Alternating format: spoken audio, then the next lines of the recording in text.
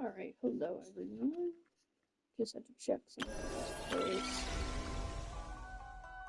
So basically what we're doing today is, I have not played Genshin in quite a while. Mostly when I do, I was just trying to do this, but I was clearly unsuccessful as I've only done the 1 week. And I don't even know actually if I can still get this, but they do it every time, so I'm not too worried about it. And all the characters, I'm like, I don't really care about them too much, so I'm not too worried about that. And more so want to do everything that gives like the extra primo gems before the big update. Laid bare. Holy stuff is back in. I didn't even press anything. Oh, not this is a brand new controller.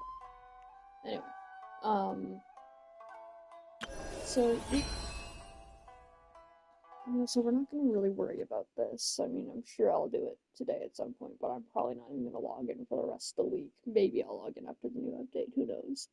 But basically, we have a lot to do. So, we have the not-so-new Archon quest. We have the exploration and the world quest due. I'm pretty sure that's the one I've already been doing. Oh, maybe not.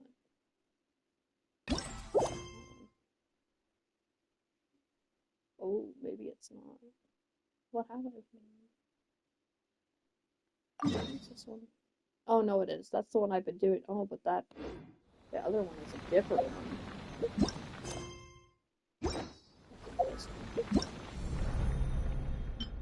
So there's a different one that I have to do after I complete that one. Okay. Well, yeah. So I have to do those. And then I have Lohan's story quest. I think I'll do his last because his grants the least amount of primo gems, so I'm not too worried about it if I don't get to it. And Nicole's will be absolutely lost because it doesn't seem like it has a timer on it. It seems like I can do it whenever, so.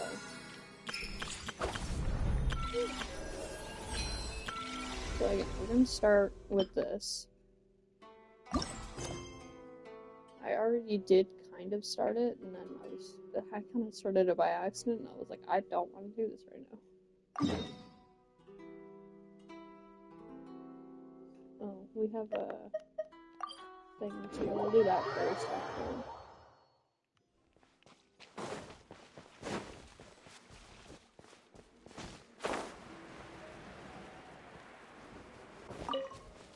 But look, still gonna look at this. I'm pretty sure most people have already.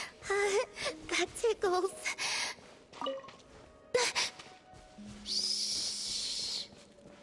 I'm icked. Columbina icked me out. Columbina?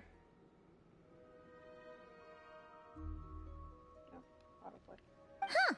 That's odd. Paimon's positive she heard Columbina's voice. I'll probably be snacking in between while the cutscenes play. Yeah, like, you're a grown-ass woman. You're more than a grown-ass woman. No. Oh, her thing. Another jump scare? Not cool! Her eyes are still closed. If you were here, you should have just said so! I thought that since you were already so familiar with this game, I should increase the difficulty this round. Paimon's gonna get you next time, just you wait! Great. I look forward to it. Oh, I guess the Kuhenki must have swiped it when we were playing earlier. I don't usually need to use my eyes, so the mask makes little difference. Let them play with it if they like. Oh, on that note, don't you want to go out more often? Yes, I have plenty of time now. I can go where I wish, when I wish. However, I was concerned that you might worry if you came looking for me, but found that I had left without saying goodbye. Yeah, after all, we only need to know that you're okay. I see. I will consider it then. You'll only consider it? Everything that has happened here, I find them to be happy memories. That said, I do have another reason for waiting for you here. And what's that? To give you a pleasant surprise.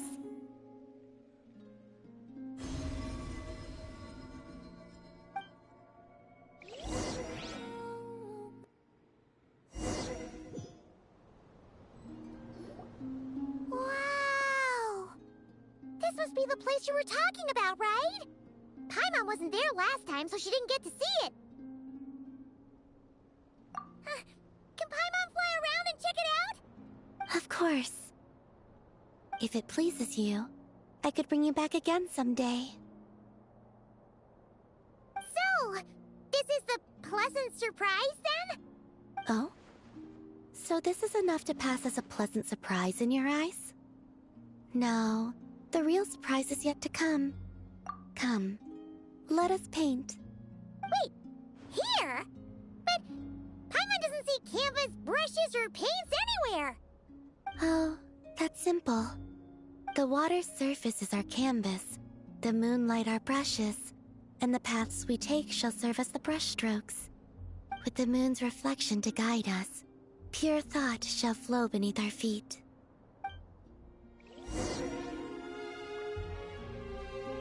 Yes, good. That's the way. Come, let us walk together a while. This is weird. Columbina's just weird though. When the traveler advances, the moon walks by his side. Now I'm running. Okay, she's running way faster. Oh, hides at different It is angles. finished. I'm not finished. Wait, calm down. I should really pick the pinkies.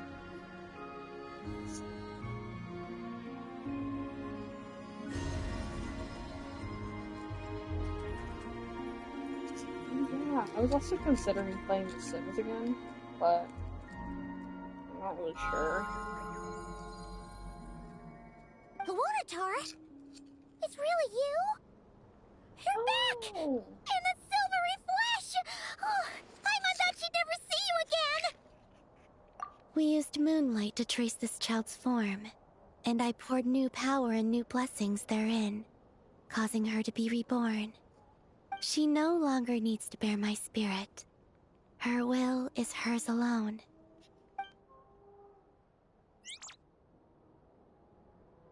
Ah! She's flying over! Yes, I have awakened all the memories of the time you spent together.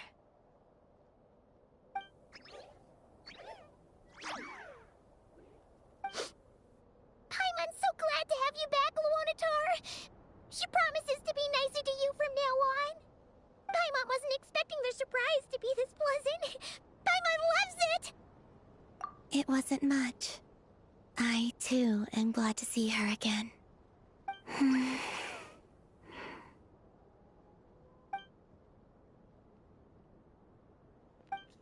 That's cute. I'm glad we have her back. She's still very attached to Luanatar, but her expression is different. She looks at Luanatar not merely as a created familiar, but as a familiar. Go. You must miss them, surely.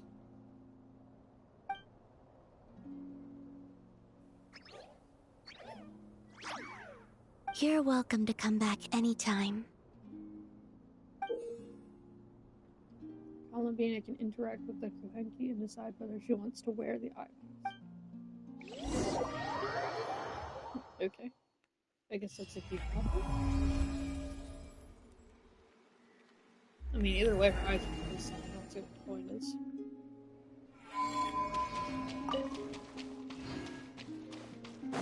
Yeah, I suppose I'll talk more about other stuff when we do the exploration and whatnot. Because you'll have more time to just do that, rather than listen to a cutscene and then have to stop talking every 5 seconds. Even during the Archon quest that we're about to do, guaranteed we'll be yapping and having a cutscene every 5 seconds, because that's all it is. It'll be like, ah, cutscene! Now walk over here! Cutscene! It's like, why did I bother walking then? Just do it for me. Might as well make it a movie at that point.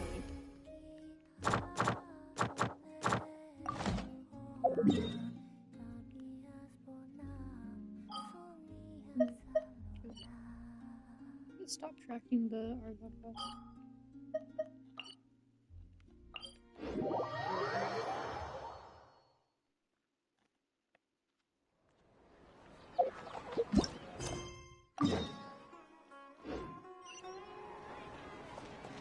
Ah, right. Special story mode.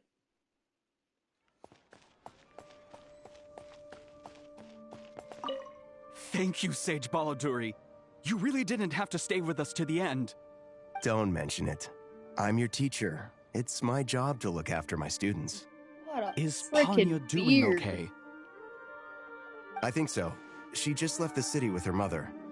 This'll be her first trip away from home. She's handling it much better than I imagined. As her father, it's quite a relief. I just hope they have a smooth trip. Pack up your things. It's time we got going too. You see the beard on this guy? Holy crap. Looks like a Greek god. I can't believe I have to move so far away on such short notice. I made an automatic watering device so that my flowers won't wither and die while I'm away from home. Hey, do you think renovation works is the real reason they're moving us to Caravan Rebot? There's a rumor going around that Sumeru City's buildings aren't earthquake-resistant enough. Maybe that's it? All we know for sure is that the order came down from the Dendro Archon herself. I don't know what's happening. I'm just waiting for this. As if work and family aren't enough to deal with already. Now they're telling us to move to Caravan Rebot because of renovations? Huh. I bet it's just some vanity project. I don't trust the Dendro Archon, nor any of the sages. Especially not that new Grand Sage, what's his name, Nephis? If you ask me, he's the worst of the bunch. Interesting. I don't remember anything from when I started the Archon quest because I was just kind of like, I don't want to start this. Bye. Leave me alone. So I don't remember shit other than Kale was like having a dream or something. Hey, mister. Are you a And then robot? she woke up and it was fine, so. Look! He's pretending to be human! He definitely doesn't want anyone to find out he's a robot. I am a robot. Are you the I was angel designed sent to by infiltrate the human Cyberlife? world undetected. My mission is to find an opportunity to destroy humanity. I knew it! It's just like in the picture books. What do we do? We're the only ones who know his secret, right? Surely he won't silence us for good. You have discovered my secret. Now I must take you as my prisoners. I will tickle your feet until you join the robot army. Don't be afraid! I'll protect you! Take this, robot! Ow, Oh. ow, stop! I was just kidding. I'm human. I I'm knew this. human. That's funny.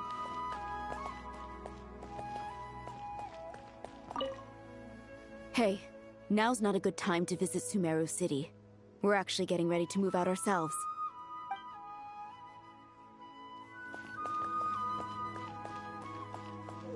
I know Kale. Kale! Traveler! Paimon! Thank goodness. I'm so glad you made it. Of course. We won't let anything happen to you, Kale. So, what's going on in Sumeru City? Looks like lots of people are moving or something. Yeah, I was just gonna say. After I wrote my letter, Master and I went to Sumeru City and told the Dendro Archon everything that I experienced, from start to finish. What did Nikita say? She was silent at first. It seemed like she was deep in thought. Then the next day, we got told that she was ordering everyone to leave Sumeru City immediately and move to Caravan Rebot. The entire population of the city has to move? Not just Sumeru City. The evacuation also includes Lokapala Jungle, Avidia Forest, Ashavan Realm, and Ardravi Valley. Basically, Is Caravan everyone Rebot living even- in the rainforest must temporarily relocate to Caravan Rebot. Is Caravan Rebot even, like, fucking big enough for all these people? I don't think it is. Like, okay, bro. Holy smokes! It's crazy! Yes, it's quite an operation. Even if people only bring the bare essentials, the scale is simply enormous. They've requisitioned almost all the Sumpter Beasts in Sumeru for the task, including the entirety of Dory's Sumpter Beast Park. Holy. All on the account of that dream. The Dendro Archon said that what Kale experienced was not a dream, but a warning. After our meeting, she immediately summoned the 6 sages to analyze the situation and discuss countermeasures. They concluded that the events seen in the dream are very likely to become a reality, and that an unknown danger is rapidly approaching. Oh, please keep that to yourself. We don't want to cause widespread panic. The official reason they've given is a large-scale renovation of the rainforest ecosystem. People are skeptical, but there haven't been any major incidents. So far, at least. The Dendro Archon seemed really worried when we spoke to her. She said you can go visit her in the Sanctuary of Surasthana when you arrive. She also said she'd hold out until the very end. Tainari? Kale? You got a minute? I need a hand here. One moment, I'll be right there. No. As a forest watcher, I've been tasked with assisting with the relocation work. There's a lot to be done, and they need all the help they can get. This will be the final group of evacuees from Sumeru City. While they're away from home, they'll be heavily reliant on outside help. Thank you for coming in our time of need.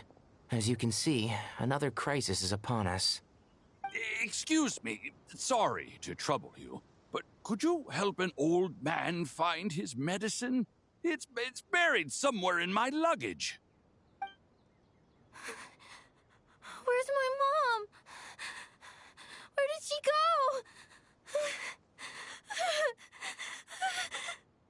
go? Don't worry. It'll be okay. Those items are worth a small fortune. Make sure you store them somewhere safe. You understand? I bet you thought you'd get away with this in the chaos, huh? Guess again. No petty thief gets past me. Mass evacuation inevitably comes with all kinds of problems. Nikita wouldn't have resorted to this unless it was absolutely necessary. Strange events of Kali's dream took place in Sumeru City. Whatever danger is afoot, it must start here, which is why everyone has to leave. We should go help the evacuees. See you around. I'm so glad that you believed me and came all this way to help. It means a lot. Please stay safe. I mean, why would you lie? Don't worry. We may not know exactly what's going on yet, but as long as we stick together, we'll find a way through this. Goodbye! Look after yourselves! Will do. See ya!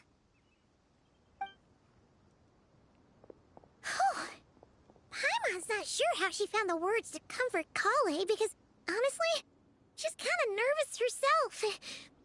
Let's head to the Sanctuary of Surasana and see Nahida.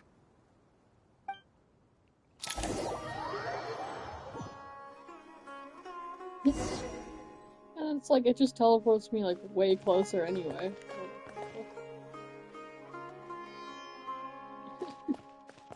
I get that they don't want me leaving the area, but they have to make it that obvious.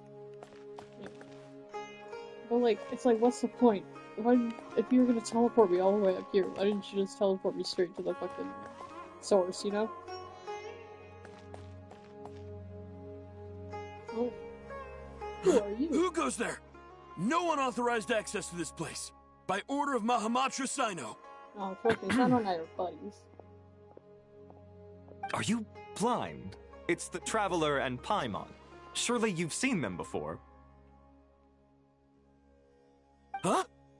Oh, so it is. I'm sorry, I haven't been sleeping well lately. My nerves are a little frayed. What's troubling you? The Dendro Archon is in a very vulnerable state at the moment. Mahamatra Sino is concerned that our enemies might choose this moment to strike, so he's ordered us to strengthen our defenses. Just seeing you two again already puts our minds at ease. Please, enter. I'm sure everyone's expecting you. Thank you. Yeah, if I start talking in like a baby voice or something, it's because right now, usually I'm not at my house. When I'm at my house, I have my 2 cats, so that's why. But right now, I'm at my girlfriend's house, and her roommate brought a cat from out of town at the friend's place, I guess. And I think his name is Archon, which is Ukrainian, so I don't know. So I think I kind of forget it. The only reason I can remember it is because it's similar to my last name. So I'm like, oh, yeah, that makes sense. But like, yeah. What could the children be up to? Be quiet.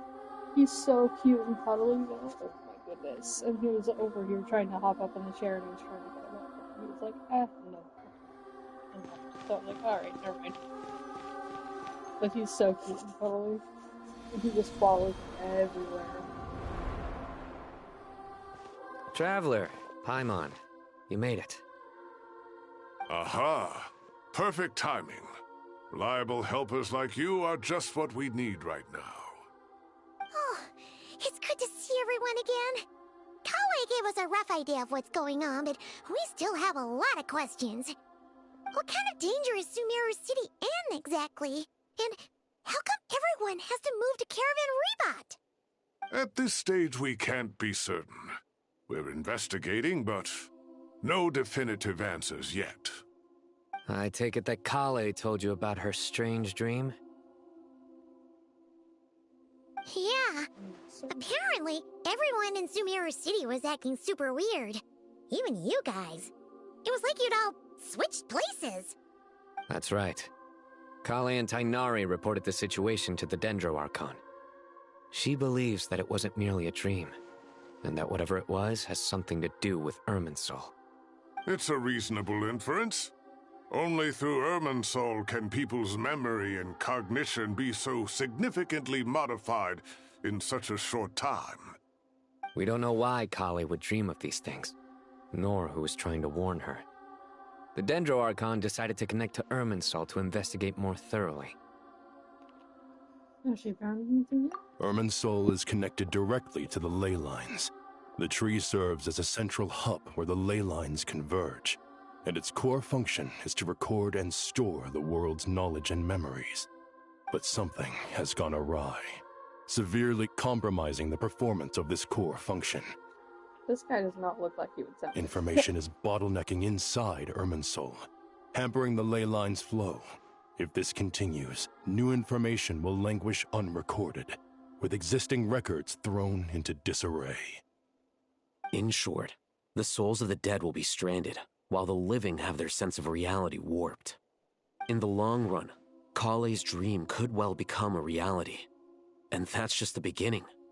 There's no telling what other nightmares could end up coming true. The ley lines. I have come this far, to use my death to open the gates of the ley lines to my people. In not long, the captain was storing stranded souls inside his own heart. It was only after the rules of the Night Kingdom were amended that they were finally able to return to the ley lines.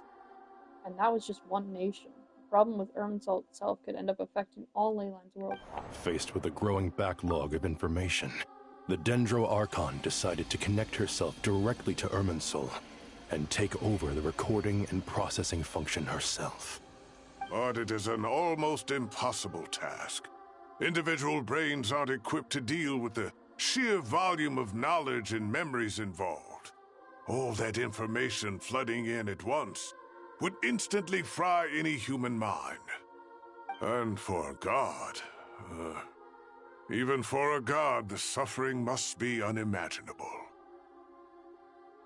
The Dendro Archon's power originates from Irminsul.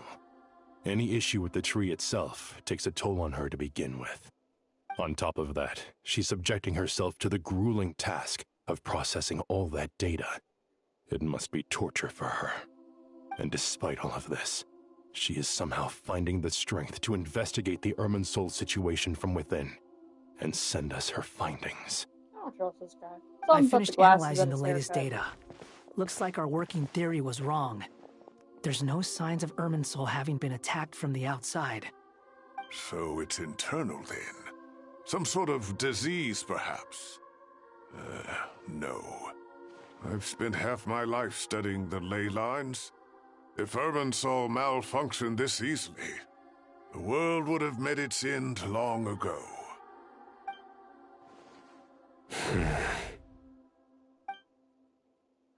Sino? What is it? Not long ago, I got a tip from the Core of 30 that a large number of unidentified merchant caravans had recently been spotted entering Sumeru through Beta Harbor. At first, I suspected that they might have something to do with all this, so I sent some people to investigate. But if Irminsul wasn't attacked from the outside... Don't you think there are more important things to worry about right now than guessing who's behind all this? It's been over 12 hours with no new intel. If even the Keeper of Irminsul is this badly affected, you can imagine how bad things are in there. Aw, are you worried about Nikita? Oh, fuck. Dendro Archon.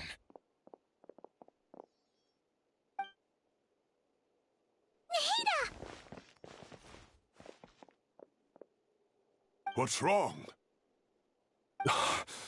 Her breathing is weak, and her elemental energy levels are dangerously low. Looks like it's time to move to the backup plan. What's the backup plan? Get out of the city and take the Dendro Archon with us.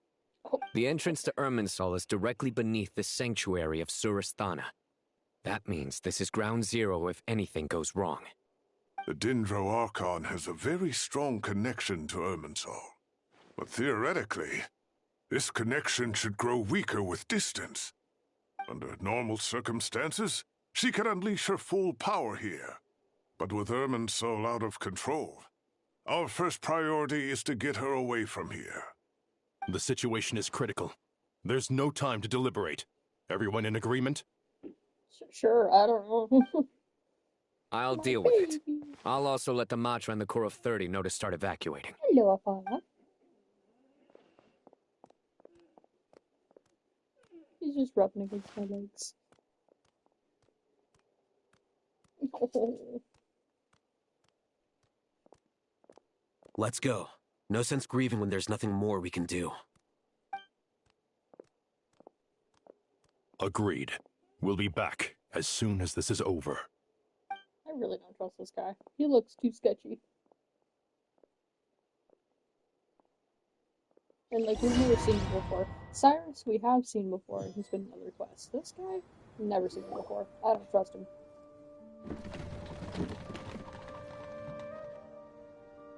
Anytime there's a The new last group of NPC civilians has been safely their evacuated. characters, they're probably... Dendro Archon's carriage will travel with them. Cyno and Hat Guy will protect the convoy. With the Dendro Archon in a coma, we've lost our means of investigating the situation. And with Irminsul still deteriorating, we have no choice but to evacuate Sumeru City. Feels as though we're being pushed along by an invisible hand. Stop moaning, Cyrus. We're the teachers here. We should be showing a little more confidence, don't you think? A wise judgment. Let's Cyrus, move stop out being a little to bitch. Caravan Rebot. Man, I know you have the ability.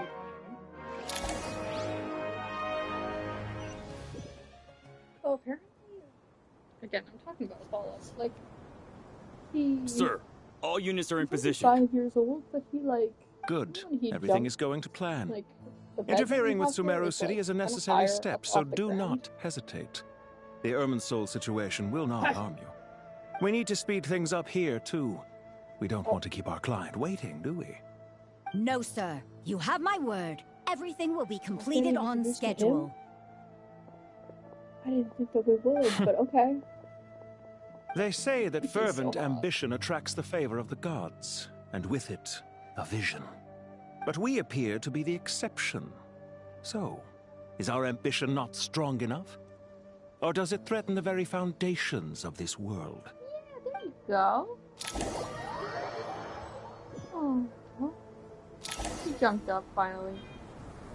Yeah, he's like only 5 years old, but he seems to be so like, I don't know. When he jumped up onto the bed, he only did it once, and like he barely made it.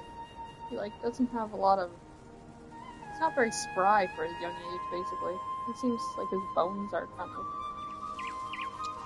brittle. And also, apparently he has a medication for his anxiety, which I think is so sad and so cute at the same time.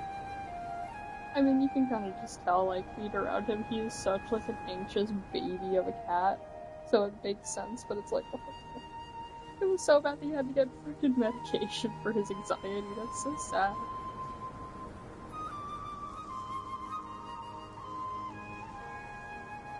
Personally, I think the idea of things staying the same forever is quite beautiful. He's wagging his tail like a dog, But just alas, slapping that it is against simply me. not the way the world works. You're crazy. Oh. Right, bonk on the headphones. On the microphone. Can you lay down? Oh, fuck. Tail in the face, holy. Why is your tail so strong?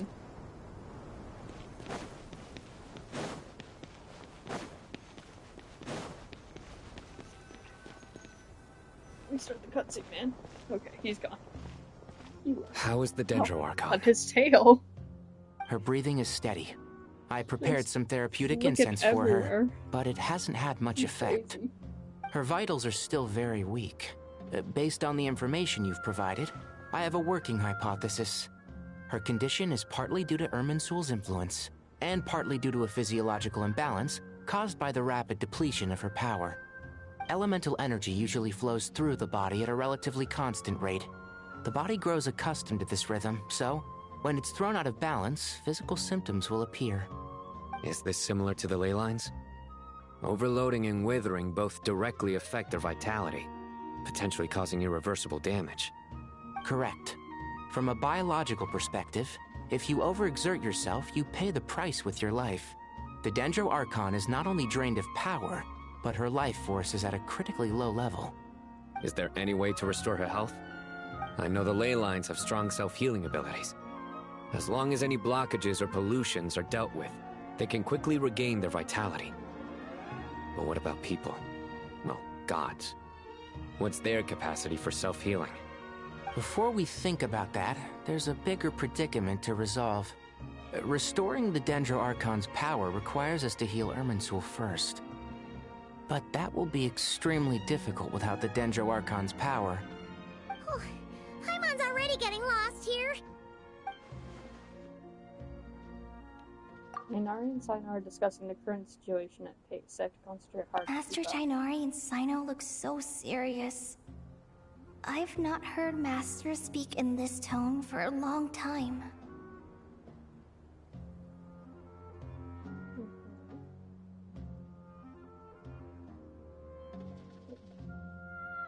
Tainari. Multitasking over here again.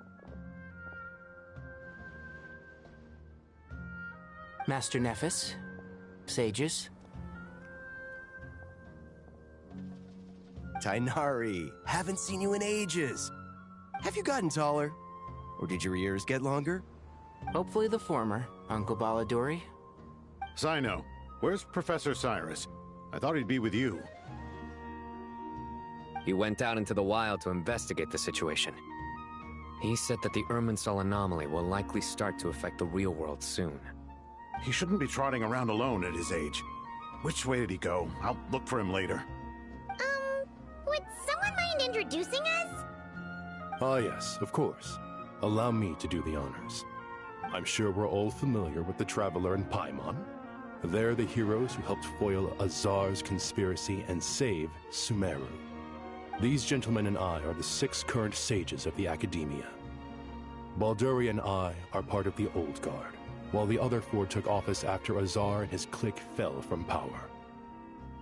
We have Sage Elkindi of the Spontamod Darshan, Sage Farnas of Kasharawar, Rataoist Sage Shakir, and finally Harabatok like Sage Gale. Rusht. Shakir, he looks like Gale from Baldur's Gate. Nice to meet you all. I love it. I've heard much about you. Delighted to finally meet you in person. You're younger than I imagined for someone with the power to stand up to fate itself. Thank you for lending your aid to Sumeru once more. I like it. Once we're on the other side of this, could Gale's we get my a photo favorite character together? from Baldur's Gate. My daughter has a friend named Isak. He's always talking about you two. Of course! No true hero would deny a child their wish. Back to business. So with the Dendro Archon currently in a coma, the people have taken temporary refuge at Caravan Rebot, but they cannot stay here forever. We need to come up with a plan as soon as possible. Fernas, any thoughts? Well, firstly, having reviewed the data, I'm inclined to agree with your assessment. This doesn't look like an attack on Irminsul from the outside. Rather, it resembles a malfunctioning machine. Calculations going haywire and sparks flying. That being said, before we consider how to fix it, we need to understand precisely what has gone wrong. Furthermore, we somehow need to ascertain this without relying on the Dendro Archon's power. We have no direct access to Irminsul. However, we might be able to gather the information we need from the ley lines. Study the branches to learn about the trunk, in other words. Wait, is that what Cyrus is up to? No wonder he ran off to research in the wild. Curse's always one step ahead of me, isn't he? I heard that while in the sanctuary of Surasthana, the Dendro Archon had to serve as the central information hub herself. This is a clear sign the situation within Irminsul might be far worse than we can imagine. Irminsul is vital not just to the safety of Sumeru, but to all of Teyvat. We must be the ones to bear responsibility for this world. To be on the safe side, I think we need to consider some backup plans. Are you saying we should consider a scenario in which Irminsul is completely destroyed? I'm merely pointing out that the possibility exists. You have a valid point. But until worst comes to worst, I believe we should focus our efforts on resolving the Irminsul anomaly and helping it recover. Kale, I understand that you were the first to foresee this crisis. If it's all right, I'd like to talk with you about it in more detail. Of course, but even I don't know how I came to have that dream. If there are no signs of external damage, could it be a stress fracture? Metals tend to suffer from this issue with long-term use, and Irminsul has existed for centuries, after all. It's possible, but surely a stress fracture would be more likely to cause a complete shutdown rather than chaos. Sages, General Mahamatra, sorry to interrupt, but something has come up. What happened? Some citizens didn't believe that Sumeru City was really in any danger. They slipped away and hid during the relocation, intending to return home. How many people are we talking? About a dozen. Sakura found them while on patrol, but they appeared to be suffering from psychosis. For whatever reason, they were trying to kill each other. By the time we arrived, there were only 2 survivors. One was unconscious from their injuries. The other tried to attack us, but was subdued. Where did this happen? Near Yasna Monument. That's not far from Caravan Rebot. Master. I know. The Irminsul anomaly is beginning to have effects in the world. I didn't expect it to spread to Yasna Monument so soon. It almost feels like we're being chased relentlessly, with no time to catch our breath. Sir Cyrus said the same thing. He sent me back to report in, while he continues investigating. I'll go join him.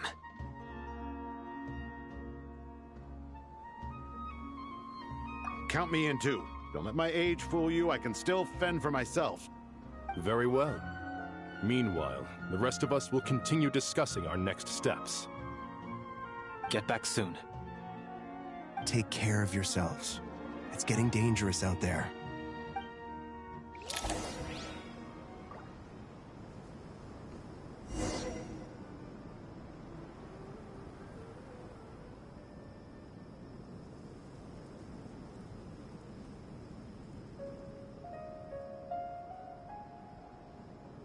Most humans could have the entirety of their fleeting lives chronicled in but a few short lines. Their stories really make for terribly dull reading.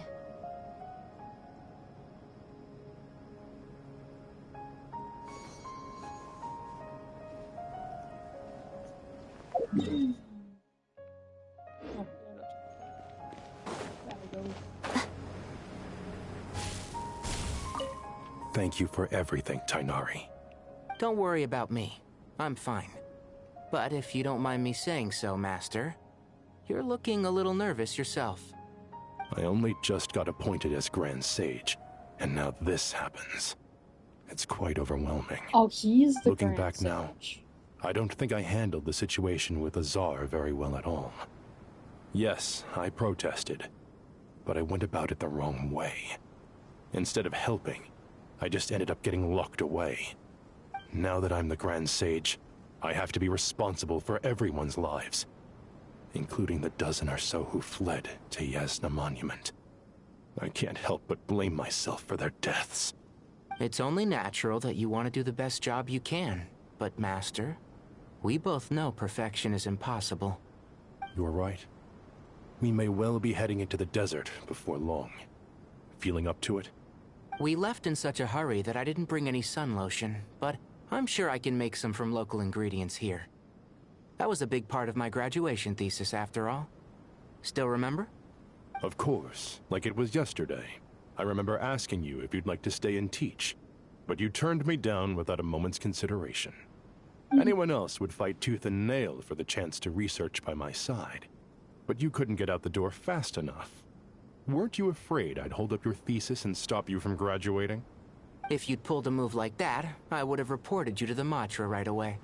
You wouldn't give me a second chance? What about the bond between mentor and student? No, Master. I would not sit by and watch you go astray. Very good. Then I taught you well. I like that. But yeah, in town they were saying that they didn't trust the new Grand Sage, so... Just saying, a little bit sketchy. Don't be nervous, Kale. I just wanted to ask, have you ever had similar dreams to this one before? No, Gale, Baldur's Gate, I have never. Similar how? Dreams so vivid, they seem real. Filled with strange or dangerous things that you cannot explain. Let me think. There was one time, I don't remember it very clearly, but I saw fire. Fire? Yeah. I wish I could give you more details, but all I remember is fire everywhere. From the sky to the ground, everything was burning. The heat was unbearable, and ashes were blowing in the wind. I doubt this dream was a mere coincidence. Perhaps it was some kind of prophecy? And yet, you've never studied astrology. I'm at a loss to explain it. Down you go. I'm gonna take a quick break here just to make sure that Apollo's had his anxiety medication, because he needs it every 12 hours, and I'm not sure if... Personally, I think the idea of things staying the same forever is quite beautiful. But alas, that is simply not the way the world works.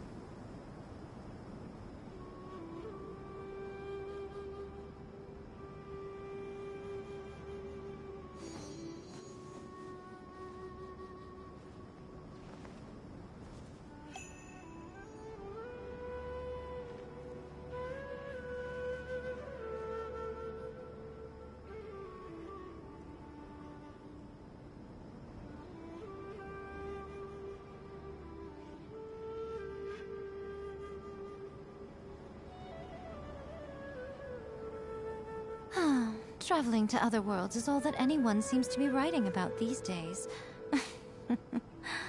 Goodness knows what they find so disappointing about their own world.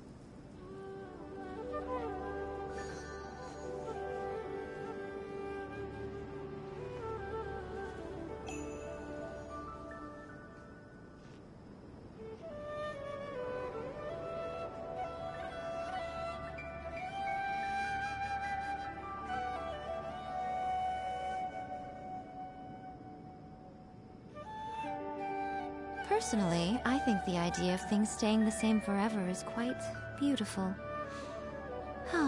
But alas, that is simply not the way the world works.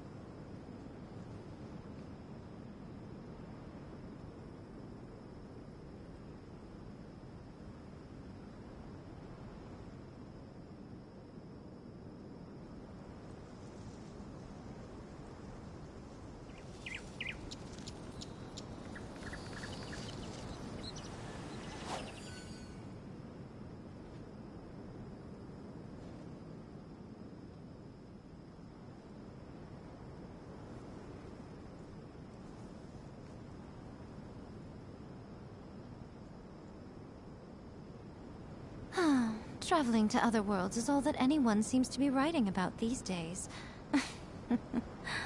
Goodness knows what they find so disappointing about their own world.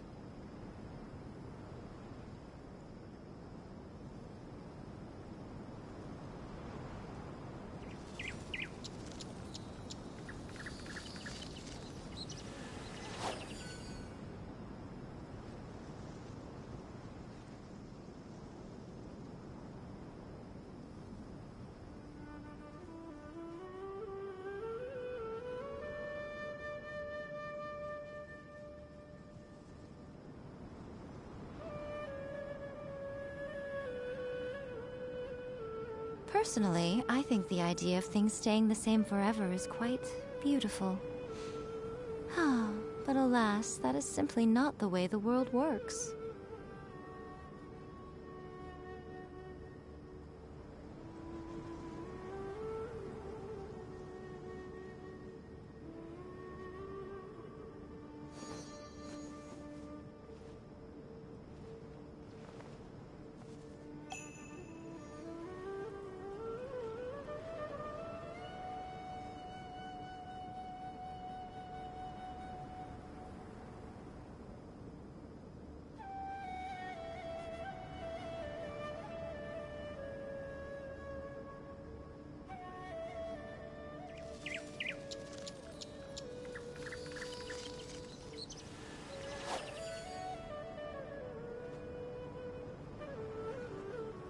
Well, the roommate's gone, so I'm not sure if he needs his meds, but he seems pretty fine, so I don't know. He's so cute. It's just that his tail's flicking a lot, so I'm not really sure. But he's still, like, very loving. Like, I already looked it up, and it was Traveling to other worlds. I already looked it up, and it was like, oh, that's fine, you know, like, it usually just means, like, they're annoyed and they don't want pets anymore, or they're frustrated. Sometimes it can mean that they're in pain, if it depends, if there's other symptoms as well. But he seems fine other than that. It's just that his tail's flicking a lot, but it could just be that he's in a new environment, or whatever, I'm assuming. Could be something to do with anxiety, but also we don't even know if it's actually, because I haven't talked to the roommate a whole lot that brought him, so I'm not really sure if it's just because he's moving to a new place temporarily, so he needs, like, transition anxiety meds, or if it's like he needs them all the time for 24 hours straight, so. Or, I mean, for 12 hours. I thought we'd be safer once we got to Caravan Rebot. If the Irminsul anomaly's sphere of influence continues to expand, our only option will be to move into the desert. To Aru Village? We should check if they can accommodate so many people. Yeah. Essential supplies will also become an issue. We were only able to relocate here so quickly because Caravan Rebot is well stocked. If we move to the desert, we'll need to carefully calculate how much food and water to bring.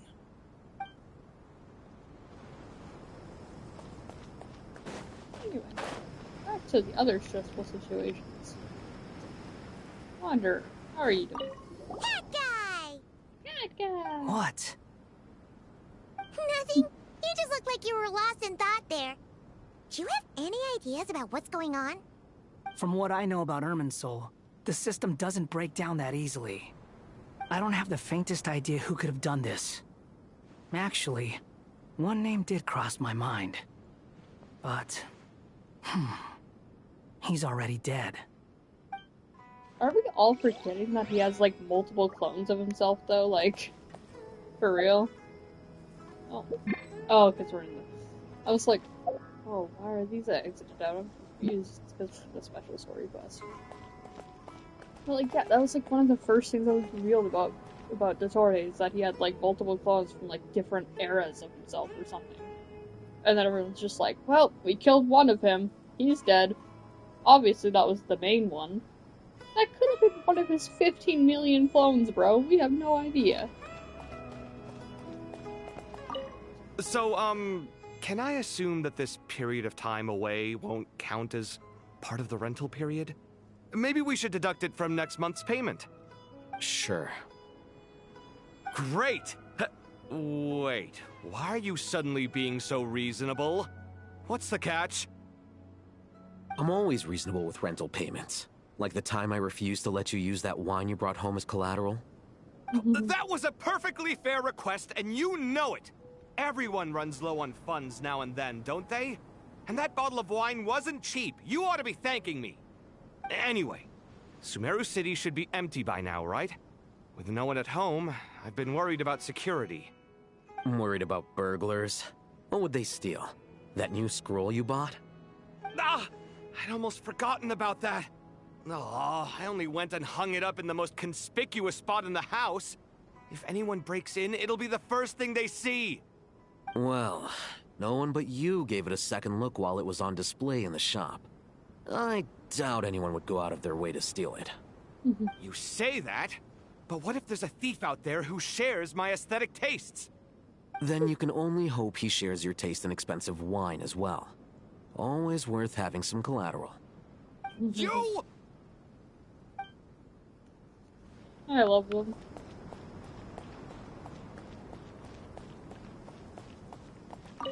Keep your eyes peeled.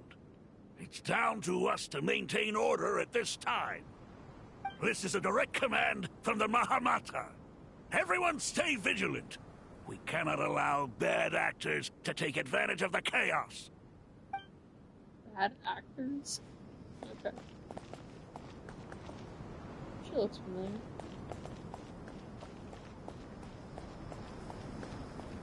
How far is it? Let me go. It looks like there's a visible wall somewhere. Anyone else want to talk to me over here?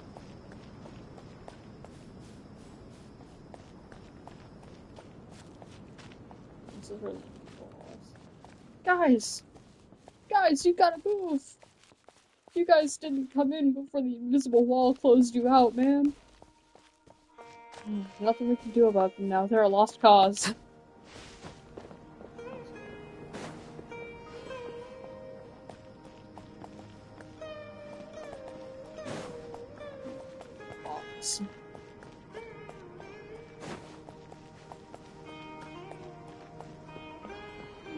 Okay, it doesn't look like anyone else is here to talk to.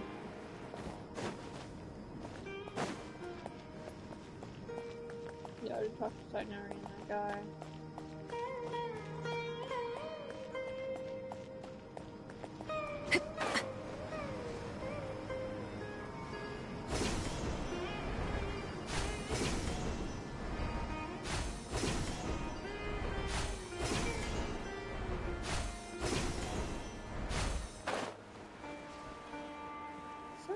What's up? Oh, who'd you capture?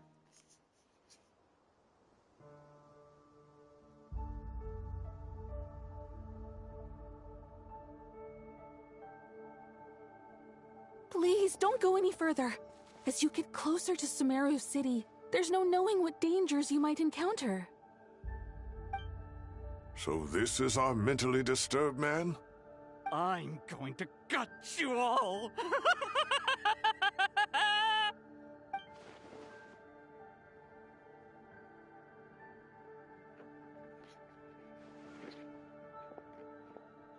Cyrus, you didn't even bring a single guard? Do you think you're some sort of warrior? It's fine. Come here and look at this. Oh, it's... a ley line wall? That's right. Flowers that bloom from openings in the ley lines, indicating some sort of anomaly. I don't believe I've ever seen a color like this before. Did you discover it nearby? Not just here. Way over there, too. They're everywhere. There's even more in that direction. How did you ascertain the situation further ahead? Didn't you just say that we can't go beyond this point? Yes. This area is relatively safe so far. But if you continue forward, delusions will start afflicting your mind. However, some vision-bearing mercenaries were able to maintain their sanity a little better. They're the ones who brought back news from further afield. Sino, do you remember the class I taught on dissecting ley line blossoms? I do, Professor. I received full marks in that course. Good. After all these years, it's time to put that knowledge into practice. There must be anomalous information hidden within these blossoms. Alkindi, I'll need your help as well. Been a while since we worked on a project together, hasn't it? Sure has. Well, what are we waiting for? Let's get to work. Anything we can do to help? Nahida once said that Irminsul doesn't contain any information about me, so theoretically, I shouldn't be affected by such anomalies. Well, you need my help? All right, well, don't go too far. There's too many unknowns at this stage. Let's regroup at Caravan Rebot later. Don't worry if you don't show up. I'll come and find you.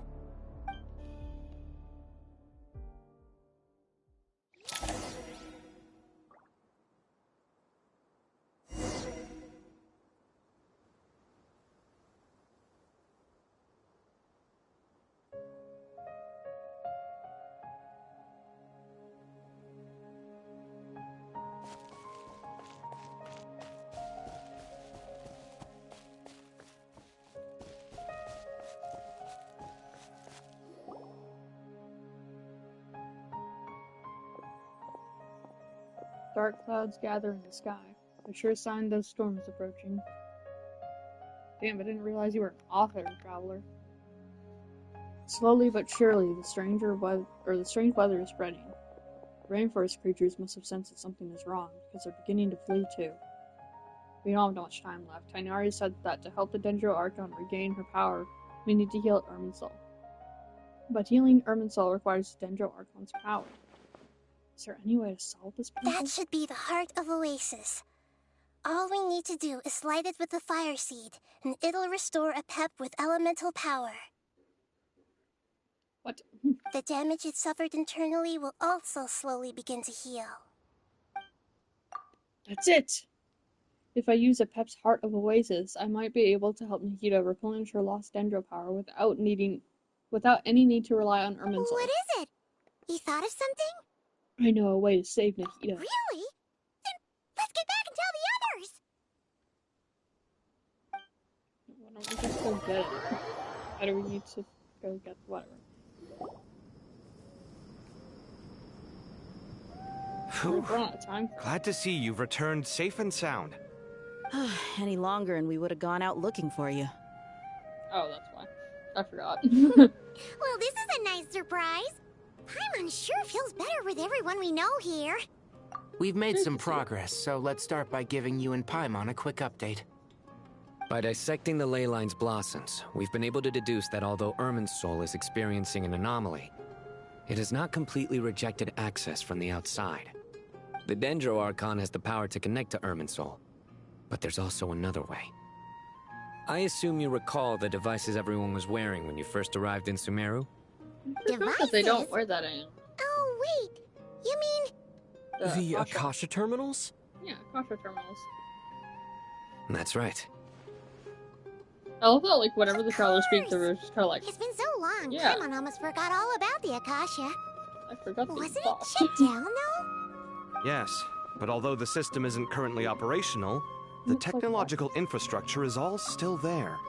I still don't understand why they get, like, Zack Aguilar to say, like, one line in, like, a new Archon quest, but then they'll have, like, him have so many different, like, thoughts or whatever. It's like, why does he think all these things, but, like, it's completely silent? But then, all of a sudden, there's, like, one thing that he'll think, or one thing that he'll say, and you got Zack to say that, and it's like, if you were already going to, like, basically hire him to say some lines, because you have to pay them every time they say lines, right, obviously. If you were already going to hire him to say some lines, why wouldn't you just get him to say all the lines, and not just one? I don't understand. Like, yeah, maybe it's a little less money, but you're already paying him. Pretty sure it's probably, like, a time thing, like, if you get into, like, voice act for, like, an hour or whatever, then, like, it's gonna cost more. But, like, you got all these other people to say so many freaking lines. Why not get Zack to say some as well? You're not saving much money. I don't get it. It's just so weird. Why even have a voice actor for the main character if you're not gonna fully utilize it, you know? And it turns out that a certain someone gets so bored at work, that he's actually read through every single one of the instruction manuals. Hey, Sophia. No prizes for guessing who that How are you? was. If praising others is that embarrassing for you, you can simply spare yourself the ordeal. As much as it pains me to say anything nice about him, there's no denying his intelligence. He rarely forgets anything he's read. The Akasha is exactly what Sumeru needs at this moment. Between us, we should have all the knowledge and expertise we need to get it up and running again. But if I recall correctly, doesn't the Akasha need a gnosis to function? That's exactly right. The Akasha relies on the Gnosis as a power source, and in its absence, we'll need to find an alternative. To tackle this problem, it looks like we'll be relocating once again. Namely, to the Temple of Silence. Ring any bells? Nope. It's the only major institution in Sumeru dedicated to preserving the knowledge of King Deshret's civilization. You might find the answers you're looking for hiding there. What does I any agree. of this have to do with There's King a good Deshret? I'm chance. confused. Wait, what? Master Nephis and the other sages have discussed it. Simba As the was always chaos from confusing to Irminsul me. continues to spread, Caravan Rebot won't be a safe haven for much longer. We have to move into the desert next. The scholars and sages will head to the Temple of Silence, while the civilian population seeks refuge in Aru village. The Eremites will keep everyone safe during the journey, and Candace will be there to receive us at the village. This leaves us just one thing to worry about. That Dendro Archon. She's very weak. We can't afford to wait until Irminsul is fixed. There has to be another way to help her. Huh. Wow. Luckily, the Traveler had a eureka moment while we were out investigating. Yeah. and Really? I waited until now to say it, I guess. For some reason. Wow, nice one, Traveler. Let's hear it. What say our Amorta experts? Theoretically, it's feasible. From I what feel like you're they should have gave saying, us a recap of although what elemental happened life and or something elemental very energy much, have because their I don't remember differences, shit.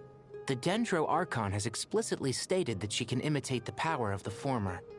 In which case, as long as a Pep is willing, she should be able to convert her own power into a form that the Archon can use. A pet. It wouldn't be difficult do for not her at remember all. her. The only problem is convincing her to help.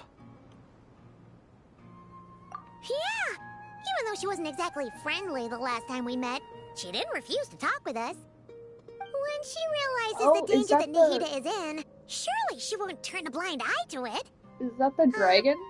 Well, hopefully not. I almost forgot Either that way, Sumer we're not met exactly Sumeru's spoiled dragon. for choice here. And she was kind of Hey, bitchy with it's it. better than but- having no options at all. I agree. Without Irminsul's aid, the legendary Dendro dragon Apep may well be the only living thing in Sumeru who can help our Archon recover her My power. brain does work. There's no time to lose. So I'll wrinkled. bring this proposal to Master right away. If he and the other sages agree, we'll split into 3 teams. The academics will go to the Temple of Silence to look for a solution to the Akasha problem. The Eremites will escort the civilians safely to Aru village, and the Traveler and Paimon will take the Dendro Archon to see Apep. There's still a long road ahead, and no knowing if we'll make it. But at least we have a direction now. I'll take it over floundering around in confusion. If there are no objections, then let's proceed. But before we adjourn, I would like to leave you all with some parting words. No matter the distance between us, there will always be an invisible force tying us together. May the bonds forged in the past shine bright like stars and open a new path before our feet. Huh. Okay. Is that from King of I knew it. Invocations? No. This one's from King of Invocations, the sequel. What's the difference? The sequel's much cooler. Couldn't agree more. Well, it was very apropos.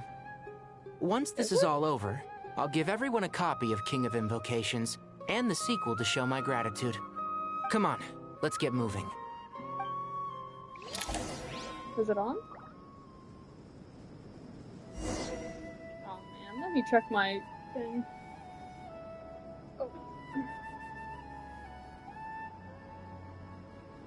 Staring into my eyes is ill-advised. I can't promise you'll like what you see.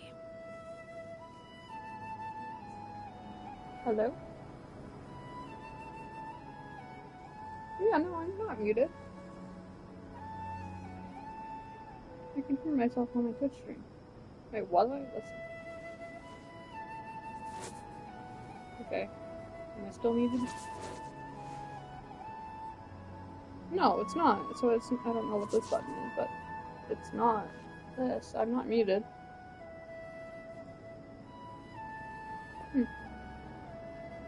Like, every so often I mute myself, but I'm not muted right now, so I don't know what you're talking about.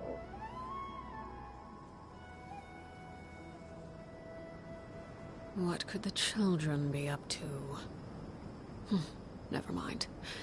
Let them do as they please.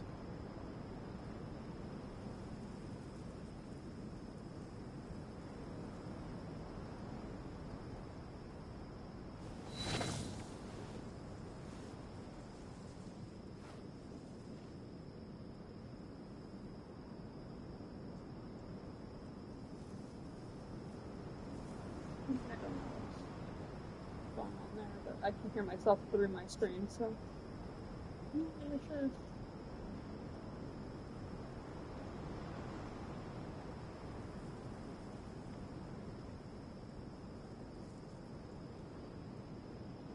Oh.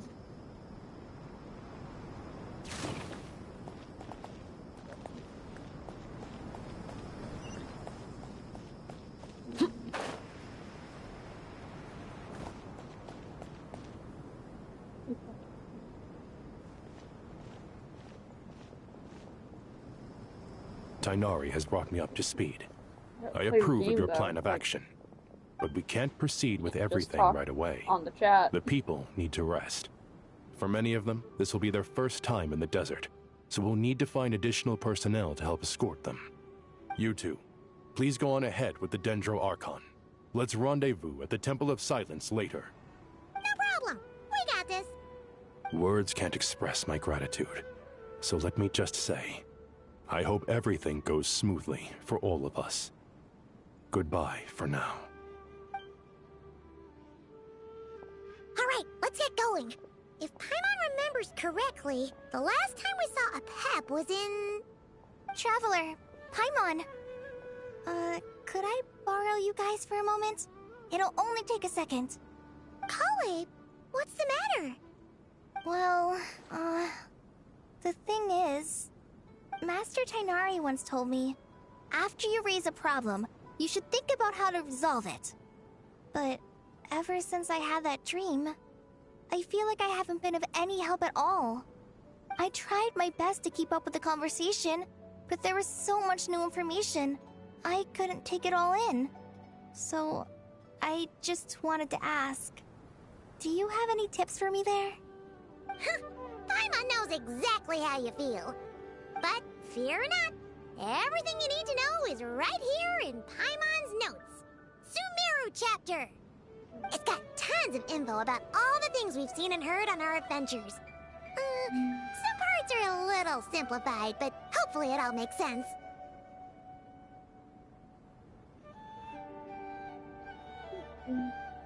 You sure kept that one quiet. You see? Being the greatest guide in Tibet isn't just a fancy title. It takes a lot of hard work. Paimon doesn't always understand the things you're talking about with other people. Whenever that happens, she notes down the confusing parts and goes over them in her own time. This is perfect. Could I borrow it? Sure. Matter of fact, you can keep it if you want. Paimon has another copy. The spare copy was originally meant for the Traveler. Paimon used to worry that one day he might not need a guide anymore, so she wanted to have a gift for him, in case we ever parted ways. But it doesn't seem so necessary nowadays.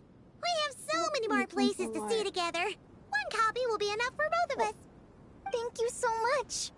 But That still, makes sense on why these are your treasured memories. you'd be able to hear the game, but not I me. think I'll make my own copy and then return the original to you. Anyway, that was all. I mean, I guess I won't keep you any longer. Like, I don't see Have why a it would safe be trip. different. I can hear See you again myself soon. perfectly fine on my screen, so I don't know. Alright, time to bring the Hida to see a Pep. Let's hope that old grouch is in a negotiating mood. Oh, there it is. Yeah, I can hear myself. That's fine. Review guiding notes on the quest overview screen. You can also view guiding notes directly during certain conversations. Okie dokie. Actually, never mind. In a pap size, Nervalet's probably one of those dragons who's grown too close to humankind. They might end up fighting for all we know.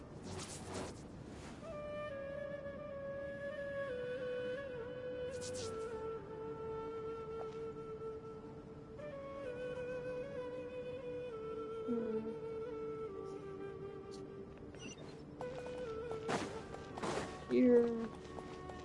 I'll at least make sure a cutscene's going before I respond on the chat. Must just be so hard.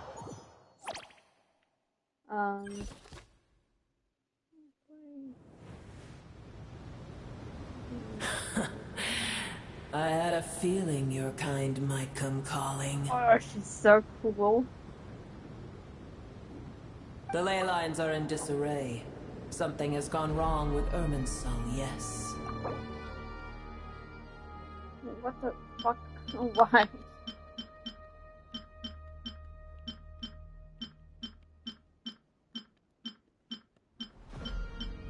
I'm not racist. Even from a great distance away, I can sense that Sumeru is headed for destruction. You who took our home from us, prepare to watch as your own world is plunged into oblivion. Oh, how the cycle of history comes to a poetic conclusion. This isn't a joke, Apep! Nahida's in grave danger! Can you please help her? Is she now? Then do explain. For what reason should I lend Boer my assistance?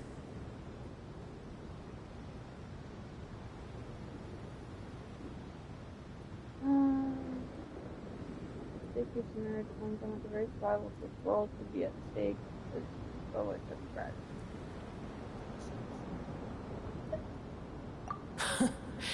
The age of the dragons ended long ago, and the world that replaced it is under the dominion of the heavenly principles. In choosing not to side with your enemies when the heavenly principles' rules began to relax, I have been merciful enough. Do not forget that I have no love for this world you hold so dear. I don't think she cares about the safety of Sumeru, but I guess I'll point Be that not out. mistaken. The fate of Sumeru is of no concern to me. I am neither the god of this land nor its guardian. I may have given my tacit agreement as your kind built homes here and multiplied for generation upon generation. But that does not mean that I bear any responsibility for Sumeru. Tiny Boer, puny humans. In my eyes, all of you are but intruders who followed in the wake of the heavenly principles. I am not obliged to be your savior. Because you owe a debt of gratitude in this way, you can repay it. If you truly despise gods and humans so much, well, after the great humiliation of being helped by a god in the past, shouldn't you be jumping at this chance to balance the scales? Now that is a compelling reason. When El Ahmar plotted against me and I was tortured by forbidden knowledge, it was Boer who saved me from agony. And though I regard with shame the pity of my enemies, to receive aid without repaying it would likewise tarnish a dragon's dignity. Oh, tiny Boer, puny humans. Just this once I shall deign to show you the true power of dragonkind. I have 3 viewers per second. I hit 1. No. But it always says I have 1, so I have no idea. You know, the protection of the fire team this time.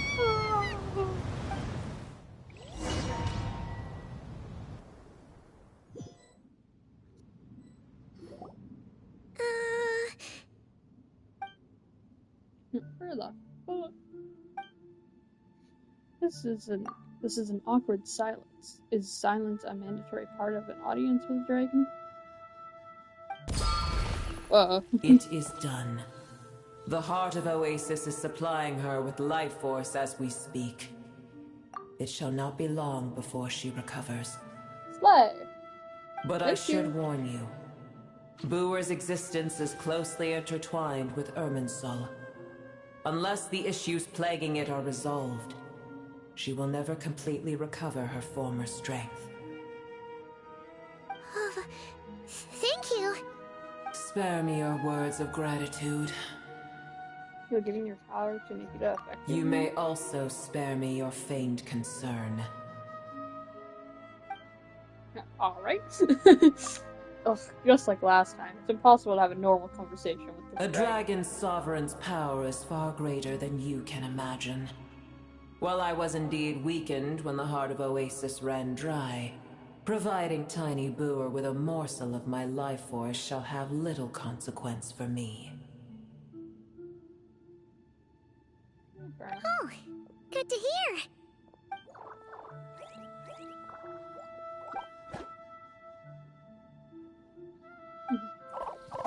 Just like I've once said, the elemental life forms who merged with her have now been reborn. Oh yeah, wasn't those part of like the Heathens quest or something? I forgot about them. The knowledge, memories, and emotions they once held are gone. They're brand new individuals now, and for some reason they seem drawn to Paimon and me. Ever held in high favor, I see. Oh, well, you know. The compliment was sincere. Simply accept it. Aw. You're not too bad, Apep. Come to think of it, I'm curious how Apep sensed the ley line anomalies from so far away, and immediately guessed that something was wrong with Irminsul. Could she know something we don't? I did once. That tree was not planted by the heavenly principles. Irminsul existed before they ever arrived in Tevat. What? That's crazy. There was a time when it belonged to Tevat, to dragonkind. Its appearance and function then differed greatly from today. The ley lines flowed with an abundance of a familiar, primitive form of elemental energy. You may know it as the power of the Light Realm. The heavenly principles usurped and refashioned Irminsul, made it serve humanity, and used it to anchor the fate of the world. Yet in the end, humanity has failed to protect it. Heavenly principles, God of gods. It makes me sick. The enmity between your kind and mine can never be bridged. Even so, you still agree to help them. As things stand today, holding a grudge against you would serve no purpose. Yeah. But there will come a day when we reclaim this world for ourselves. The opportunity will arise no matter how long we must wait. I can already sense that far away from here, the Hydro Dragon has wrested his authority from the hands of the usurpers. Though we have yet to meet, I know that we are both preparing for our revenge day and night. Yeah. Uh-huh. Definitely. Probably best we don't tell Apep that we're on such good terms with the Hydro Dragon. Yeah.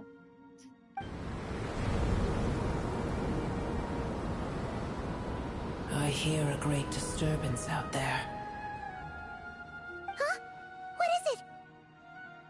Sandstorms come. The Jinn. I see. What happened?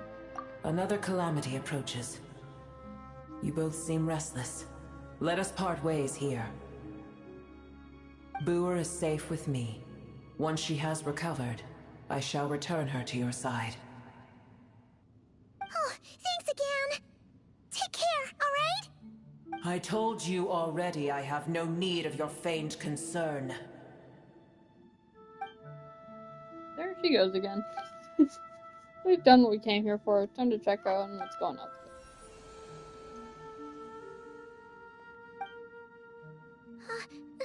Nahida? You're awake! Are you okay? Cease your interrogation. Yes, she awoke for a brief moment, but she has now lost consciousness again. Take it. We shall talk more at another time.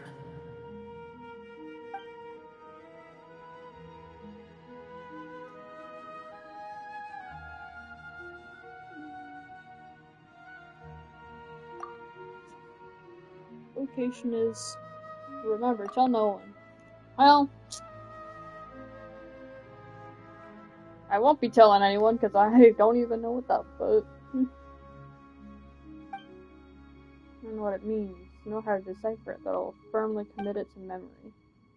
Must be incredibly important information. I don't know why Nahida would keep it secret from everyone, but it's probably best that I do the same for now.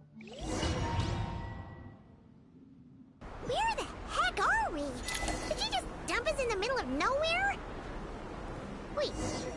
No. Paimon remembers now. The Temple of Silence is over that way. Come on, let's go find the others.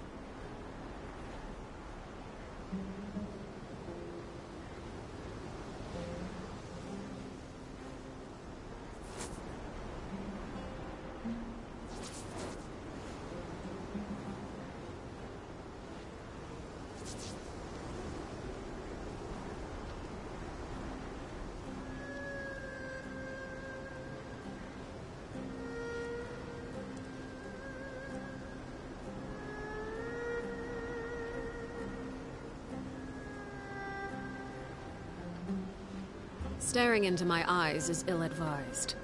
I can't promise you'll like what you see.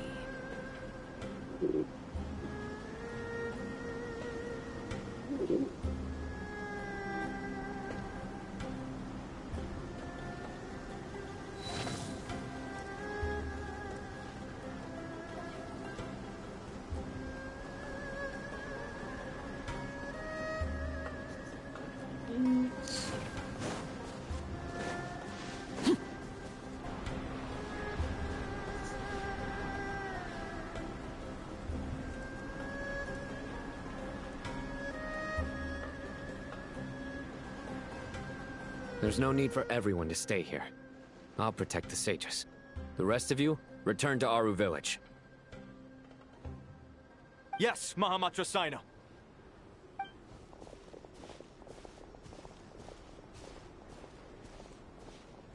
Sino! What's going on? You're back. How is the Dendro Archon? Still with a couple recovering. What a relief. What's with these sandstorms? It's the Jinn. Countless Jinn have stirred up violent sandstorms across the desert, blocking our path to the Temple of Silence. Tainari and Kale have returned to Aru village to help. The Jinn are being highly aggressive, so both the village and the merchant caravans require protection. It's just one thing after another. Where did all of them come from anyway? In all my trips to the desert, I've never seen anything like this before. As I see it, the only possible candidate is Gurabad. Gurabad? Baladuri could explain in more detail if he were here. All I know is a rumor I've heard about from previous trips to the desert. Supposedly, a great number of dormant Jinn lie sealed beneath that city.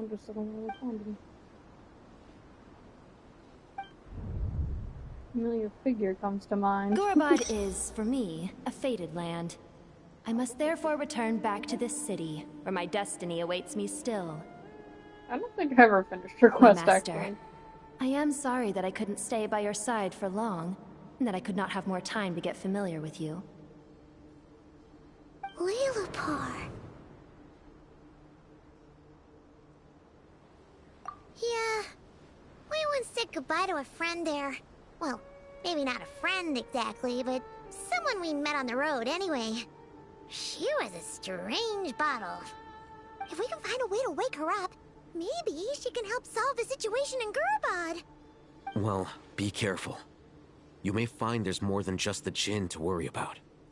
You mean, there are other dangers in Gurabad? It's a sensible assumption to make. The moment we arrived in Caravan Rebot, the Irminsul anomaly started spreading in that direction. Now we've moved to the desert, and suddenly we're plagued by Jinn and sandstorms. To call it a coincidence would be a stretch. Don't worry, we've gotten a lot stronger since our last stint in Sumeru.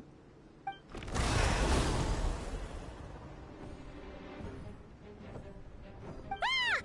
When did they show up?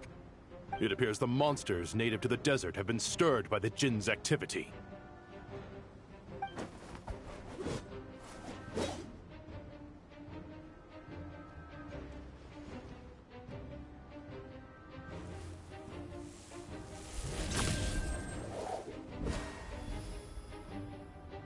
You should get going. We'll take care of things here. Okay. Bye. You too. Don't do anything too risky. You got it?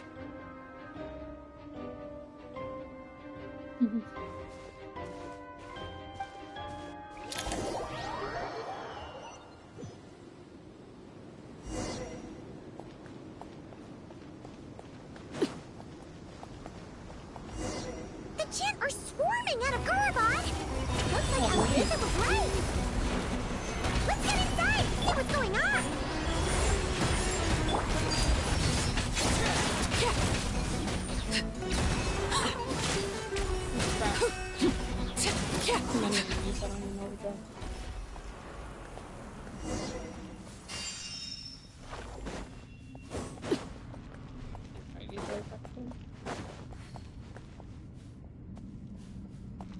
They just keep coming! How many of these things are there? We'll never take them all out! Let's just head further inside for now! Oh, are they just gonna keep spawning?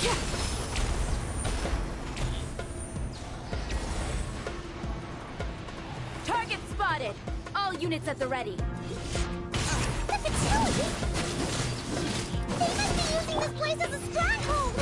Are they the ones behind all this?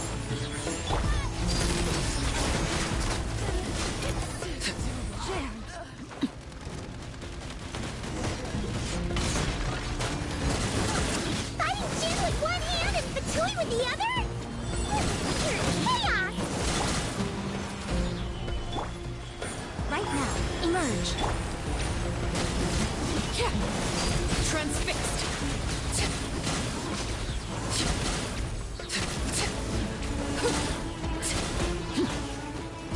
We're just gonna keep fighting. Or spawning. Fuck off.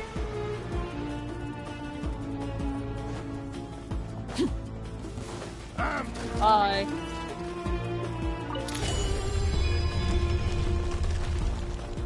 Do you see that strange machine?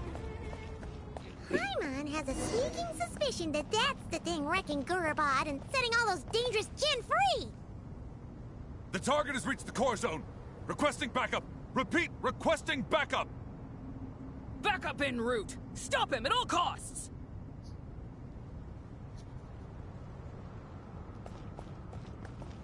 What are we doing? This way.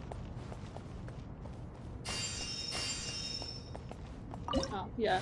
We need to switch out Chaska with Dirt. Increasing our combat strength?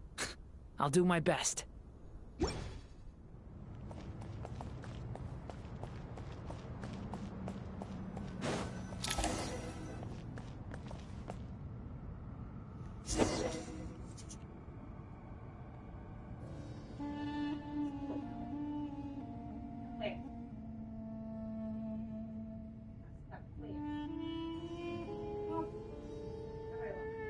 What could the children be up to?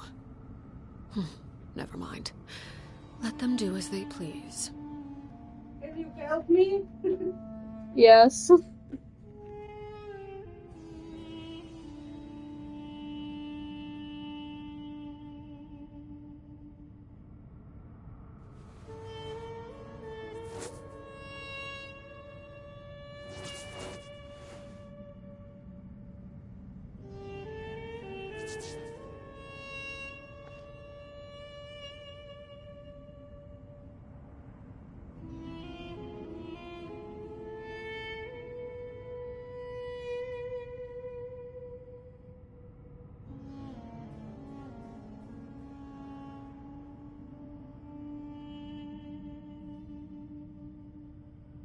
Staring into my eyes is ill-advised. I can't promise you'll like what you see.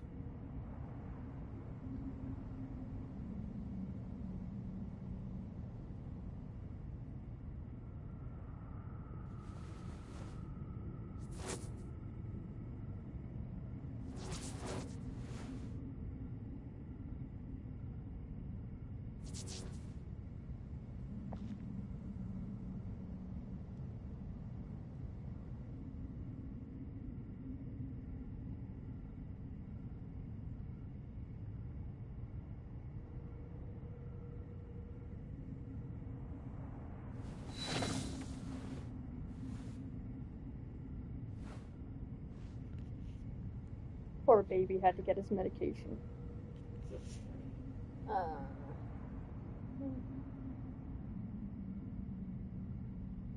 What am I doing?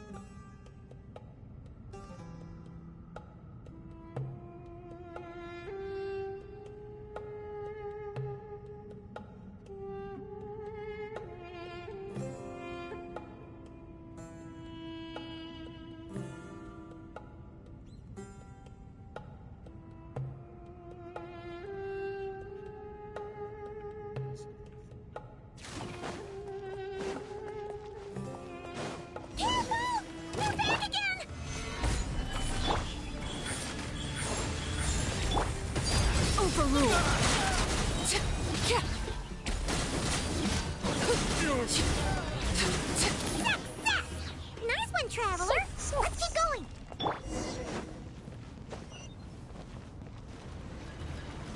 Stabilize! Right now. Emerge. Right now. Leave it to me! Okay! You... Laid bare.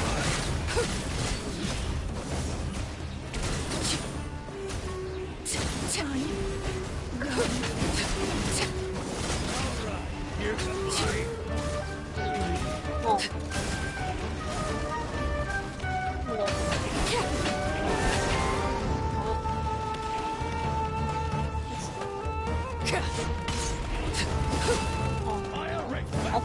Stop it. This hunter just gone kaput! Now we can finally... It seems my subordinates failed to stop you in your tracks. Apologies, sir. Pantaloon? I love him. There is no need to apologize. You did well to hold your ground against such a powerful adversary for as long as you did. I must commend your courage and perseverance. So, you're in charge here, huh? First the problems with Irminsul, now this mess in Gurabad? Are you the ones responsible for all this? I'm afraid I cannot answer that. I assume you aren't naive enough to expect answers from an enemy. Ugh, this guy is so snooty! However you want to spin it, you're clearly involved in this somehow. So you can either start talking, or we'll have to make you talk. Let's get him! Traveler, what's wrong? Only seems unusual, though. Is he trying to provoke us? This feels like a trap. Judging by the tense and supplies, there must be many more Fatui stations here than the few we saw on the way. So You're remarkably calm. Some would act more rashly upon finding the ringleader all alone. But you keep your cool. Even as your enemy, I must applaud you. Did you show yourself just to say that? Is this you trying to take back control of the conversation? Unfortunately, I really don't have anything to say to you. I am here merely to indulge my own curiosity. Your names are well known among the Fatui. Naturally, I wanted to observe you up close while I had the chance. Hey!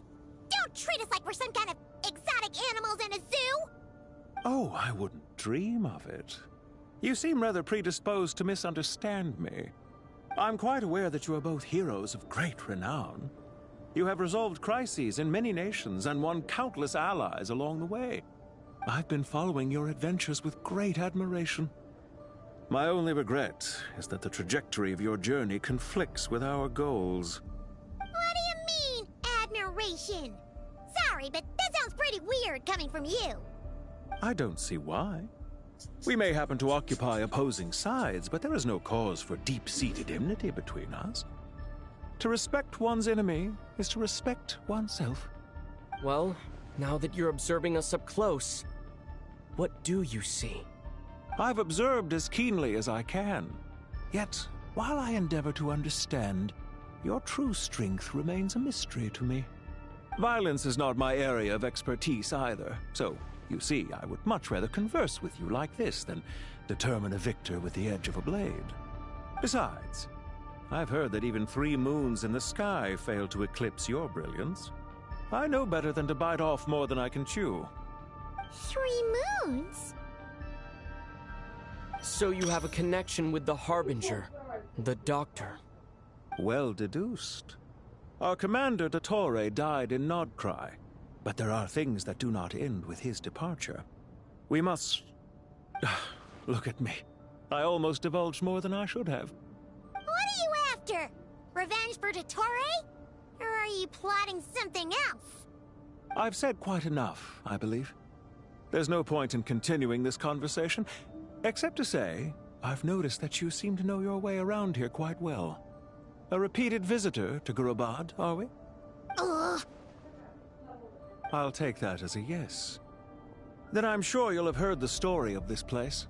The mother of the Jinn, Lilupar, and the tragic tale of her vengeance that spanned 3 generations. It was right here that Lilupar once helped the wise to ascend to the throne. But from that moment on, every king who sat upon it was corrupted by power. These degenerate rulers lost control over their nation, and with it, the right to occupy that exalted seat. What are you trying to say? I once admired you for your adventures. That is the earnest truth. But it appears to me that your journey serves ultimately to uphold the rules of this world.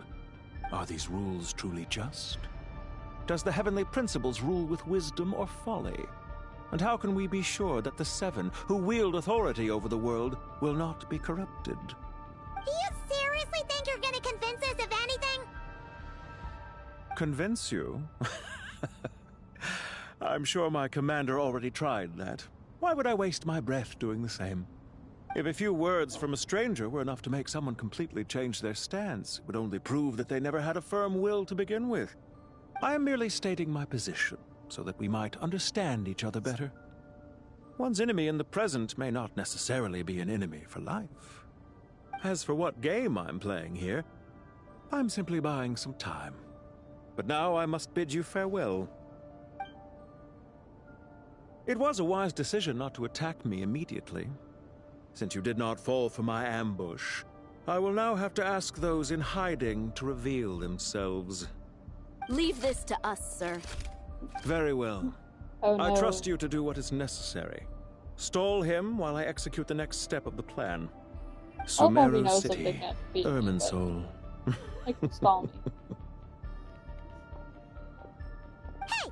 Stop right there! Don't you dare leave without explaining yourself! All units, stop them! Protect the commander! Did you hear that? He mentioned Sumeru City and Irminsul! He definitely knows something! We can't let him get away! Get rid of these pesky soldiers, quick! Rear guard to the front! Don't let them through! Get that thing in position! Right now, right here. The story has only just begun! Hold on! Just a little longer!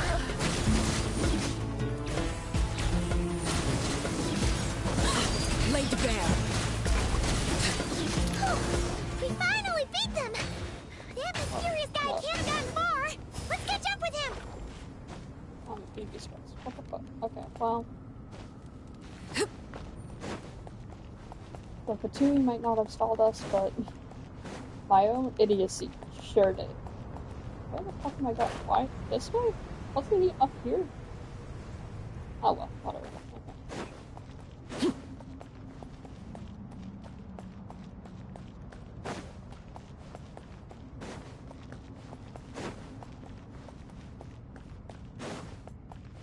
Okay. Found him! Over here! You're very persistent.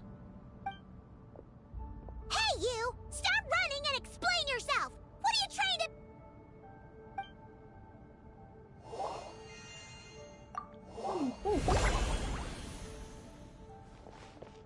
What's this? What did you expect? Relax. A small trap like this won't be enough to hold you. The sandstorms from Gurabad will die down soon enough, but this small window of time was all we needed to launch the next phase of our plan.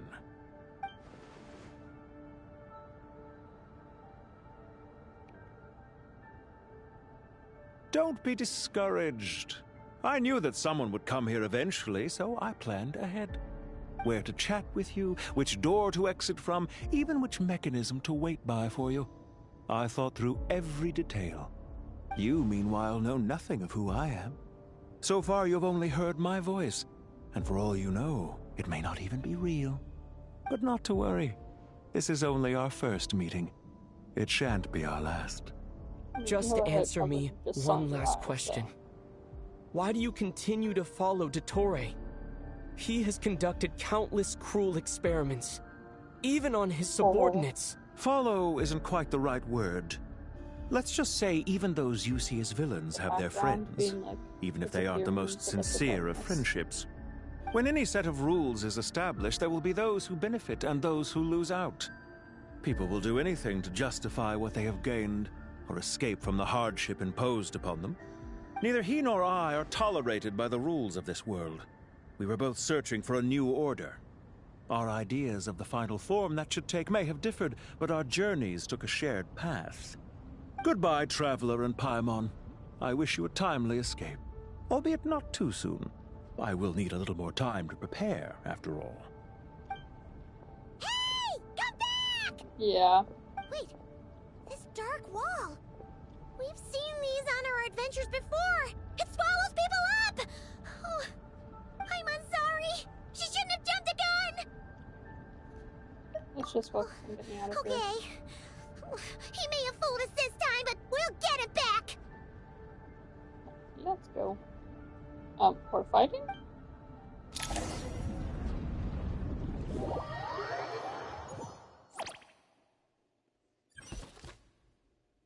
Okay. Sino and his team are guarding the north. We'll take this side. There's so many Jinn. We can't let them get into Aru village. Don't fret. I am well prepared for this situation. Huh. So you have a solution? Perhaps you're unaware that I have a trusty genie partner of my own, Plumpy. If I send her to negotiate with the others, this whole thing will be resolved before you can say Mora. Off you go, Plumpy.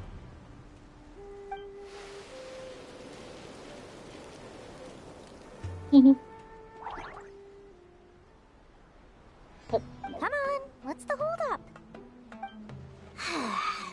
5,000 Mora. 20,000 Mora.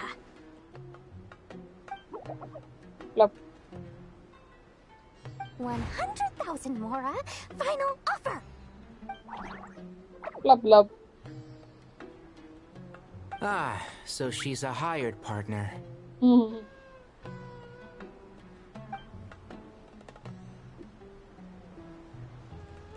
I bet it's not gonna work. Hired partners are reliable too. Plumpy here is a highly skilled negotiator. You'll see. Just a few words from her and she'd be. Plumpy! Deal off. Jinn have any respect for the rules? This was supposed to be a negotiation! How dare you treat my messenger like this? You wanna play rough? Two can play at that game!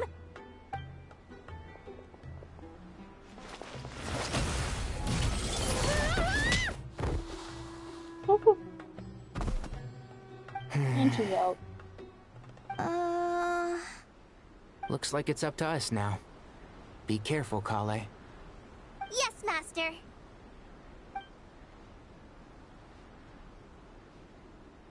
What happened? How did I pass out? Never mind. Maybe it's time for revenge. You know, this reminds me of when you first arrived in a video forest. You were trying to help a child retrieve a lost toy when you stumbled upon Spino Crocodile territory by mistake. Yeah, I remember. Our first time fighting side by side. Fighting side by side? I seem to recall swooping in to rescue you with a team of forest rangers. Please stop. I don't know how to play these characters. It's stupid.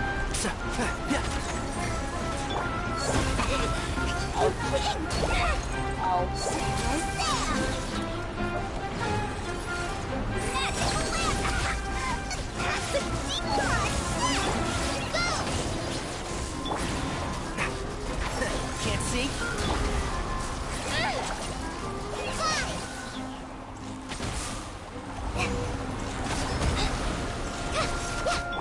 I hear everything. I'm done. Oh.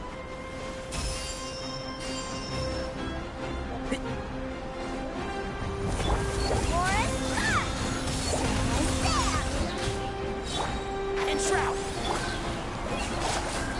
Right this off the side. Let's sweeten the deal.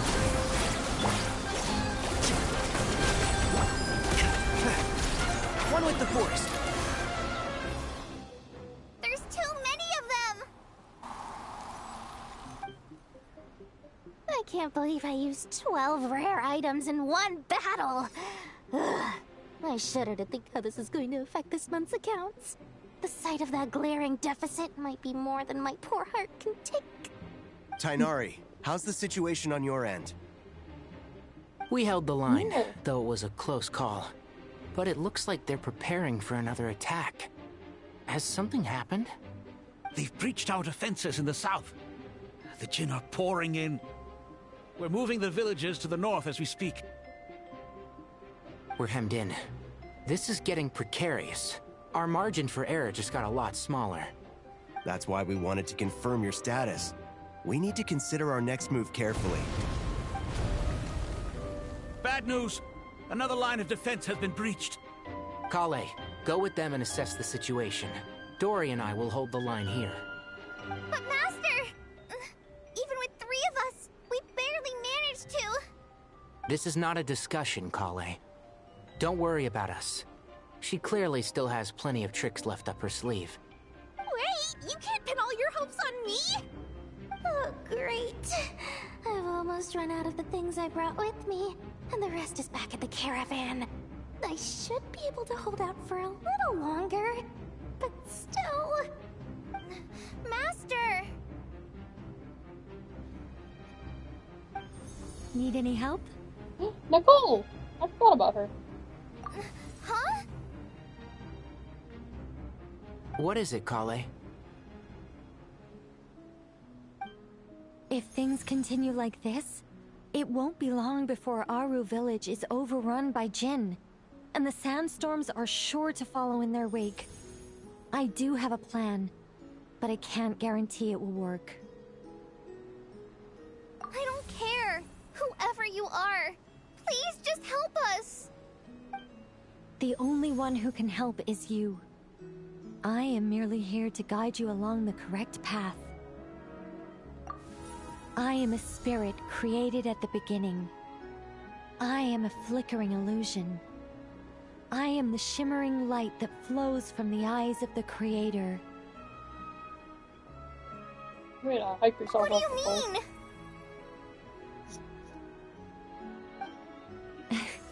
It doesn't matter. You don't need to understand it.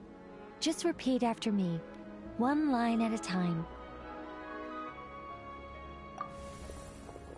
Watch out! Jin incoming! I am a spirit created at the beginning. Here goes nothing. I am a spirit created at the beginning.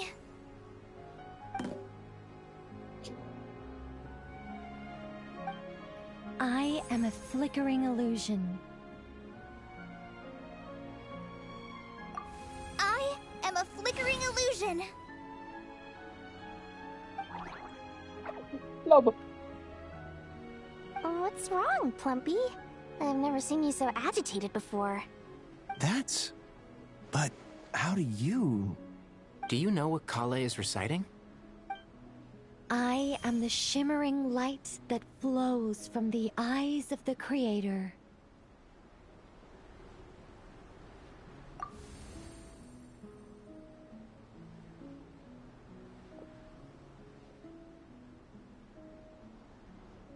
I am the shimmering light that flows from the eyes of the Creator.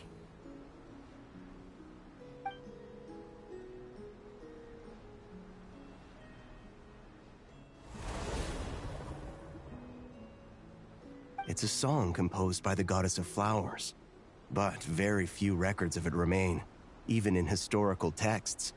All we have is a few fragments. Is Kale an avid historian? Not to my knowledge. The Jinn have actually quieted down. Although... No, it's more than that. It looks like they're showing... submission. Clearly the songs left by the goddess of flowers have a soothing effect on them.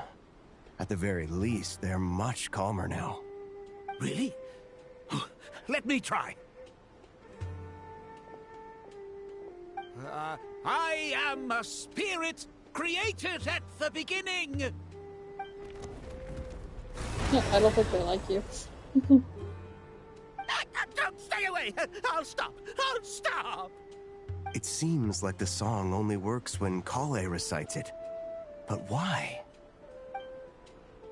He's been blessed by him. Kale.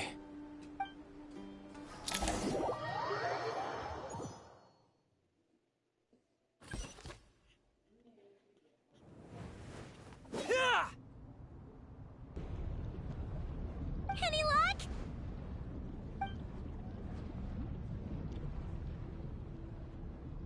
The only way out of here is by brute force, but too much force in the entire room might collapse. Not a better outcome than this. The mechanism's right outside. Maybe there's a way to... When I heard that loud rumbling in the distance, I thought the shifting sands had bust open the gates to some ancient treasure vault. Turns out it was just you guys. Oh my god, what's her name? Wait, that sounds like... Fucking... It's been a long Jet, while. yes! Did you miss me? Oh, Jet! Ben! Jet! Ben! Let's so save the catching up happy. for later. First, I gotta get you guys out of there. This should be the right mechanism. Ben, can you handle it? I actually don't think I finished the There last we go. phase of the quest. Come on, let's leave this place. I want a screenshot. Nice. Oh, that's so exciting! Oh shit! Fuck! I was readjusting.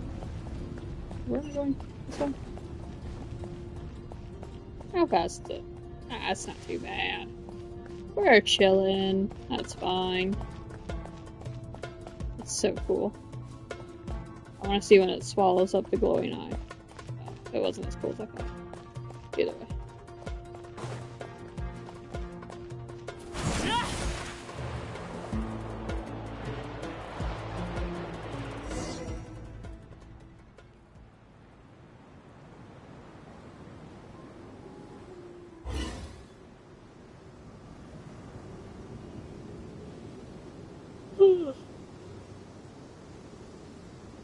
Those Fatui sure made themselves scarce. It's like they were never here. The Fatui? My girlfriend's... They came to the desert again? Yep. My girlfriend's No idea what they're planning this time. So they were being very coy about it. How have you been, Jet? Well, since we last met, I've started my own band of mercs. We've actually made quite a name for ourselves. Oh, yeah. Oh, yeah. On a slightly different note, I have some good news. I finally took care of Masira. Not much to write home about. It was just another day. Found his hideout. Dragged him out of his cozy little bed. He tried to talk me into seeing his point of view, as usual. But I'm way past that by now. There was nothing he could say to save his life. What about you guys? Bet you'd forgotten all about me and Ben Ben, huh? Of course not! We're super duper best friends! Wow. Sounds like I should make time to visit some other nations too. Anyway, what brings you to Gurabad? Oh, right. Paimon almost forgot. We're here to look for Lilupar. Oh, that bottle? I forgot. She was part of that whole quest. We need her power to calm the Jinn and stop the sandstorms. Here's hoping we actually manage to find her, after all the trouble we've been through. Surely, with everything's been going on in Gurabad, she must have woken up, right? Only one way to find out.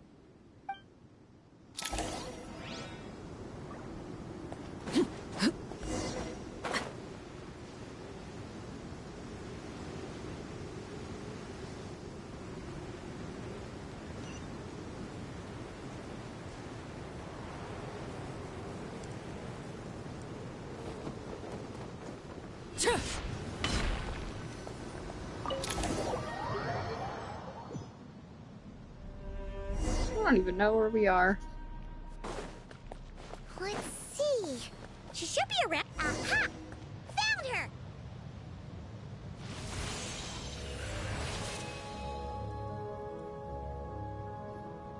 Lilupar! What a long dream that was. It's been a while, my master. Oh, and you're here too, little wildcat. The four of us back together again. Imagine that. Honestly, I hope one day, like, I know it's a high hope and they're probably never gonna do it, but I really wish that one day they would come back and, like, redo all of the world quests to be, like, an actual Archon quest, like, with, like, voice acting and actual good cutscenes like this. Like, it would be so nice. Like, we had no idea that Jet sounded like that Lilupar sounded like that. So it's like, and it's like, well, now they have voice actors. Go back and update it. I don't know. Like, that'd be so cool. This is one of the actually good world quests, but most people just skip the world quest, especially in Samara, because they're so fucking long and annoying. The R&R quest was fucking stupid. But, like, this quest was actually really good, but by the time that the world quests were, like, that these ones were coming out, everyone was just skipping past them because they were like, holy crap, these are just annoying. So this is just After sad. we last parted ways, like, I imagine what we merged with could the have land had. beneath Gurabad to suppress the dark calamity stirring in the depths. It rekindled the flame of vengeance within the Jinn, depriving Gurabad of any hope of peace. I fought against it for a long, long time, until one day I sensed a change in a foreign land to the west. Suddenly, the pitch-black abyss fell silent. That one? Gurabad isn't far from there. Did the abyssal presence beneath the city fall silent when we defeated Gasoi? Once satisfied that that dark power could no longer bewitch the Jinn, I too fell into a deep slumber, from which I have only now awoken. Why have you returned to Gurabad, my master? And why is my sand-swept homeland in disarray once more? Well, basically, Sumeru's in danger and a lot of our friends are affected. Some bad guys messed around with Irminsul and now they've released the Jinn in here. We managed to chase off the culprits, but we have no idea how to seal this place back up and stop the sandstorms. Child's play. I shall quell the Jinn and scatter the storms. Thank you, Lilupar. No need to thank me, my master. I have granted many wishes in my time. And this was the most trivial of them all.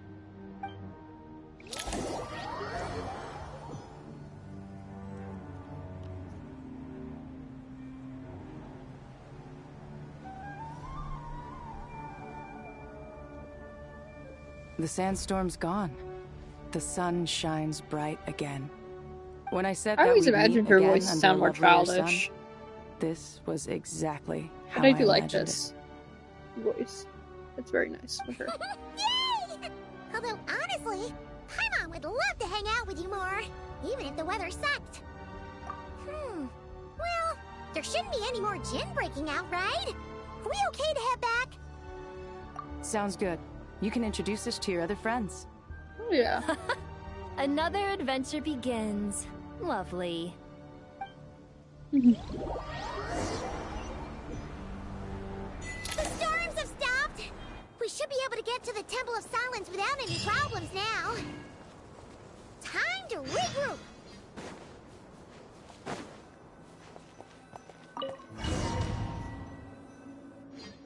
I wonder how long this is gonna be.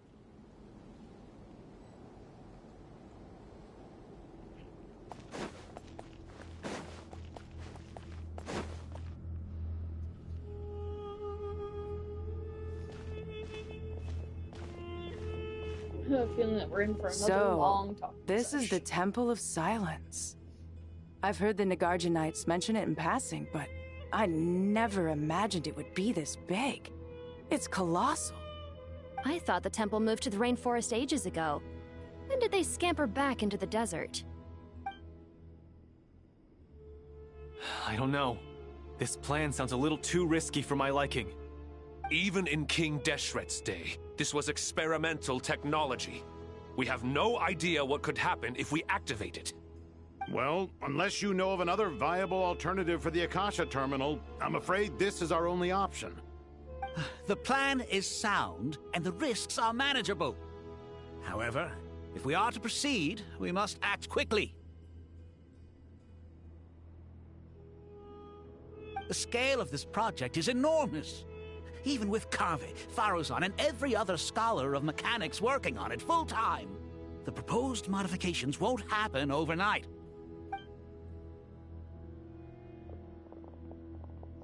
You're back. Everything all right? And who are they? Friends of yours?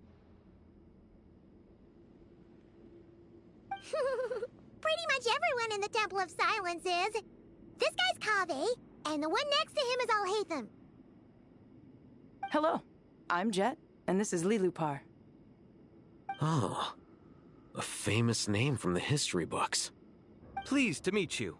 A friend of a friend is a friend of mine, as they say.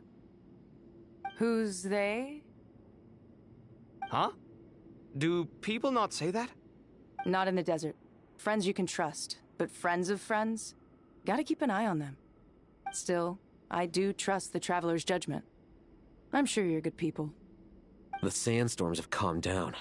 I take it the Gurabad problem is resolved? What did you find?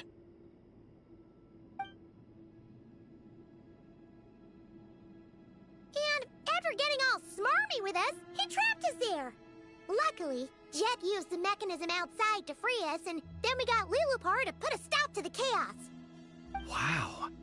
Thanks for being there to help them.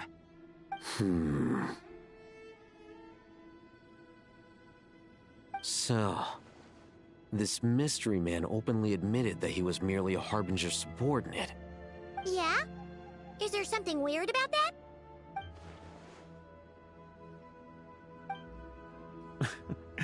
I assume you aren't naive enough to expect answers from an enemy. Well deduced. Our commander, Dottore, died in Nodcry.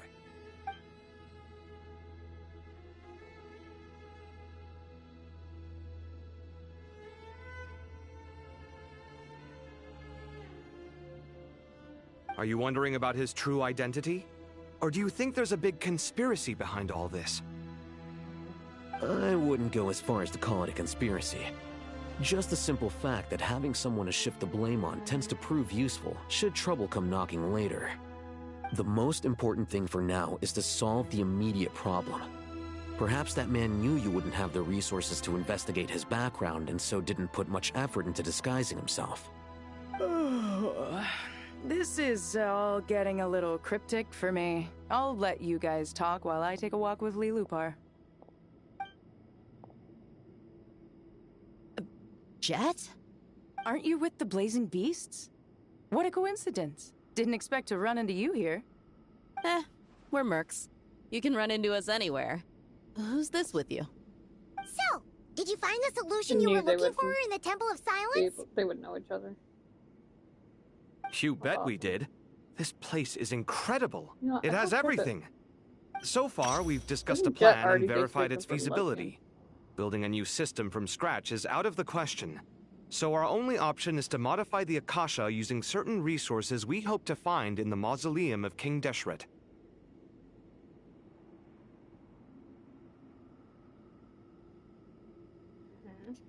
According to certain sources in the Temple of Silence, there is a core device in King Deshret's mausoleum known as Aru. Little is known about this device in academic circles, which suggests it was hidden quite effectively. If these sources prove correct, the energy contained within Aru may be sufficient to power our Akasha renovation plan. However, this raises difficult questions regarding technological integration. The sages are still debating it. Yeah, but I'm sure they'll reach a compromise once they've argued it out. The people of the rainforest are always cautious when it comes to desert technology. But times of crisis like this leave us with little choice. Wait, Paimon has a question. Is this the same Aru we've heard of before? It's sealed off, right? Some sort of prison where the Goat King, Ibis King, and Crocodile King are locked up.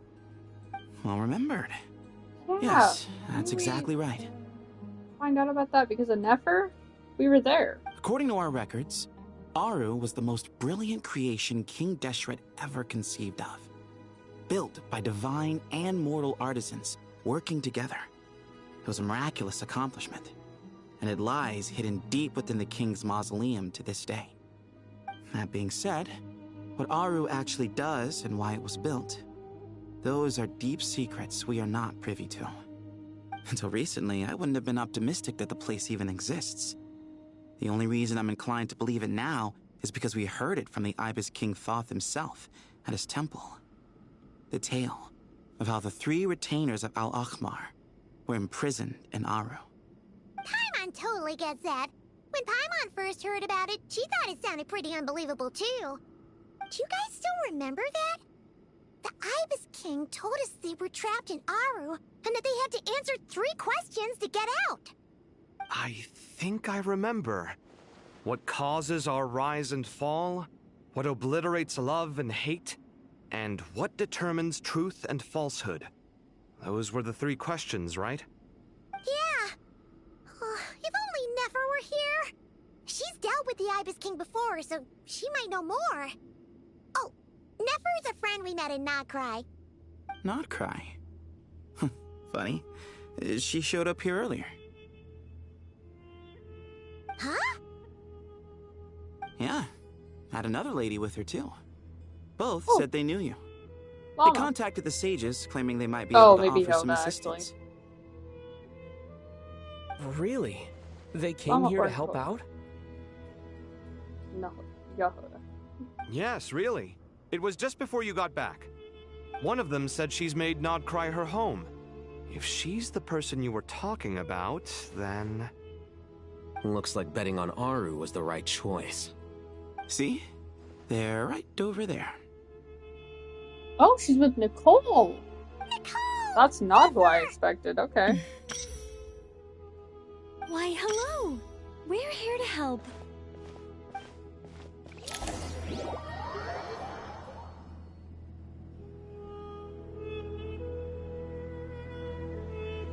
It's a good thing we left early.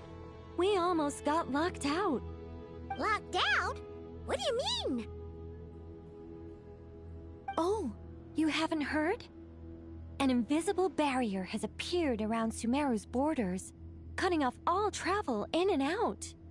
No one can leave and no one can enter. Sumeru has become a lonely island. Are the Fatui behind this too? Actually, no. This has nothing to do with them.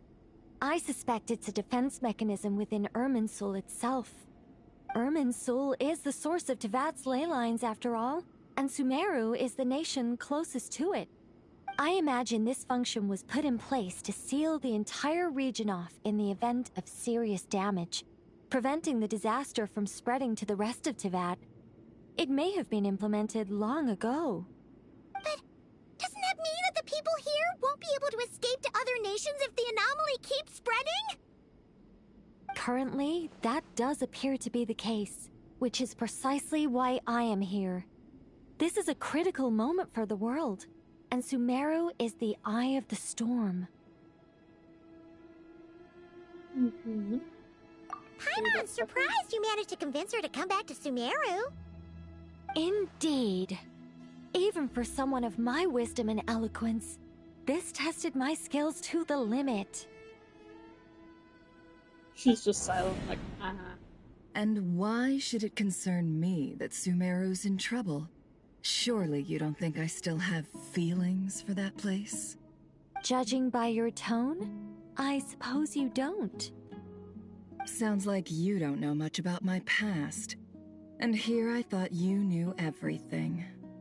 All I know is that the Ibis King is the source of your power. He was quite a prominent moon envoy once upon a time, so I do know a thing or two about him. As for your past, I have ways to learn the full story if I wish to. But everyone has secrets they'd rather keep to themselves, wouldn't you say? I'm glad you see it that way, Miss Nicole. I've chosen to call Nodcry home, which is why I did my part in its hour of need. That doesn't mean world savings become a habit with me. I have no particular desire to play hero in Sumeru, thank you. I understand. Human emotions do not appear and disappear without cause.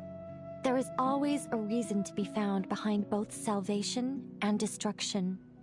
Still, if time has taught me anything, it's that human emotions are often complex and in conflict. That's why people change their minds about things all the time. But that's where we angels come in. Our duty, ultimately, is to guide people towards their deepest, truest desires and help bring them to fruition. So I wish to hear about your past, because I do not believe you are motivated by hatred alone. And if we still arrive at different conclusions in the end, that's okay.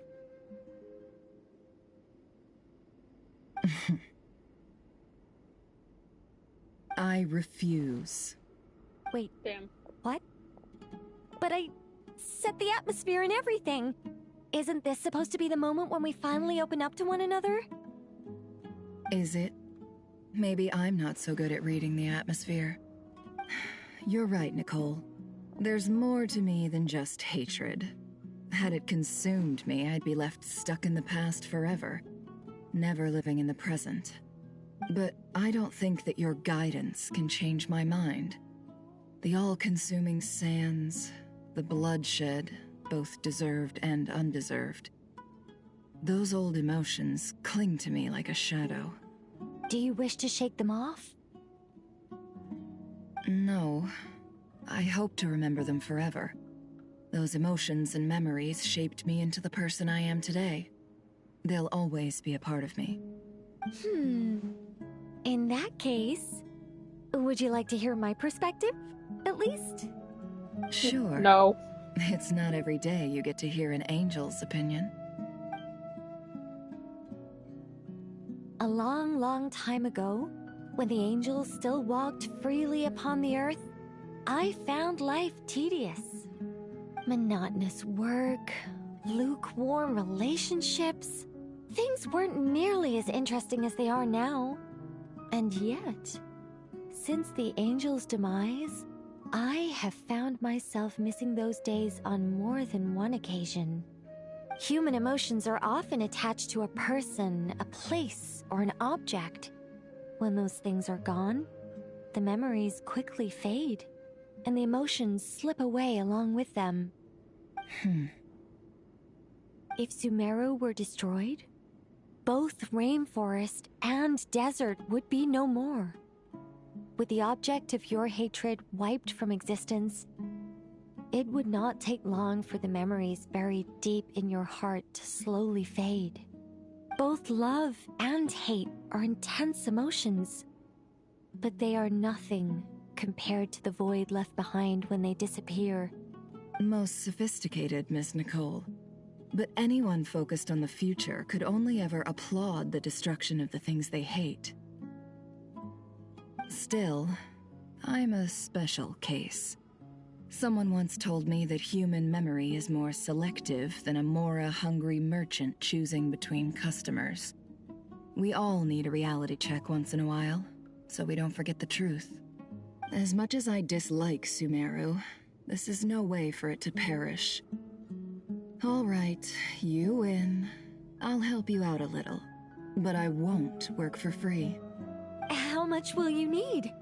You're not gonna milk this for all it's worth, are you? What do you think? I'll be upfront with you. I don't have much more on me. If that's what you need, I could borrow some from Alice. Or perhaps I could pay in sculptures. The ones I carve are actually worth quite a lot. Just cover my travel expenses. Huh? Is that all? That's all. Given all the people I owe favors to, I can just about justify a trip to Sumeru. Yehoda! Here, boss! What do you need? I'm going back to Sumeru for a while. While I'm away, you'll be in charge of the curatorium. Me? I'm in charge? Whoa! Don't worry, boss. You can count on me! And that was how the ingenious Angel Nicole brought you the perfect person for the job in your hour of need. Hip hip hooray! That was far more detailed than necessary. Not lacking in embellishment either. I never thought I'd return. Especially not the desert. But life doesn't always go as planned, I suppose. What's Candace up to? I don't think I've seen her yet. She is still taking care of things in our village. Should be joining us before too long.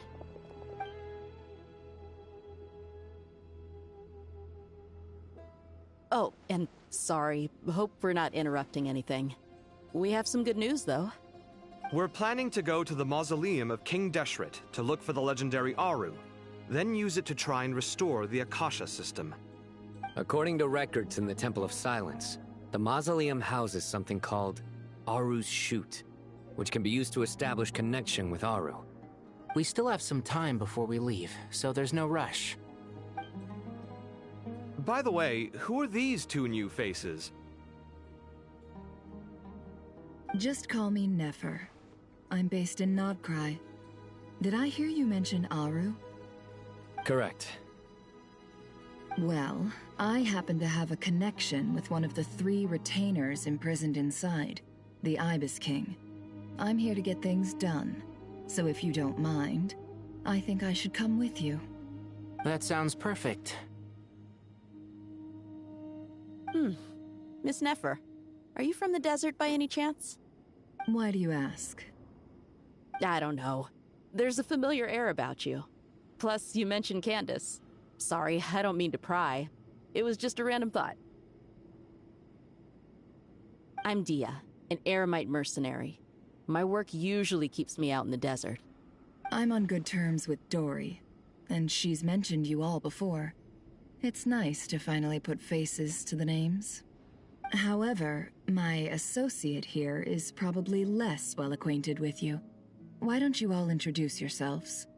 Actually, I'm a little better acquainted than you might think.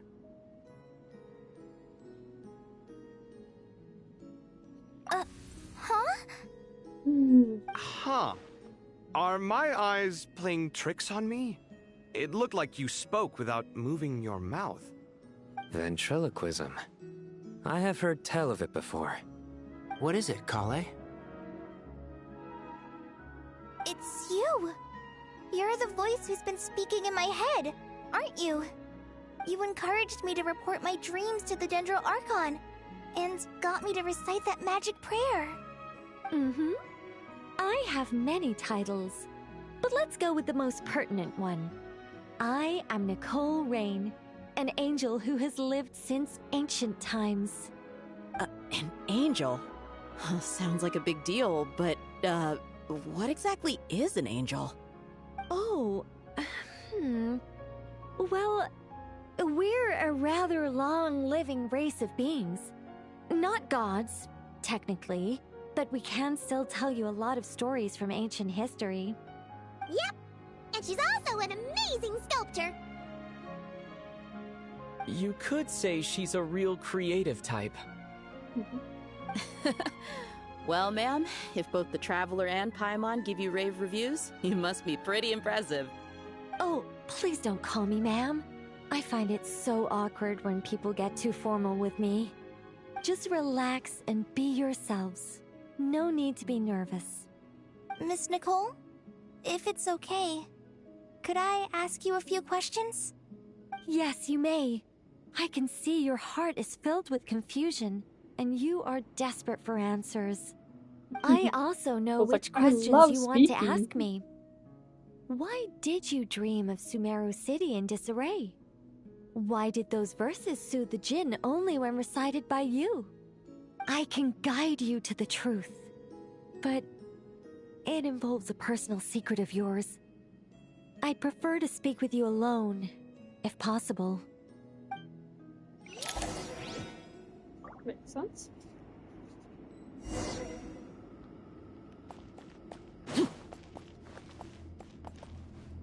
Oh, what's your secret?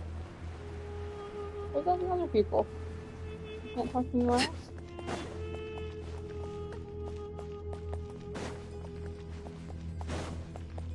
No one's hiding? Just NPCs? What's that? Alright, yeah. I guess it saves me time.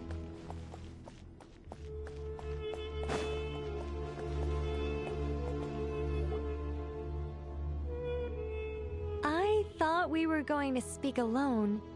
This is a lot more people than I was expecting. What's wrong with it? Even the doctors at Dar al-Shifa allow patients to be accompanied by family members. Well, if Kale doesn't mind her secret being revealed, I have no problem with it.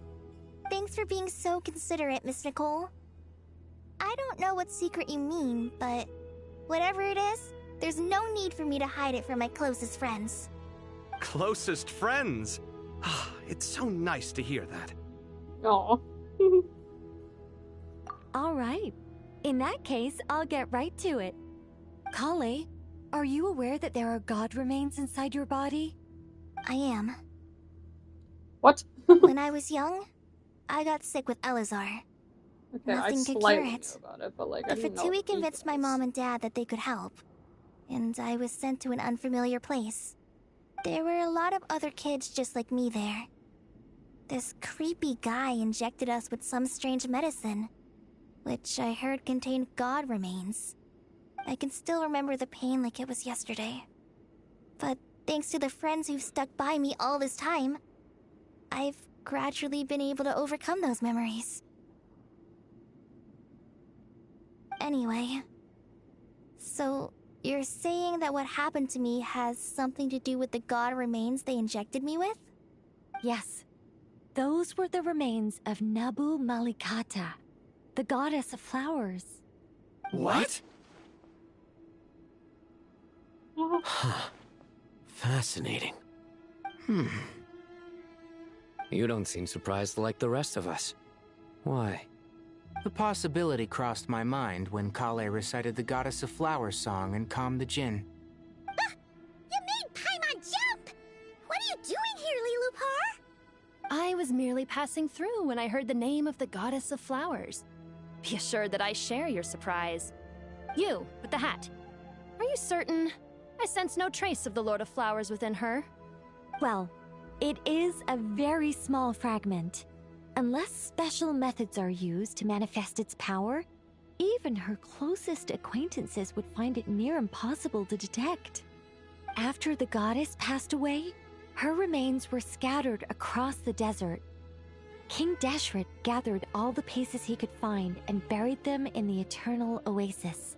But some fragments remained unaccounted for. Eventually, the Fatui must have found a way to track some of them down. Presumably for use in some experiment. It's not an uncommon occurrence. You're more shaken than I thought. In one sense, you've been extraordinarily lucky. So many people who yearn for this kind of power never attain it, yet you have coexisted with her all this time without even realizing it. I don't know what to say. I'm glad that I could help everyone with this power, really. But knowing that a fragment of the Goddess of Flowers is inside my body is... it's a strange feeling. Well, people value their autonomy very highly. Even a well-intentioned intruder can shake one's sense of self. I understand how you feel, Kale. But once you get used to it, you'll find it's nothing to be concerned about. Huh. I guess you, of all people, have a good reason to speak on this. 2 good reasons, in fact. Incidentally, 3 is the maximum number of Hermanubis' Ba fragments that I could bear. Let me guess. Because 2's company, but 3's a crowd? Thanks for helping to explain the joke, Tainari. Not my intention. Goddess preserve me. I should take my leave. This boy in his wolf's head hat speaks much too differently from the Hermanubis I remember.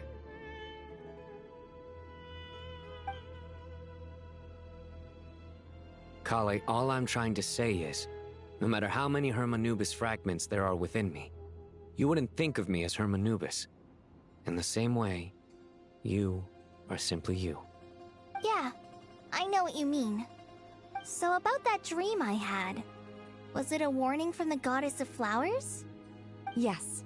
Just like me, she was an angel created by the primordial humans, born with the instinct to guide living beings. Though her body and soul have perished, her essence retains its natural instincts. Even her smallest remaining fragments would do their utmost to send you that warning. The Mother of Dreams?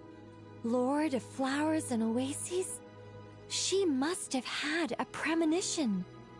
That is why she gave that dream to you.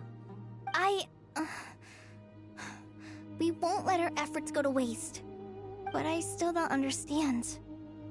Why me? Yes. Why indeed? You weren't the only one injected with God remains, but only in you have her fragments persisted.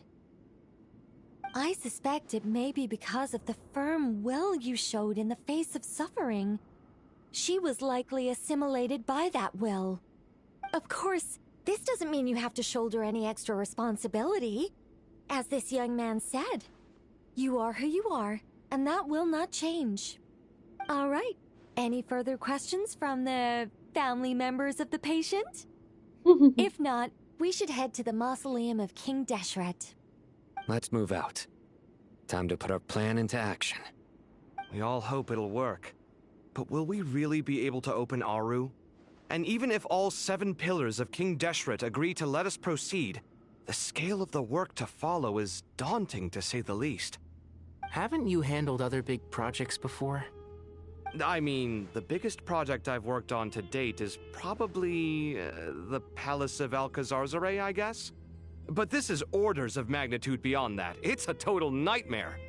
Look on the bright side. At least this time you're actually here when Sumeru needs you most. You won't have to come asking me for details after the fact. Mock me all you want. But now that I'm here, things will be resolved far more quickly and smoothly than last time. Kave's self-doubt disappeared in an instant. Like magic. Well, this confidence is most gladdening. Now, go and pack your things. We'll head to the mausoleum as soon as you're ready.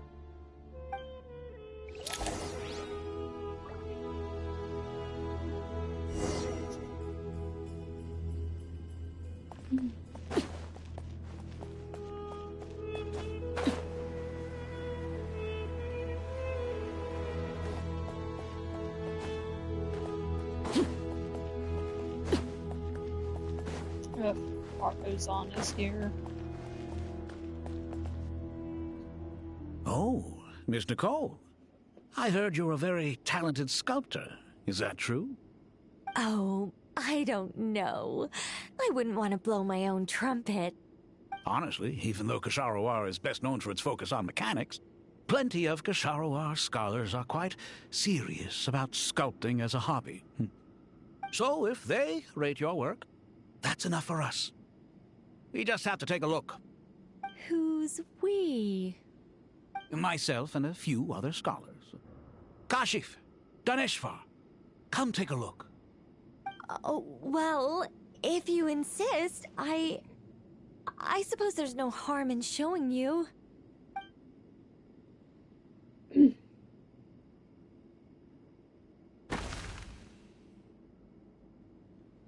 Whoa! Where did that come from? Look at the level of detail. It's so lifelike. The squirrel descends from the heavens like a champion, and the earth trembles beneath its feet. What do you think? Striking, isn't it? Kaveh? Kaveh, come here for a sec. Oh, and Madame Faruzan, didn't you used to study in our darshan? Come take a look. All right, but hang on a moment. I have to finish reviewing this proposal first. You called? What is it, youngster? This squirrel statue. Isn't it cute? Oh, a squirrel. I wouldn't say cute per se. The realism is what stands out to me. Were you trying to carve a statue of a hero, young lady? Oh, a hero? I suppose so. Actually, I didn't really have a specific theme in mind. I just started working on it, and this is how it turned out. I see. Well, do you tend to read novels about heroes in your spare time? As a matter of fact, I do quite enjoy those. Everyone loves a good tale of daring do, right?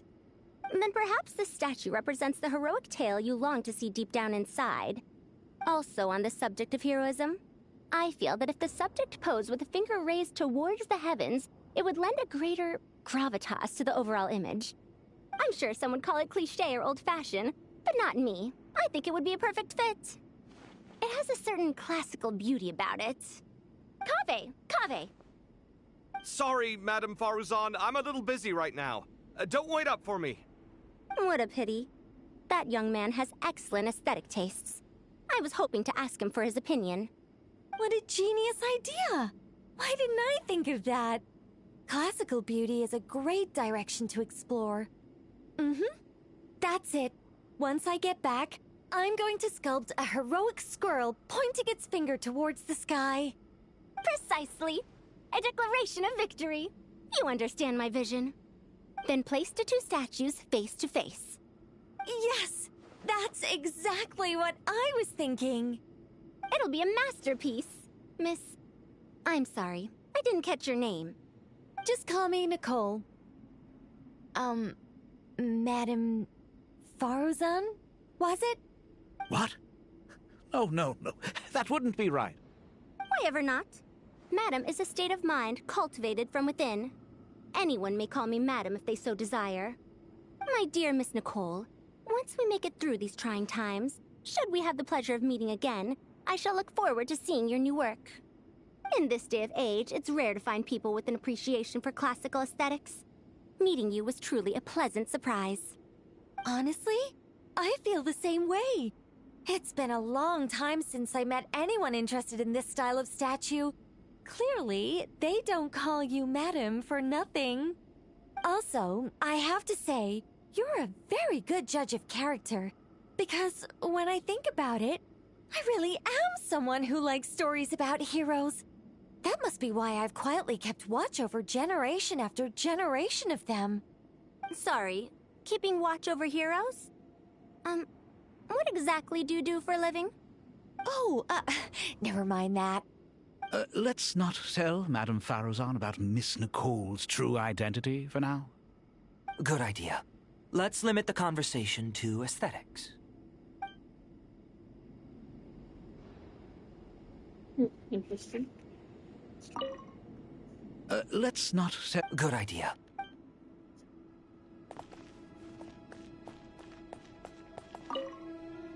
What's wrong? You look a little depressed. Kale got a fragment of the Goddess of Flowers, and all I got was one of the 7 pillars who served under King Deshret. I lost out, didn't I? That's what you're upset about? You're such a child.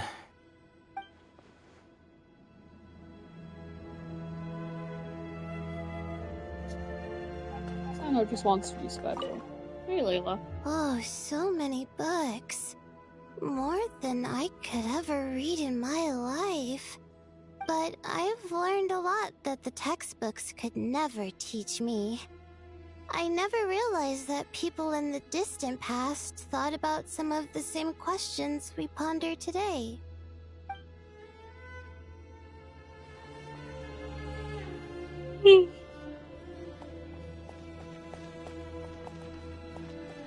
Yes, Holly. Paimon, thanks again for your notes. I'm done copying them, so here you go. You're welcome. Just let Paimon know if you ever need help again. What's on what?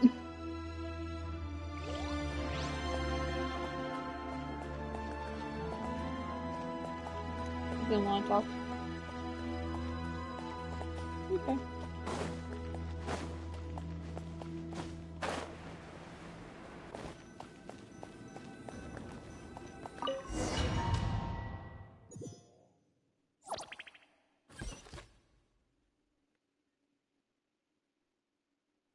And Jet is joining us as well, that's cool.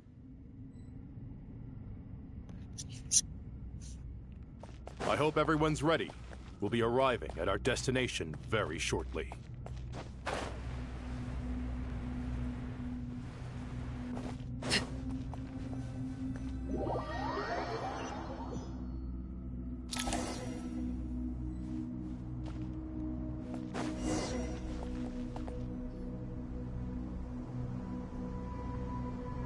Why, we've not seen so many visitors ever, really. What is this place now, a tourist attraction? Ah, closer inspection reveals many familiar faces. To what do we dusty old fellows owe the honor? Surely you're not just here to chat. You surmise correctly. We are here to carry out a rather enormous project. Ho, enormous, you say? How large, then? Larger than the gaping void in our lives? Why, you've even put a smile on Goatee and Crocco's faces. All this activity is making for quite the special day.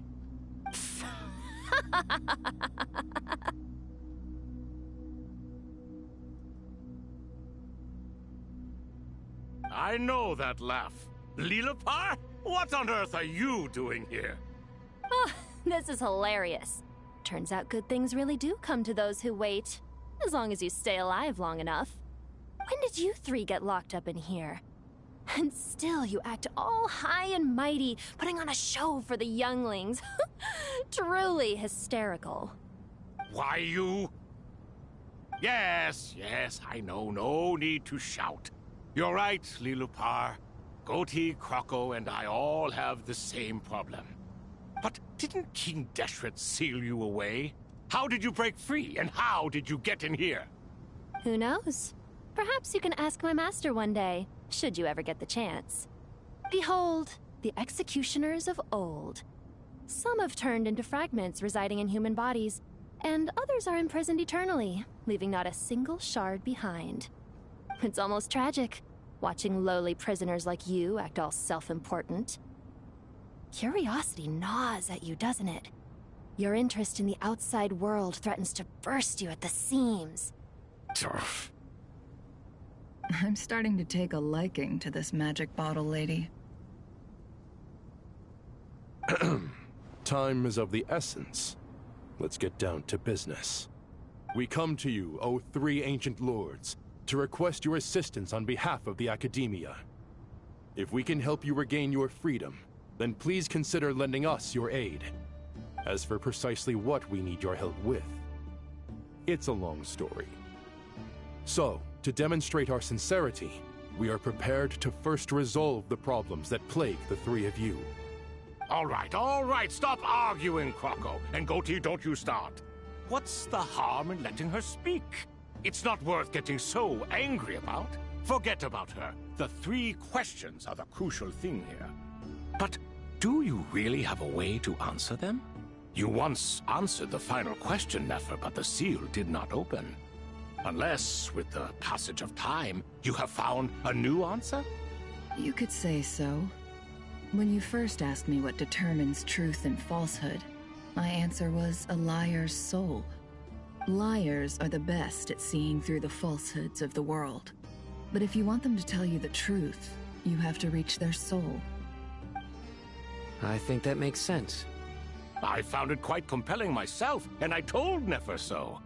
Unfortunately, it brought us no closer to liberation. Well, that's simply because it was my answer, not the one King Deshret was looking for. Can you guess which answer Al-Ahmar wanted then? Time. And that's not only the answer to the final question, it's the answer to all 3 of them. All things wax and wane with the passage of time. Love and hate eventually fade into nothing. Current affairs are always fraught with conflict and controversy. Only time can distinguish between right and wrong.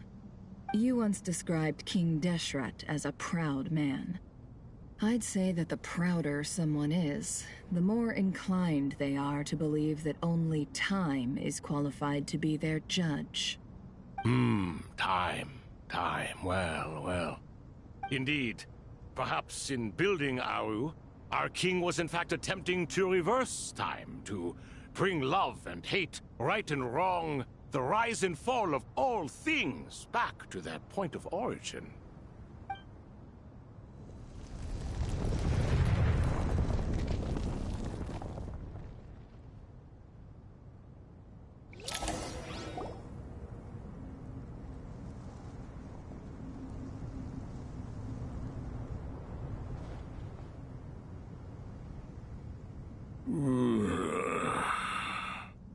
This is the most eventful day I have experienced in a long time. You have my sincere gratitude. Are those 3 of the 7 pillars? Turns out the statues were quite faithful to the source. You 3 seem to be in good spirits. Prison can help a person grow and learn to cherish what they have.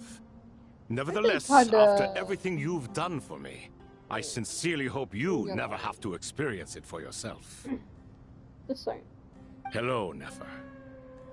It's good to see you, Thoth the Ibis King. Nice. Definitely puts my mind at ease, seeing you 2 getting along so well. Should we maybe introduce ourselves, or... Sure. I'm Sethos, the current leader of the Temple of Silence. This is General Mahamatra Sino, and this is the former Spantamad sage, Cyrus. But I'm guessing none of that means a whole lot to you.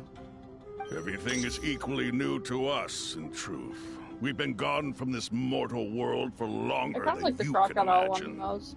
Let's hold off on the introductions for now. That's We pretty can good, always too. ask Nefer about They're you all later. good. It'll give me something to talk about with my chosen disciple. You're I'm like a thinking about helpless that parrot. comfortable lamb all of a sudden. Gods and people of yore are not necessarily welcome in today's world. Self-awareness is one of my finest qualities. I thought I ought to share its fruits with you 2. Is that so? Well, I think we'll take it in stride, just as we did with the 3 questions. Let's not forget, it was my persistence that won you both your freedom. Fair point. I have to applaud your persistence. And I must praise you for your wisdom. Now, state your wishes, young ones. I'm sorry? Why, your tremendous accomplishments deserve a reward, do they not? You must let us do something for you in return. General Mahamatra, what do you think? I won't beat around the bush. Sumeru is facing a crisis the likes of which have never been seen before. And we need your help. Every calamity throughout the ages has been connected to us in one way or another. whether we were its cause or consequence. Whatever is wrong with Irminsul, it severely affected the Dendro Archon. She fell into a coma and is currently receiving treatment from the Dendro Dragon. The Dendro Dragon? I'm sorry, the Dendro Dragon is helping to heal the Dendro Archon? Yeah, I know. Not a pep, surely. Not vicious, cruel, a pep who possesses no virtues aside from her basic instincts. Ah, good heavens. Oh, I shudder to think what could have caused Lesser Lord Kusanali to suffer such a plight. Still, why would the Dendro Dragon lend you her aid? She has always held nothing but contempt for the Archons. I suppose she and Kusanali must have some history. You can help us make history, too. A smooth talker. Well said, lad. Currently, no one can connect to Irminsul. We hope that by opening up Aru and making some modifications to it, we can use its technology to our advantage. Unfortunately, Aru is an imperfect creation. King Deshret never managed to realize his full vision before his death. Much remains to be done if it is to be pitted against Irminsul itself. Besides, I hear your reasons, but to give Aru up over such would be...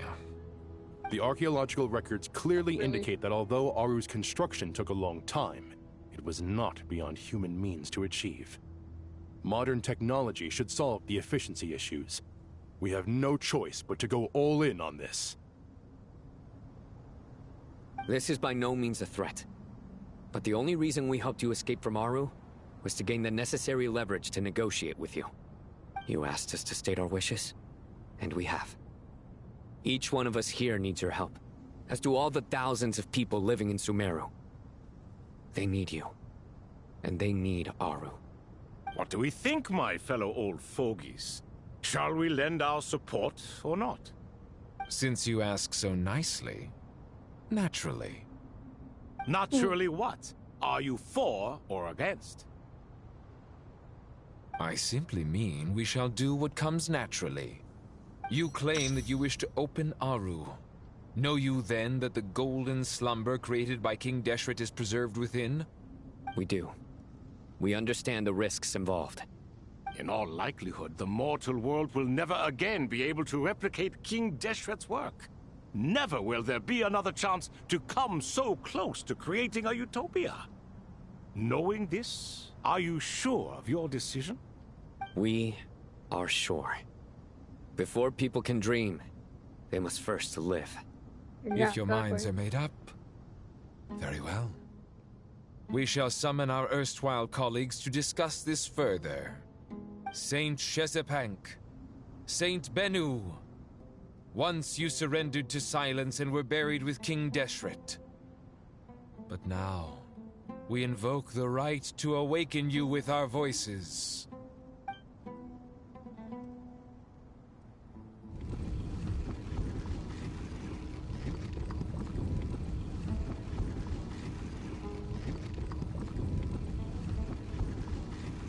I can feel the strength sensation the ground coming, but answering the call of the group. Saint Bennu, responding to your call.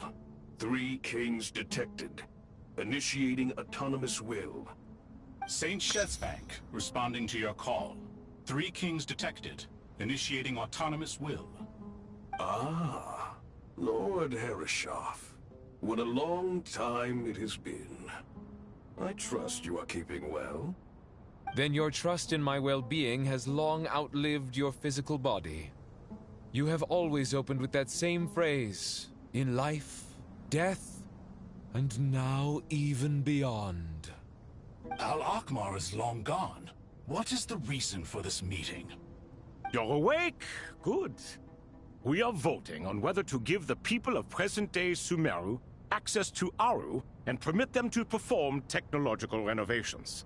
You have the right to support or oppose the motion. Aru is the pride of Al-Ahmar. Opening Aru requires the unanimous consent of the 7 pillars. I hope You have a convincing reason to present to us. Sumeru is currently in the midst of a major calamity. Let us not forget that while Al-Ahmar was a stern ruler, he was also a teacher of wisdom. A god without his people shall cease to exist, and King Deshret's greatest wish was to provide protection for his people. Let us then honor our God King's wishes as we consider our decision. I do not mean to mock these proceedings, but what is the point of a unanimous vote when we know that the last of the 7 pillars, the Dendro Dragon Apep, will never communicate with us? This will no doubt surprise your mechanical mind, and I have no intention of trying to persuade you it is true. But Apep is, in fact, healing the Dendro Archon as we speak. Huh? Can someone attest to this? Do we have any proof? I ask the 3 kings. Can any of you vouch for the truth of this claim? Naturally, the Ibis King, Thoth. What? It was Thoth's disciples who revealed the truth to us. We need not debate its veracity. Simply let Thoth bear accountability. That way the rest of us may have a clear conscience. Harishef, you diabolical fiend! I awakened our former colleagues for you, supported your opinion, and backed your decision. What sort of fiend would do that? I like him. I miss the days when Hermanubis was still around. At times like this, he would offer to take accountability. What are you trying to say? Is my word worth less to you than Hermanubis's? Hypocrite though you are, Lord Thoth, you are humorous in equal measure. How could we bear not to associate with a character such as you? I, Saint Shezpank, approve the Goat King's proposal. Since King Deshret is no more, we shall receive no reprimand for acting beyond our remit. Nevertheless, I sincerely hope that those before us understand the significance of what they intend to do. Remember, the moment that Aru is liberated, the myriad souls residing within the Golden Slumber will return to the ley lines. And once the ley lines flow again, these souls shall in turn be received by Irminsul. To take this step is to bring the perfect afterlife created by our king to a permanent end. We understand that well, and we have decided to proceed regardless. Furthermore, the contemporary human perspective would contend that confining souls in this way is no act of benevolence. The deceased have a right to rest in peace. King Deshret's creation is clearly a place of rest and peace. It is just that many do not see it this way. But no matter. Saint Binu approves. Hermanubis' representative and the Dendro Dragon Apep made their choice ahead of time, while the Goat King, Ibis King, and Crocodile King have also granted permission to liberate Aru.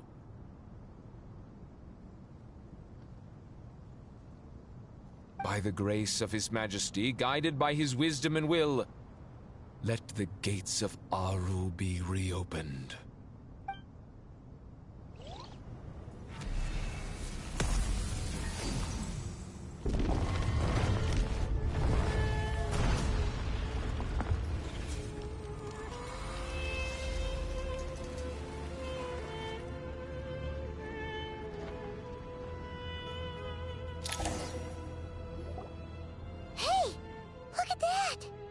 What's this? Are we under attack? No. Wait, it's... Like souls silhouettes approaching us from within the light and pass through our bodies as wind through a veil. Or we can see her dad. There you are. Through the sands of time. Yes! I see you. Oh, this is so sad. Father. Father, is it really you? It's Chet's father, Jibriel! That's right! He entered the Golden Slumber, didn't he? Yeah. I smell blood and sand on you. You've grown. Strong as a wild beast, and without shedding a tear. You have to leave, don't you? Please, just answer me this. What should I do for you? This meeting is a blessing from the gods. My soul, once imprisoned along with that of Samael, is finally free. I am truly grateful for the chance to see you again. That the dead should meet the living is itself a miracle. One brief, precious moment is enough. Enough to set my heart at ease. I actually kind of want to cry. I know you will accomplish many great things in your life. You will go further and climb higher than I ever did. All I ask is that you take good care of yourself.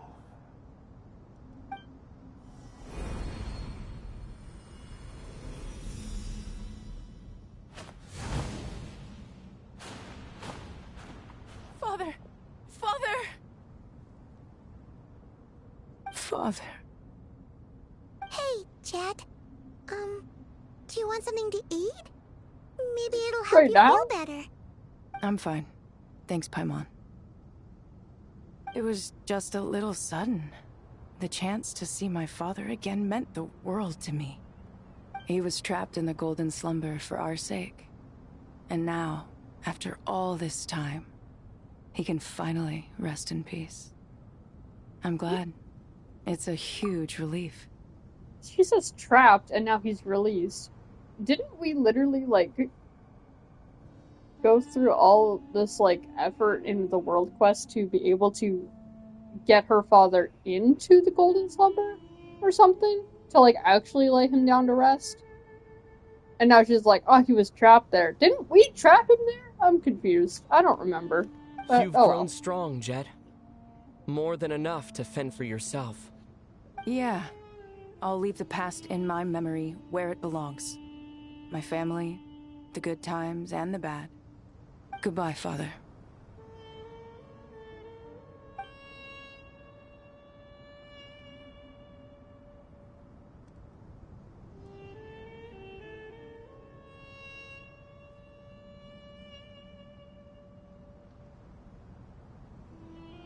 Ah, me, what a touching reunion that was. It seems we did a good deed today. We three retainers, once imprisoned for our iniquity, are surely the least qualified to judge whether this deed is good or bad. Either way, Aru is open. Now you have your opportunity, and with it, whatever trouble may ensue.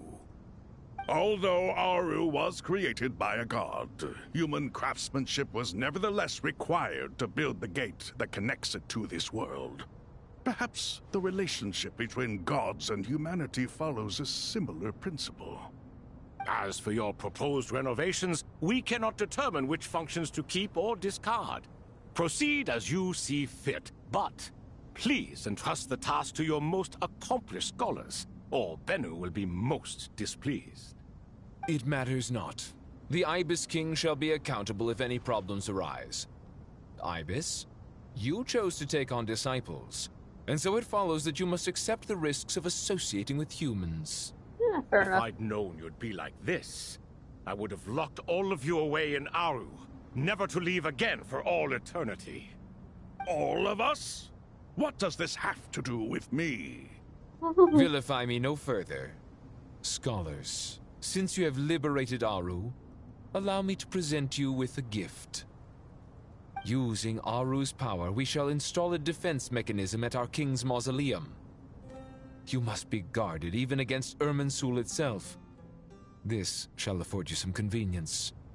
Unseen and unheard. From this moment forth, none may by sight or hearing perceive anything said or done within the mausoleum. Amazing. And all this is achieved just with the power of Aru? With technology from the heavens, the possibilities are endless. Just because King Deshret did not use it for this purpose, does not mean that it cannot be done. So, marvel away. This is the reward you have earned. All right. Well, that resolves the issue of confidentiality. What about the technical side? Do we have the manpower? Why, yes. I've already contacted them. They'll be here soon. I don't trust this guy. So then the Fatui are gonna like show up or something. And we're gonna be like, what the hell?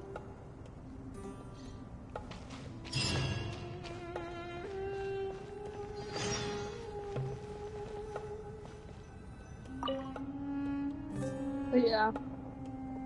I'm hoping that You doing must all be this the ones will tasked by the give Academia me with renovating Aru?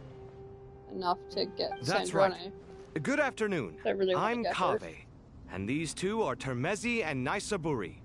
Hey, I'll hate them. Come and introduce yourself. We've met before.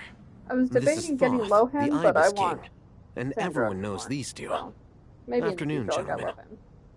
I've only ever seen these two in murals. Ah, the paintings in the temple.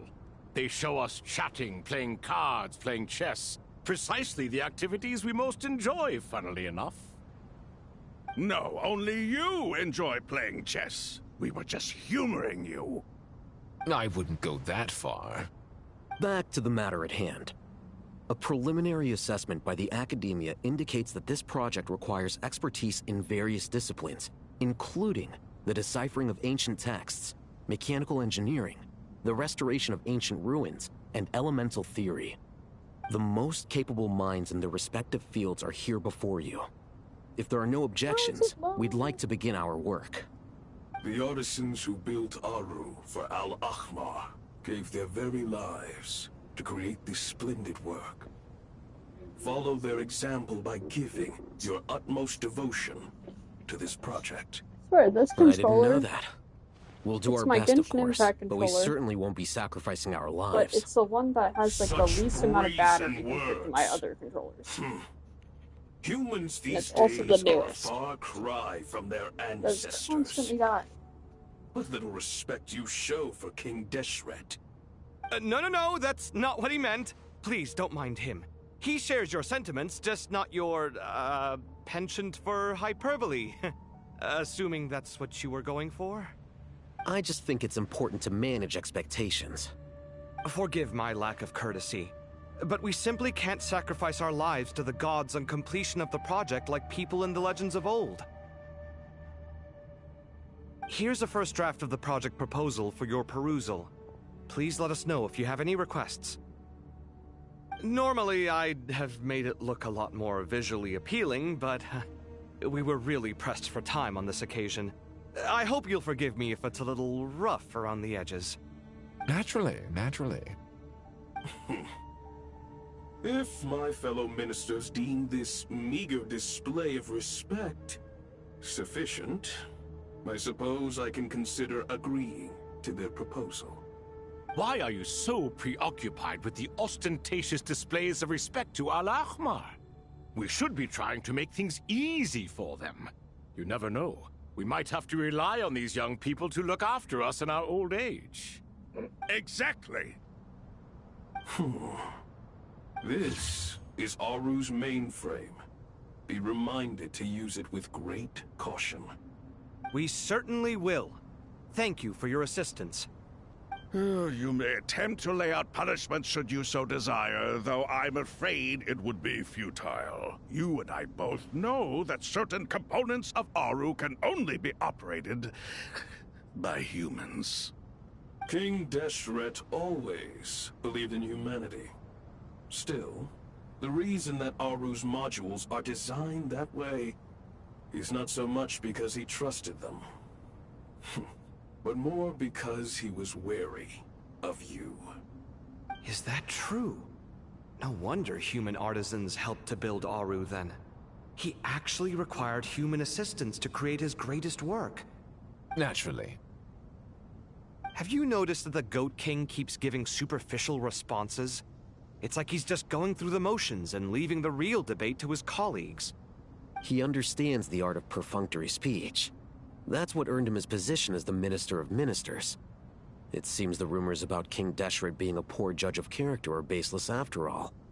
Excuse me for being blunt, but it sounds suspiciously like you're putting yourself on a pedestal and mocking me. You're mistaken. And while there's nothing strictly wrong with making every conversation about yourself, it's not exactly a positive tendency either. You? Whatever. I knew it'd be like this working with you. All right, let me past. I need to look at this console. It's your job to activate it after all. Let's begin.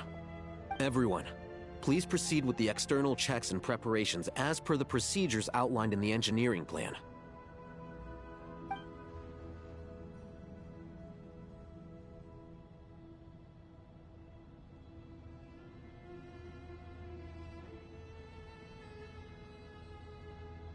Hello there, youngsters. Whoa, the Ibis King came to life. What do you mean, came to life? I've been alive the whole time. You did say we could start our research, right? Are you having second thoughts now? I've reviewed the proposal. The work you're planning to carry out on this grand device is ambitious in its scope. You have ample confidence in your abilities, I take it? I wouldn't say I'm feeling hugely confident, but given how bad things are, I'd rather at least try something than sit around waiting to die. You are the top scholars of your day. I trust you are aware that there are countless links between Aru and the Akasha? Aru and the Akasha? But... I thought the Akasha was the Academia's greatest technological accomplishment, created years ago by the Dendro Archon to help her people access knowledge. And you too? Do you not know either? You've read the instruction manual, right? You tell them. An instruction manual? The Akasha has an instruction manual? The Dendro Archon is a kind and thoughtful god indeed. It used to sit on a shelf in the corner at the House of Dana. Not the most popular read. If the manual is to be believed, Aru was in fact the original inspiration for the Akasha system. What? But there are so few records about Aru anywhere. And practically none of the scientific expeditions into the desert had anything to do with it. Ah, but this is something you could not possibly have known. You may have heard many stories about the desert, but what is the most important aspect of history? Consider this a quiz. Anyone from Vahumana present? I'm from Vahumana. It's, well, veracity. Precisely. And a large part of veracity is the chronological order in which events occur. I may as well tell you. In the beginning, Nabu Malikata, the goddess of flowers, descended upon Sumeru. The glory of the heaven was within her. She brought life, oases, and knowledge to this land. Then she created the Jinn, enlightened them, and ordered them to serve her. Two other gods also walked upon this land where wisdom flowed in abundance, and the three met beneath the great green trees. It was the first and greatest alliance. We should speak with reverence of this covenant between the three, which transcended both time and life. For they promised that in Sumeru, wisdom would be shared with all. All the great changes in Sumeru's history began with the goddess of flowers. For King Deshret's sake, she pried into the secrets of Celestia, and for this was burned to ashes by the flames of wrath. So grieved was King Deshret by her passing, that he lost all interest in state affairs, and devoted himself instead to the knowledge that she had brought back. It was after learning of the technology from that floating island in the sky that he first conceived of Aru. And so, the Akasha was inspired by Aru, while the basis for Aru itself came from Celestia's technology. Well, if the two share a common technological origin, then connecting one system to the other is an entirely feasible idea. Unbelievable. Have you no reverence at all for celestial technology? No, I do, but there's no time for that. The schedule is too tight. Blame it on the deadline. Perhaps you could try coming up with our cutoff dates. you know what it's like having to turn around 5 different drafts in one day? I wouldn't wish it on my worst enemy. Yeah, also, Sir Ibis, King, you don't plan on getting directly involved at all, do you? Yes, well, you strike us more as having come to give a popular science lecture. Or, wait, does this count as more of a first-hand witness statement? Neither. Anyway, this sounds like far too much work for me. Still, if Aru is so powerful, why didn't King Deshret use it for more ambitious ends? Because it was never fully completed. King Deshret had grand plans, but he perished before they could come to fruition. In the beginning, his wish was to create something that could rival the very world itself. The Lord of Flowers sacrificed everything for that ambition. What he desired, she bestowed, and thus was knowledge brought into the world. Her courage and sacrifice had to be honored with the most splendid of monuments, or King Deshret would surely have deemed it a grave injustice. And that monument, built from knowledge and technology, etched with a sacrificial and courageous love, even in its unfinished form, it deserves to be treasured. At that time, King Deshret said the following to the Lord of Dendro. Since we share an eternal covenant, I shall never be your enemy. Hence, the fruit of wisdom from the heavens is not to be devoured. Remember, it is not that I lack the power to become the enemy of wisdom. Yet you and she have taught me much and shown me kindness. For this, I cherish you both. In the end, Aru was only used to store a portion of the souls. It was but a primitive form of the masterwork the king had envisaged. His final hope for Aru was to return to the past, when she yet lived. So the point you're making is, King Deshret was both powerful and ambitious, and he only ceased his imperious ways out of affection for the Goddess of Flowers and the Dendro Archon. You could see this as an act of mercy, but you could also see it as the sentiments that lay between these 3 gods placing constraints on him. This was, after all, the foundation of the alliance between them. This explains why Aru was both a prison and a monument, and why the answer to the 3 questions was time.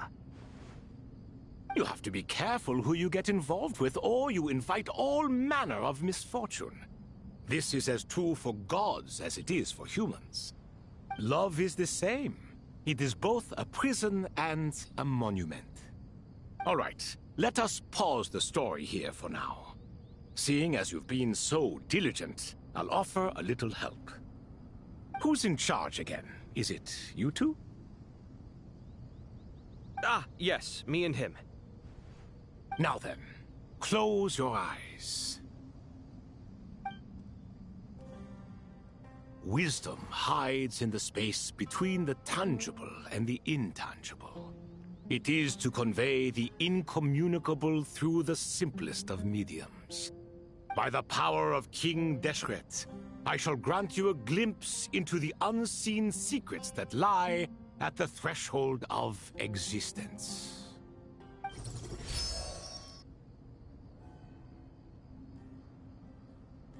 Where did this come from? Is it a new mechanism?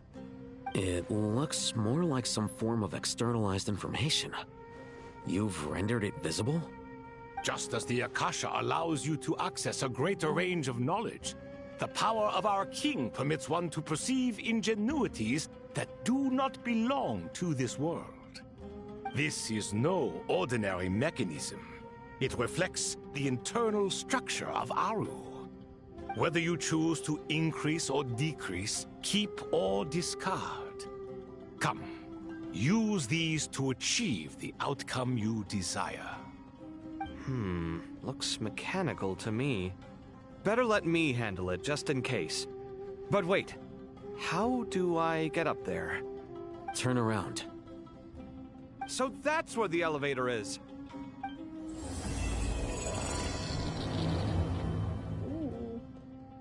Glitchy. So glitchy.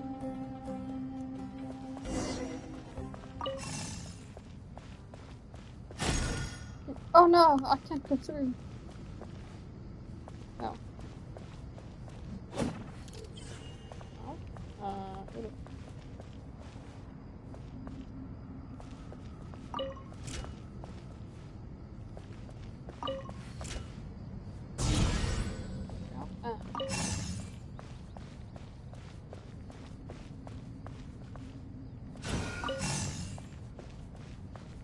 No.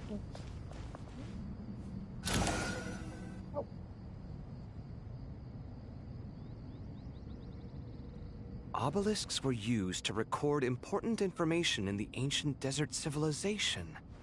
Hey, Al-Haytham, there's some writing here I'll need you to decipher. I've sent it to your screen. Do you see it? Got it. It's a little blurry, but I should manage. Take a look and tell me what it says. Oh, and I'll send any other similar text directly to you from now on. Let's start with this one. It's a variant of an older script. Herein lie verses written for the Yellow Sands. Looks like cultural information from the age of King Deshret. If so, I suggest you delete it. Words thrown together merely for fun. I had no idea Aru kept a record of this. Well, as long as you're certain that this is strictly private information, that's fine. It is unimportant. All right, well, I guess I'll start now.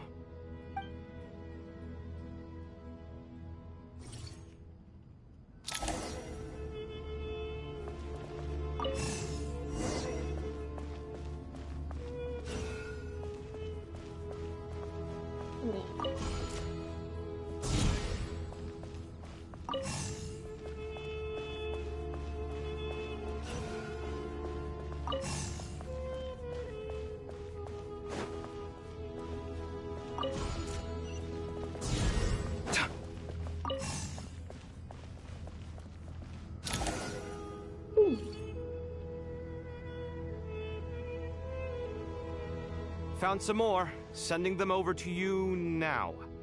These are all reports about the Gurabad conflict. Can we delete them? I'd say so. Most of this information has already been archived anyway. What if there are details in there that Vahumana missed? What are we supposed to do if they come after us in the future? They'll just have to live with it. If we don't resolve these issues now, there won't even be an academia in the future, let alone a Vahumana Darshan. Yeah, you're right. Okay, done. There's some other similar monuments nearby. I'll check them out. So this is like clearing up space in like a storage system.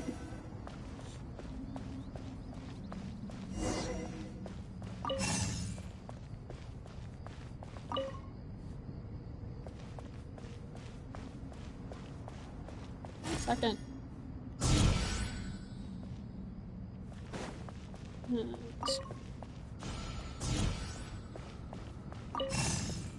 Oh. What? Wait. What?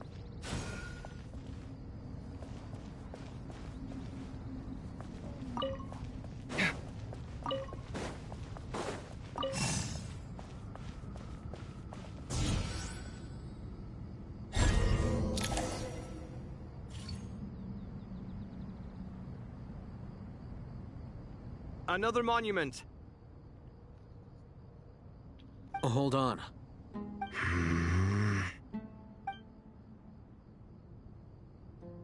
You're still reading it? How long is it? It records the development and governance of the Oasis civilization. Most of it concerns the Jinn, but it also contains records left by the artisans who built Aru. Is it important? Some of it.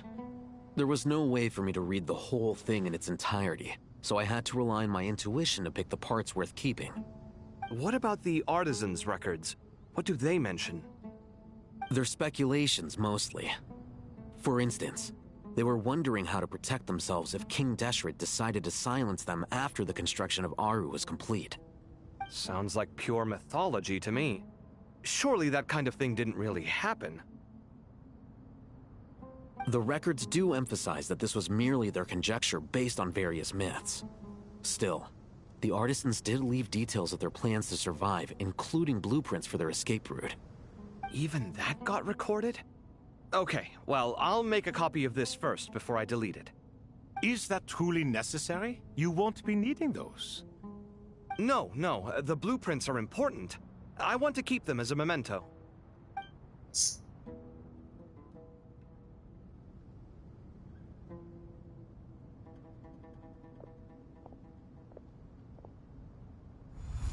I think that should just about do it. It meets the requirements of the contingency plans, so we should be good. I gotta say, it's the strangest feeling, this cross between reality and the intangible. It's like drifting between life and death, or in and out of a dream, using my own hands to manipulate illusions that are forever out of reach. Chasing dreams in the most literal sense. Definitely a novel experience. What happens if my spirit just floats away? That won't happen. Anyway, I wouldn't celebrate just yet if I were you.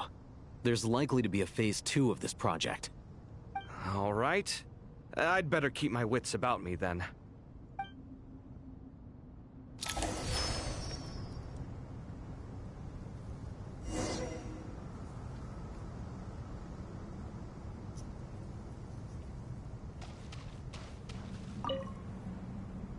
I expected that the outside world no longer respected the ancient gods, but even so, I do find the tone of these youngsters to be dreadfully impolite. It should hardly come as a surprise to you. I remember you saying the same thing last time. I assumed that was just a one-off. I did not realize it was the norm. Don't you think that young lad's matter-of-fact tone sounds familiar? It bears a rather uncanny resemblance to you, Goatee. Surely a sign that he is a man of rare intelligence. Oh. The rest of them, though, much better. The blonde-haired one, for instance. So sincere. That's the kind of kid I can respect. Oh, really? Well, what about your disciple, Nefer? She's about the furthest from sincerity that a person can get. And now you hit the crux of the issue. Thoth is spouting lies again. He cares nothing for sincerity. He likes Nefer simply because her personality is just like his. Thus, in giving his approval to Nefer, Thoth is simply validating himself. The rest is but smoke and mirrors. You have some nerve saying that. There really is no helping you two. Shut up, chess rookie. What nonsense is this? How dare you tell me to shut up? How can you engage in such banal chitter-chatter at a time like this? Aru has been opened. The glory and splendor of a bygone age is about to sweep over the earth like a flood. And you're here squabbling like petulant children. All three of you are insufferable. King Deshret was merciful, indeed, giving you a chance to be released from prison. I say, you should have been locked up for good. Ah, but Bennu, look on the bright side. Had they not been released, we would not have been awoken. Oh. You've been here this whole time. You should be scolding them along with me. I miss Hermanubis. It's not a real reunion without him here. And now you're avoiding the topic and talking to yourself. Why King Deshret designed your personality like this, I will never understand. Isn't this simply proof that our king supports my free will? Oh, look at those two rust buckets. Suddenly, you two do not seem so bad after all. Here. If being stuck together for thousands of years fosters no friendship, I cannot say what would. Naturally. They're fun. I like them. Imagine if they become playable. Ooh. That would be nice.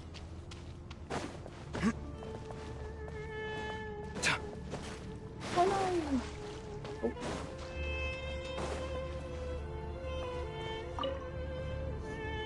How's it going? Are things progressing smoothly? Well enough, I suppose. You know how it is. The work itself is only half the problem. The other half is having to work with Al-Haytham. I'm sure the feeling is mutual. Honestly, though, I thought you two had already worked things out. As if! Turns out working closely together is the best way to expose any tensions lurking beneath the surface. Besides, I just think that some people never change. Agreed. Case in point, you didn't make sure I was out of earshot before you started complaining about me. Old habits die hard. Actually, this is for your own good. Maybe if you spend a little more time listening to what other people have to say, you might actually realize that you're the problem. Naivete is another old habit of yours. I had assumed that you both volunteered for this project, like us forest rangers. But now I'm getting the sense that wasn't the case. Definitely not. We were assigned to it by Lesser Lord Kusanali and Nephis. As much as I'd love to be doing normal work for normal clients, these Titan projects are all that's on offer right now. Though I'm sure they wouldn't be roping us in if they had any better options. Just goes to show how short-staffed the academia really is. I'm sure you've prepared yourself mentally, but I still feel the need to advise you to lower your expectations. It might make the process of working together a little less intolerable. I know! Same to you! But if you already understood that, you should also know not to say the quiet part out loud. Why don't you come help me with my forest patrols? Might help you avoid any further disagreements. Good suggestion, but unfortunately, differences of opinion will always exist. Changing the nature of the work won't get rid of them. For once, I actually agree. There is zero chance of us ever resolving our differences. Zero! But even so, the work must be done. Care for some coffee? I'm glad to see you making progress. Don't act so smug! It'd be nice if you made some too! I feel like even I've made some progress today. In the past, I never would have dared to try and mediate a conflict between you two while you're both right there in front of me. Apologizing probably makes it sound like I'm in the wrong, but... I'm sorry. I was just kidding. Truth be told, I don't have any work to do at the moment, so I'm just here to kill some time. How's Kale? She's studying with Nicole. I'm not sure how she's getting along, but she seems to be in good spirits at least. I wouldn't worry. Angelic affairs are probably above your pay grade anyway. I know what you mean, but Sino and I are still a little concerned for her. He said he'd go keep Kale company after he's finished training the mercenaries. I'm planning to join them myself shortly. Kale will be okay. Have faith in her. Even we can see how much more confident and outgoing she's become in these past few years. Thanks to you and Sino being there for her and providing guidance every step of the way, she can finally stand on her own 2 feet. On her own 2 feet. Does it feel bittersweet? Watching the younger generation grow up and move on? No, not yet, at least. I was just thinking, I wish there was more I could do for everyone. She'll be fine. Yeah, she will. Just try to relax. Oh, that's cute. Okay, I can't just talk to Alvin. I don't know if there's any other kids, but I'm not stressed. Those are long conversations.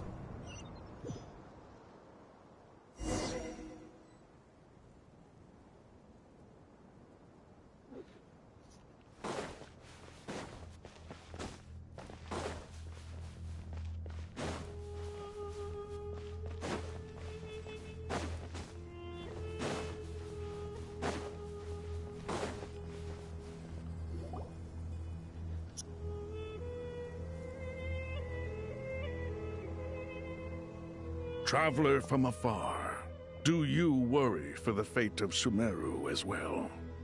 Whoa! It's Sobek the Crocodile King! Greetings, Crocodile King. Please be at ease. I'm just here to chat with you about Lesser Lord Kusanali. Sounds like you really care about her. Yes, although to be exact, it is a mixture of both concern and curiosity that I feel.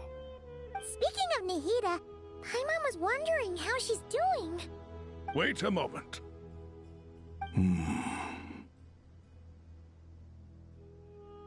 What is it? I tried calling out to Apep, but there was no response. This can only mean that she is focusing all her energy on taking care of Lesser Lord Kusanali. All the gods who served King Deshret seemed super surprised to hear that Apep agreed to help Nahida. Guessing she made a bad impression on you or something. Are you aware of the history between her and our king? I am not. The story begins a long time ago. Al-Ahmar was always a wishful thinker where the Dendro dragon was concerned. Without consulting her, he decided to list her among the 7 pillars and declared his own power to be far superior to hers. That was when our king was at the height of his power. Ibis Goti and I were no match for him. And so we chose to submit and serve as his ministers. But not Apep. No, she never thought much of him. To Apep, Al-Ahmar's pride and sense of superiority were nothing but ignorance and hubris. In fact, they fought numerous times, but usually the battle ended in a draw. In the end, King Deshret coveted the power of Celestia, only to end up corrupted by knowledge. His final act was to trick the dragon into swallowing him whole, leaving her to bear the torment of his sins. The Dendro dragon stands for the glory of a bygone era. She hated Al-Ahmar and what he represented. All the gods, all the power they wielded. And so, her willingness to help the Dendro Archon through this crisis comes as a great surprise indeed. It makes one wonder whether, perhaps, the Dendro Archon assisted her in the past. Yep, Nahida did her a huge favor.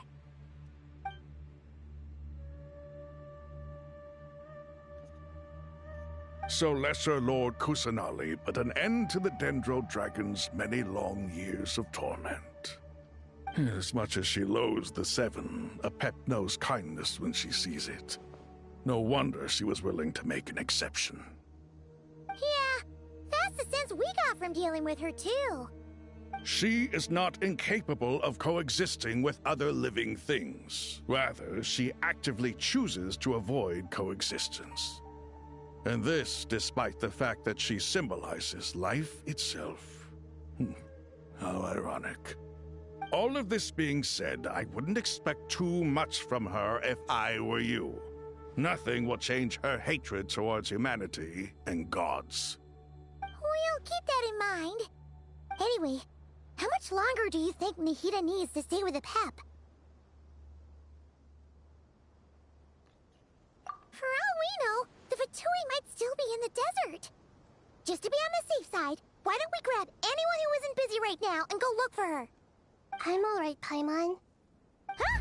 Was that Nahida's voice? It seems the treatment was effective. Since when do my deeds require your evaluation?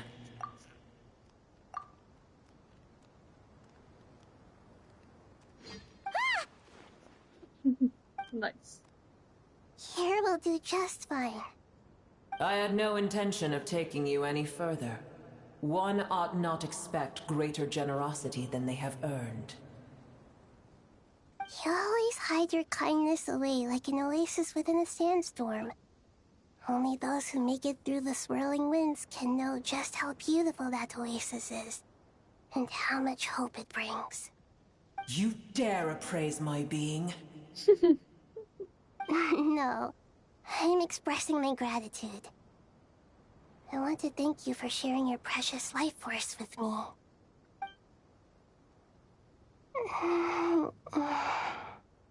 Awake already. You are more resilient than I thought. Pep. I love these art. I feel much better. Thank you. Gods and their gratitude mean little to me. I would rather you give me your assurance that the situation with Irminsul and Sumeru's ley lines will be competently managed. If I suffer any ill effects from the ley lines, you, as the god of this land, will be held responsible. And you would not enjoy being held to account by me. I understand what you require, but I would assume this task even if you did not demand it. Sumeru is my responsibility. I must resume my duties as soon as possible. A farcical notion. God of Sumeru, I hope you realize how unextraordinary your strength is. And yet, maybe it is precisely what defines me. A god of wisdom is not meant to rule by force. Then hold steady. We go forth. Well, I'll be. Is that a pep? Do my eyes deceive me? Of all places, the Dendro Dragon has decided to visit the mausoleum of King Deshret? I see that after all this time, El Ahmar's menagerie of ministers remain as vile as ever. It's a pleasure, Dendro Dragon. Had you arrived but a little sooner, you might have attended a meeting of the Seven Pillars. What a nauseating thought. You are not the first insects I have had the displeasure of dealing with today. A swarm of them tugged on my tail on my way over. Goodness knows what hovels they crawled from. Why do all the creatures of this world remain so lowly after all this time? What did you do with them? I cast them away. What would you have me do? Keep them as trinkets? Boer, this is where we shall part ways. To be clear, I do not wish to see you or anyone else here ever again, unless absolutely necessary. Then I wish you peace as you return to your dwelling place.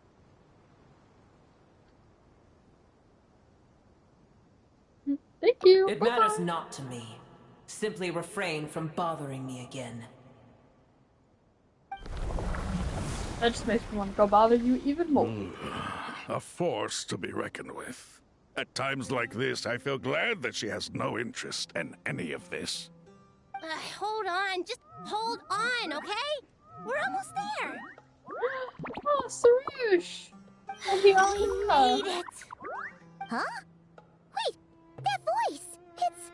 Uh-oh, I'm gonna fall!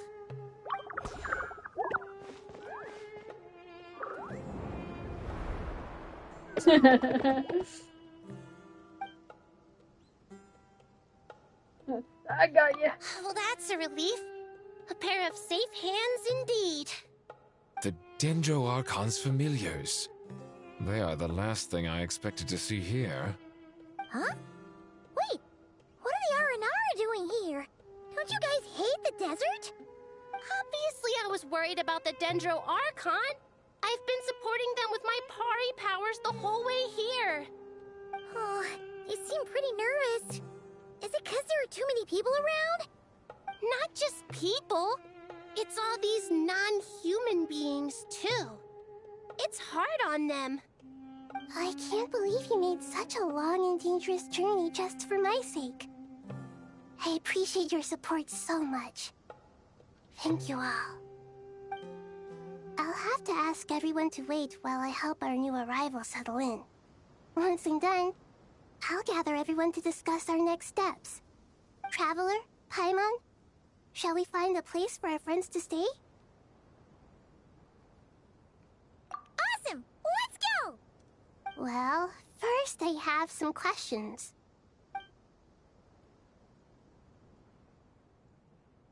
Okay, I think that covers everything. Thank you. We can get going now.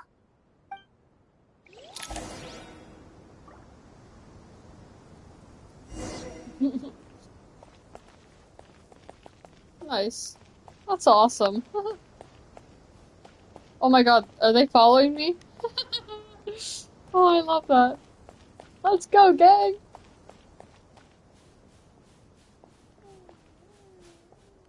Oh, they don't want to go with me.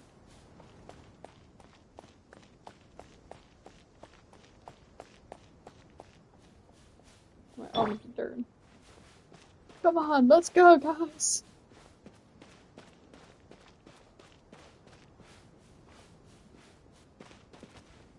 Some of them are so slow.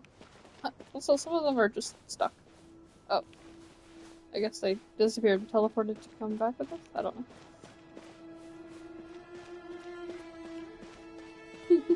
This is so fun. Yeah, they keep getting stuck on the stairs.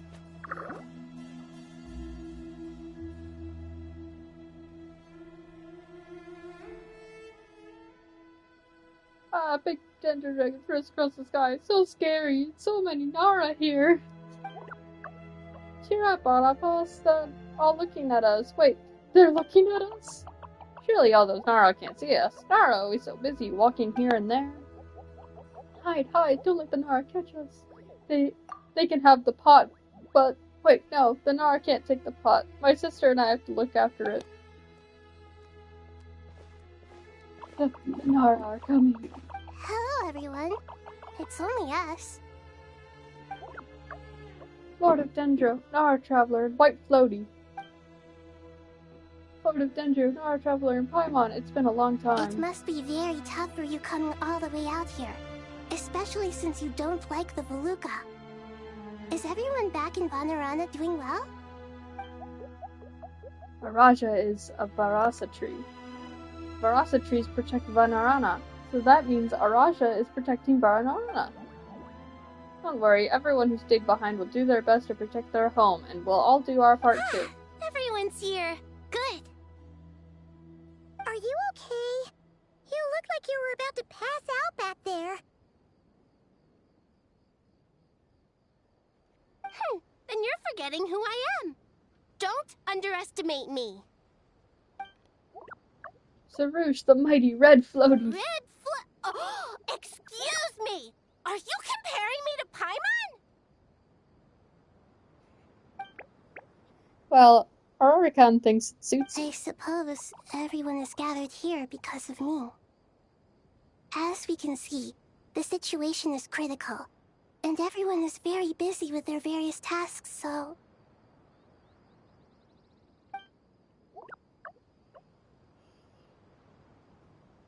Oh, need help? Arapas can help. We can all help. Arapas brought a pot to make soup. Very delicious. All of us are here to help. Arabalika, Ararakan, Arapas, Aradasha, Arayuta, Arasata, and Ararasha will all help. I can't thank you enough. Right now, we're focused on restructuring Aru, processing excess information, and helping restore everyone's confidence. I'm sure you'll find it all very straightforward. So straightforward. I can help too! Just let me know where I'm needed. Together! Lord of Dendro, Arabalika has something important to tell you. On our way out of Vanarana, we saw some Nara talking in secret. Male Nara, up to no good. Up to no good? Yes, 2 Nara sneaking around at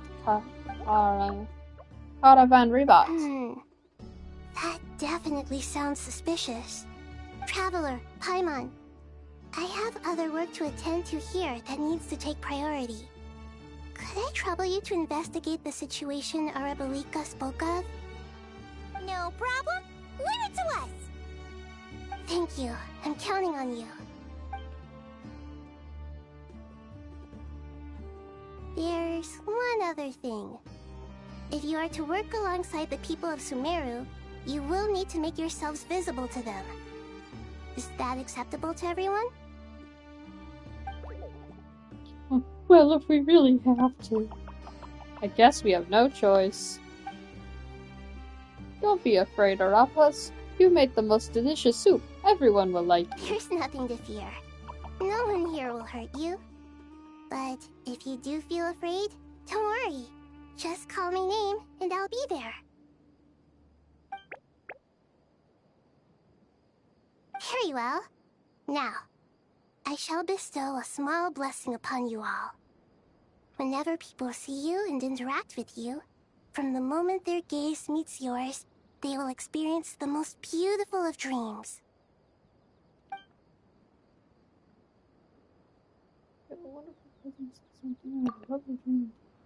Sunlight trickling through the branches, glistening like a gold leaf, the trees chanting softly in the breeze as flowing water plays a symphony. Your heart swells up like a balloon as it fills with happiness. There are many terrible things yet to be resolved, but in this moment, all you feel is peace, friendship, and love as you stand side by side with dozens of other creatures together in the forest. People around you turn their heads, scan their surroundings. They hear it too. Ancient voices speak from the forest, soothing everyone's hearts. Do not fear, do not be afraid, do not be overcome by the storm. Do not fear. We will face it together. This too shall pass.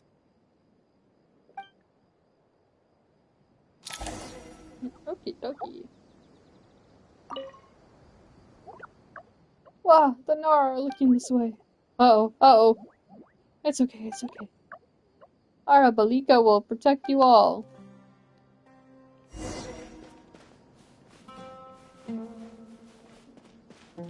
These guys don't want to talk.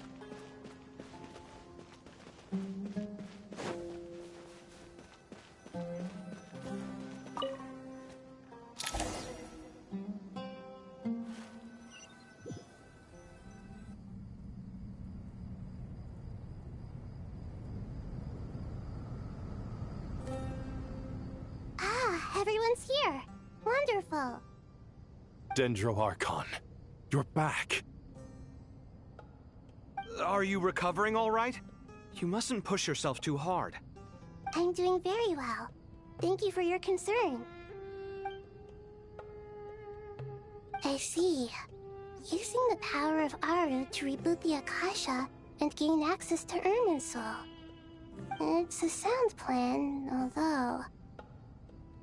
I regret to be the bearer of bad news, but with the state that Ermin's soul is currently in, it's impossible to access via traditional means.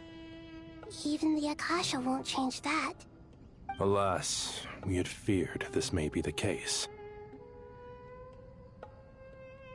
And what about non-traditional means? Non-traditional means? Are you saying... Desperate times call for new measures.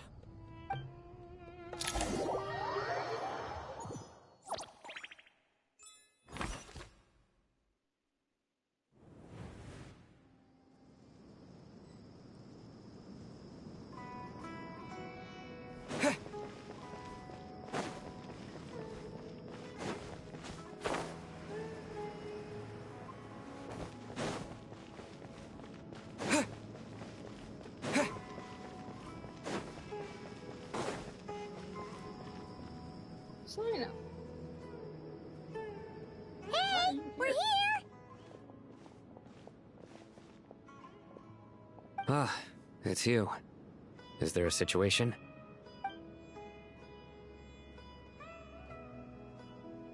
The Aranara have good intuition when it comes to people. In other words, there may well be a traitor among us. Given everything that's going on, I'd be more surprised if there wasn't. Miss Nefer, as a professional intelligence broker, I trust you have a solution? Not one that I'm willing to volunteer. What's in it for me? Let's say I'll treat this as a pilot project aimed at expanding your intelligence operations. Hello. Whatever business you're in, Yeah. an avenue to My demonstrate your area, abilities whichever could one it never is. hurt. I like the sound of that. Glad we're on the same page. Given that you rarely set foot in Sumeru, practically no one at Caravan Rebot knows who you are. I take it you've read the files on everyone in the area? Yes. I also skimmed the list of evacuees, and am more or less up to date on where everyone stands. Any initial suspects? Limiting the scopes to males whose recent activity could be viewed as suspicious. I've identified 3 names. The Aranara saw 2 people talking, but currently we only have 1 suspect. The other person was probably just a messenger, and in all likelihood has already left Caravan Rebat. Everyone is heading for the desert per the evacuation order. Anyone willing to turn back at this stage is almost certainly with the Fatui.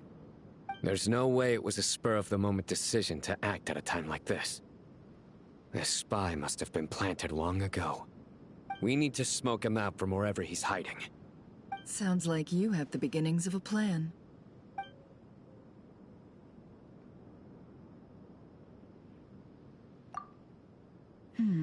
I see. Your suspicions are well-founded. I'd be watching him too if I were you. So far, we still lack solid evidence that he's been bribed. He hasn't made any recent purchases that would indicate he came into some cash. Then let's get closer to him to confirm before we make our move. I can handle it. I'm not based in Sumeru, so barely anyone at Caravan Rebat knows who I am. And you're certain you've never encountered this person in Nodcry? I'm certain. Besides, it's extremely rare for me to have had any direct contact with Sumeru mercenaries besides Jet. There's no way he could have seen my face before. Sino, stay out of sight and wait for my signal. If he raises any red flags, I'll bring him toward the main road. Understood. I'll take it from there. Excellent. Well, it's a pleasure working with you. Yeah, so what am I doing? Oh, I get to play as Never. Who knows what the Traveler's doing?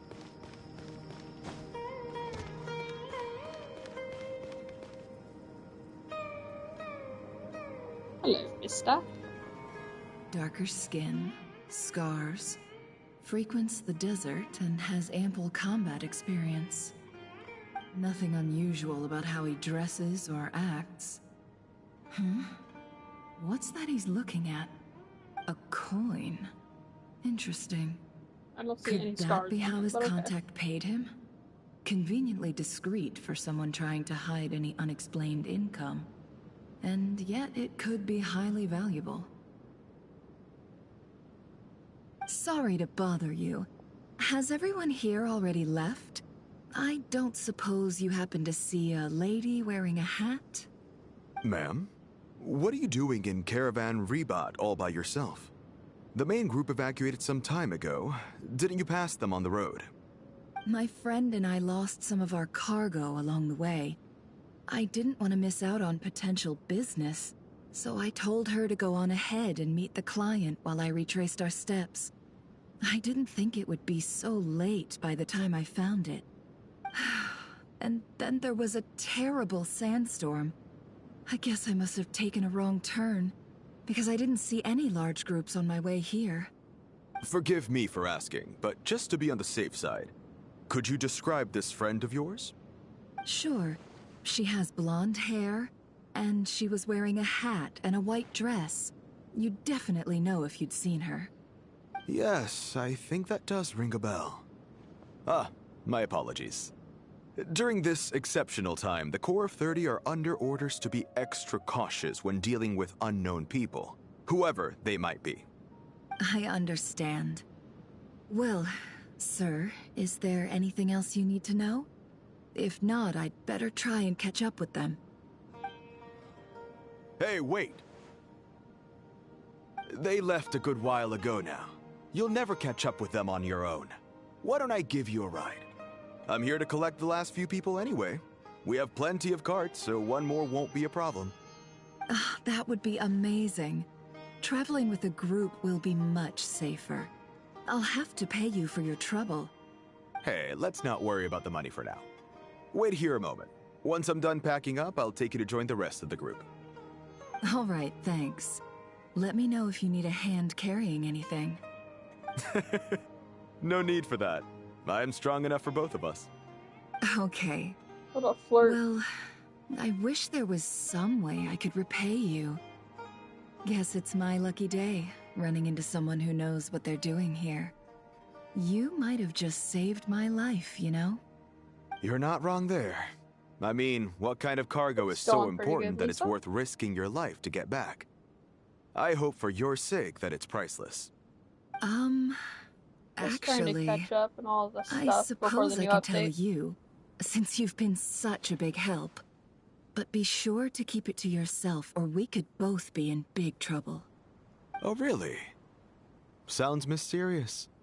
We're in the antiques business. You understand? Some of our goods aren't acquired through the most legitimate means. We have to be very discreet when we're selling them. That's why I had to go looking for the missing cargo alone. Ah, no wonder. Well, ma'am, in that case, it turns out that maybe there is something you could do for me. I'm all ears. But to be clear, our commission isn't cheap. Think carefully before you ask. We don't want to ruin our relationship before we even hit the road. I'm sure that won't be a problem. Favorite, but my issue is, like I have it, something that's a little it's definitely difficult to the sell game that I on have as the well. most hours in, but that's Take a look just at because this. there's so much shit to do all the time. Though I used to play every single day. I don't really anymore. Mercenary reveals an old coin in his hand. Thanks to her dealings in Nodcry, Nefer has seen plenty of antiques in her time and recognizes it as a very rare, high-value item. The ancient coin is used to pay off the mercenary is made of pure gold. At first glance, it's hard to discern its country of origin. If sold to a astute collector, it'd fetch a very high price. Pure gold? Typically like to play just open world story games like Red Dead Redemption, Skyrim. If you look hard enough, there are some other many things that treasures I've to be streamed found in the before, like mausoleum Power of Watch King Sim, Deshret. Date Everything. It has no distinct Snezhnayan markings. That'll be why he's going with that story. And he clearly doesn't want to arouse suspicion, so he's on the lookout for an opportunity to make a quiet trade. Surely you have an existing business partner. Won't they take it off your hands? Red Dead Redemption 1 has always I been won't my be attracting most the favorite wrath game. of my competitors by helping you That sell was the this. one that, like, I put the most hours The shop into I as a used to kid. work with is having cash flow issues at the moment. I've only after just started losing playing some Red money. Dead Redemption 2. I've I'm only under played enough chapter 1 pressure so as it far, is without so having to deal can't with say much them. about that game yet, On but the I'm off sure chance it's anything went wrong, gonna be I'd good. never get my money back. I understand. Gold is the last thing that traders with cash flow problems want to see. Well, in that case, I think we can work something out. As it happens, Streaming I'm for just about on and done off about a packing. year. Shall we make a move? I just kind of do it for fun. Let's walk and talk. This evacuation was a huge operation. They needed a few people to stay behind and tie up loose ends. And I ended up being one of them. You're lucky you ran into us in time. I certainly am. I don't know how this happened. One thing led to another, and look how it ended up. I just hope our client doesn't get spooked and cancel their order. Fingers crossed. Canada. But either way, life goes on, and we all have to make a living somehow.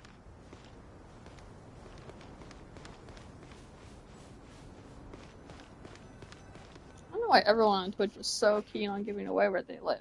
Like, I don't know. I was always raised to be so cautious of that stuff. Like, just earlier I had somebody be like, "Oh, I'm from here," and I'm like, "That's cool." I'm from, and they're like, "Oh, where are you from?" Canada. I'm not telling you which province or state I'm from. Like, that's What are you just. doing? I mean, like, it's so easy to find that information online for the most part, but it's like, still, you don't want This to is the just giving coin? it away. Good. Sadly, you won't have the chance to spend it. Nicely done. Looks like Sumeru's Matra are a well-oiled machine nowadays. Unmarked gold coins are quite difficult to trace. Thanks to you, we have secured the evidence. Here's what's I guess gonna since happen. the United States is such like a huge place, it's like it's not that uncommon. And like most people just online assume that everyone is from the States, so it's like, oh, what part of the States are you from? Southeast from here, When leeward you're side not of the from hill. the States, it's easy to be like, That's I'm where from he's this meeting his country. contact. And they're Great like, work. wow, cool. Candace tells me your interrogation skills are highly effective. I do besides. Hers are quickly catching up. She's improved a lot in recent years.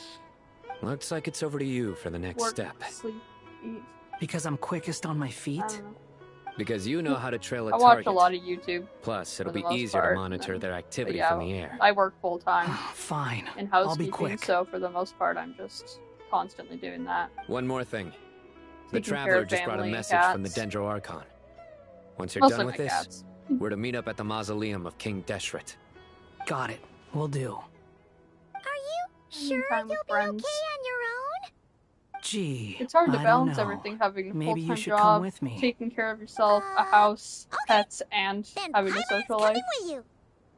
Really? And plus doing like you do spare know things. this is a stealth operation, right? Meaning, you have to be quiet? Paimon. Nice. Are you sure about this? Well, Paimon at least wants to give it a shot. Like everyone I says, used to if you do, never I mean, try, back in high you'll school when I never had a know. lot of free time, I used to do a lot of art. Being the best guide into that has to count for something. What else did I This do? should be I a did a lot of piece art. cake. Oh, I wrote a lot. I like writing. I used to write a Fine. lot of stories. I Join haven't me if you wrote in want. a long time, though. But be warned. If anything goes wrong, I'll have to gag I you still would and like to shove you actually into a publish a book bush. one day, but I just don't got time for that. Paimon will be super careful. And it's like planning a story is like the Good. hardest part. Just Then what are like we sitting waiting down and for? writing something, that's Let's easy, go. but like, especially when you have so many ideas. But actually planning a full story around like just a few simple ideas is hard. I have so many ideas, but I'm just like, how do I make that into like a full story that's not just like 10 chapters and then done? And something that's actually interesting and hasn't been done a million times before.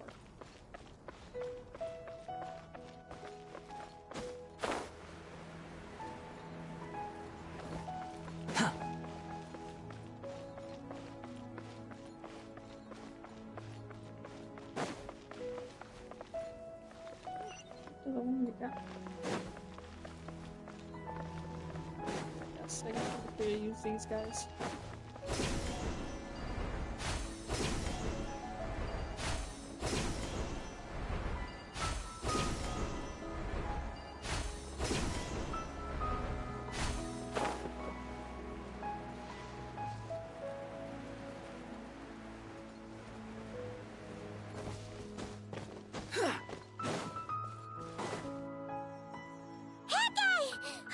Wait up! Hey, slow down, will ya? We're here. Now we wait.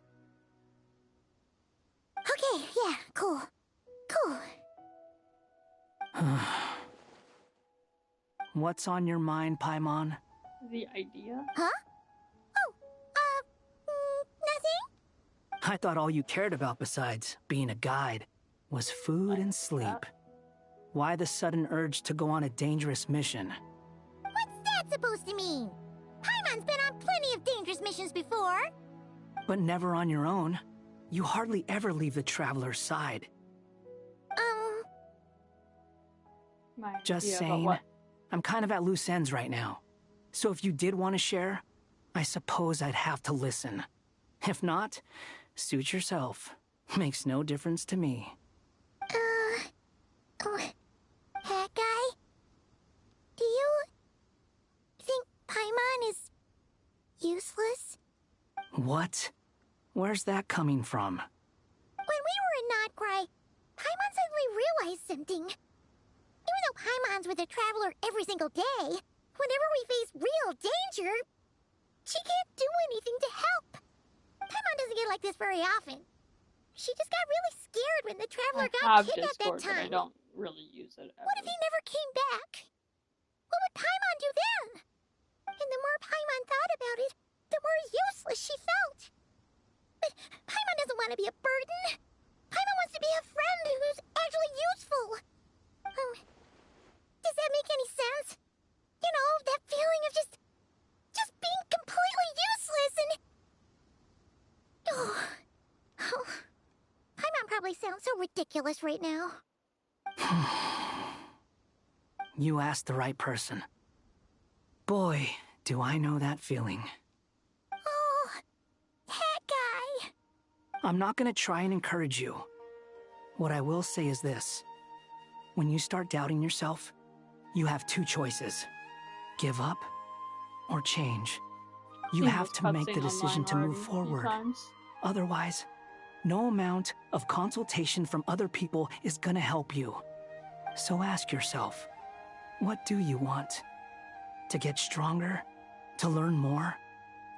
Whatever it is, go do it. You won't have any regrets, If you can at least say that you tried. Oh. Alright. Something's not right. Shouldn't they be here by now?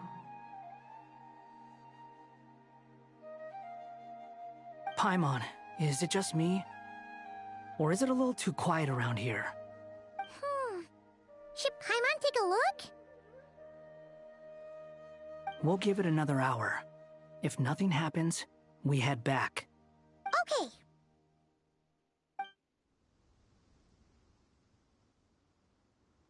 Stand there for an entire hour. How strange. We've been here for ages. Where the heck are they? Have we been stood up? What is it? Did you think of something? Something feels off about this whole situation, but I can't quite explain why. We know for sure that the guy Sino caught had something set up, yet somehow his contact is a no-show. So, either the handler got caught, or, more likely, they decided to cut our guy loose. But how would they know to do that? Wouldn't they at least send someone here to check things out? That's the problem. They couldn't possibly know what's happening here. Unless... This feels all too familiar. Come on, let's head back.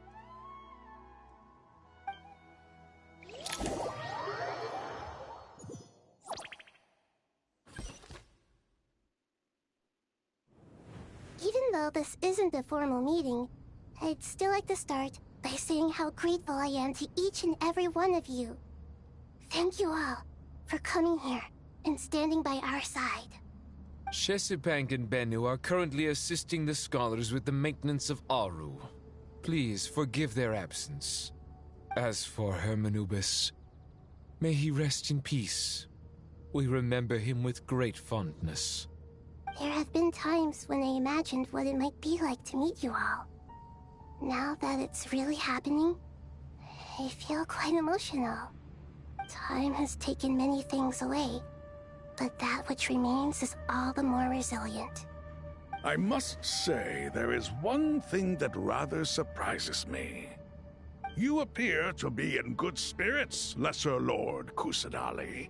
But even so, I can sense that the life force given to you by the Dendral Dragon has far from fully resolved the problem of your vitality. Oh no! So even Apep's power didn't work? Don't worry, Paimon. It worked very well indeed. The issue is how closely I am tied to Irminsul. Until the problem with it is resolved, there is no way I can fully recover. Sumeru has undergone tremendous changes during your absence. When gods pass away, inevitably, people's faith in them grows weaker. You must have sensed it already. Your power is not what it once was. Regrettably, this is true. I too have grown weaker due to the effects of Irminsul. Right now, we're all in quite a sorry state. Then what do you suggest? We take all the help we can get. Sumeru is our shared home. You and I, gods and humans alike. We must unite all our strength in this moment.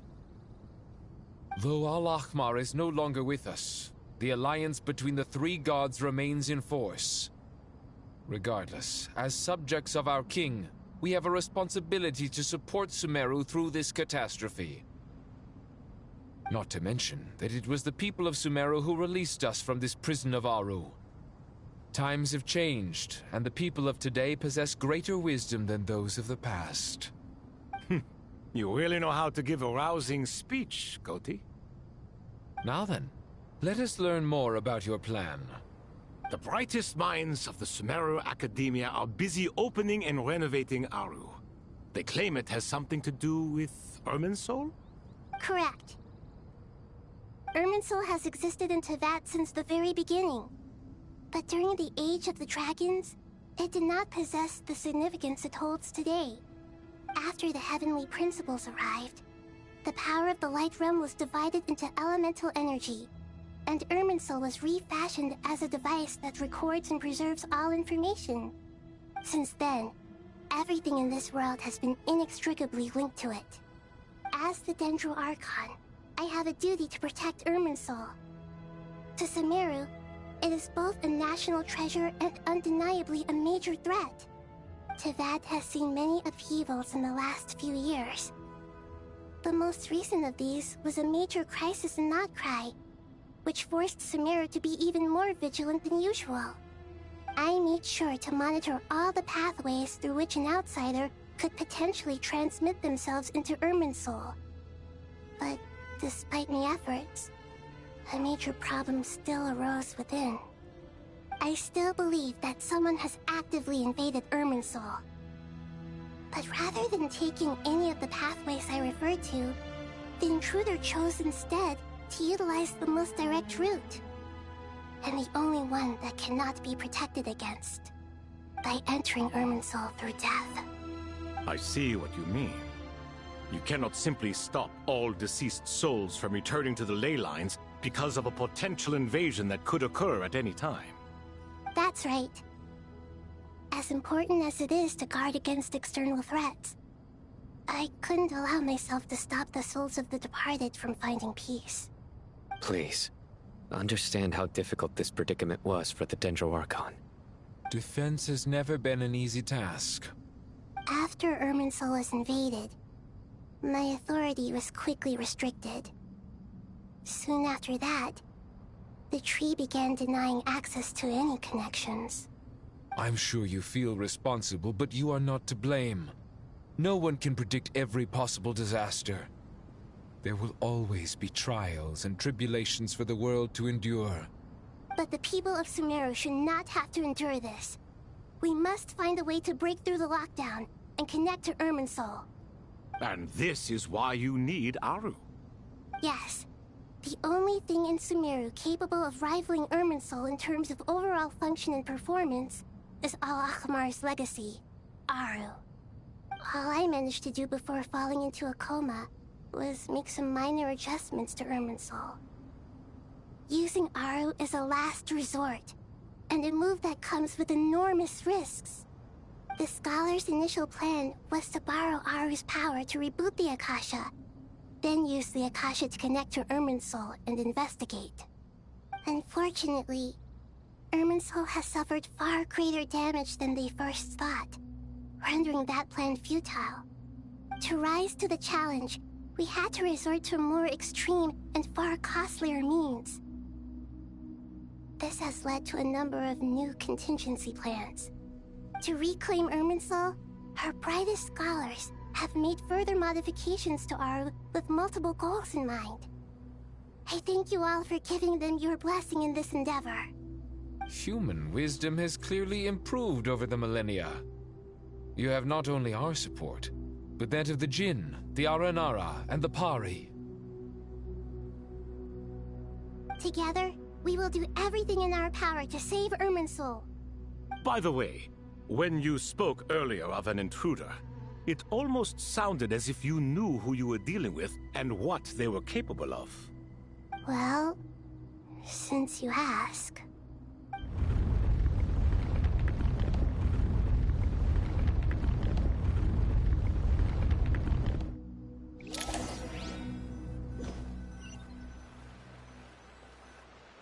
Let's see. Yep. Fuck.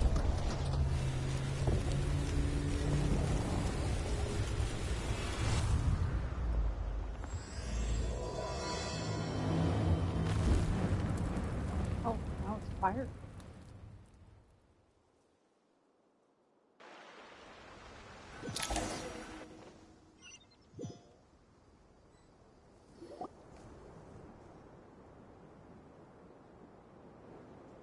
Master Tainari!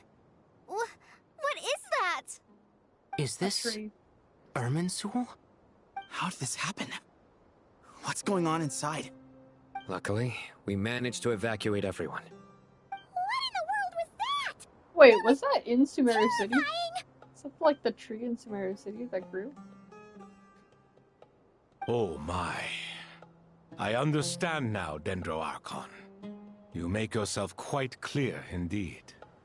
Not once over the millennia has Irminsul been so terribly afflicted as this. Please continue, Dendro Archon. Irminsul's root system is what comprises the ley lines. In the past, it has always been hidden away, going unseen by the general populace. But now, an evil intruder is making it reveal itself. It has become a tree of unbridled greed. A clear sign that a deranged experiment has advanced to a new stage. Blasphemy. From where I stand, an experiment in the name of blasphemy sounds rather improper. But if we are to honor Dottores' will, this is what we must do. The birth of this tree proves to me beyond doubt that this incident is connected to him.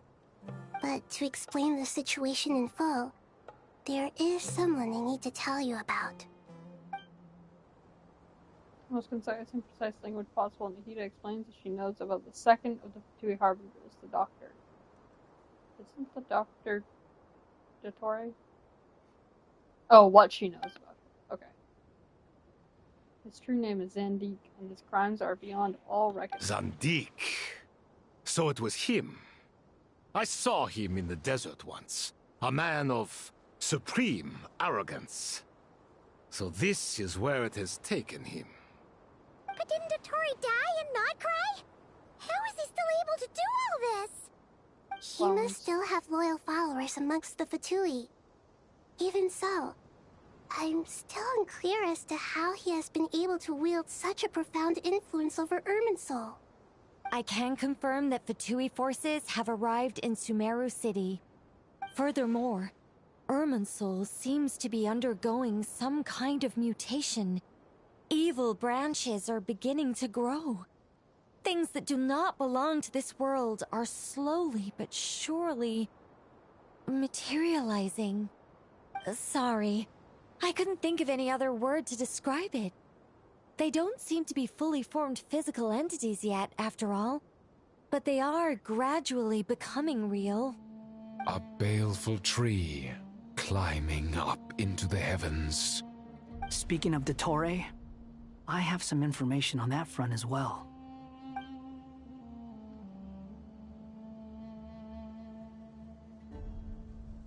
I didn't think it was wise to state this out in the open.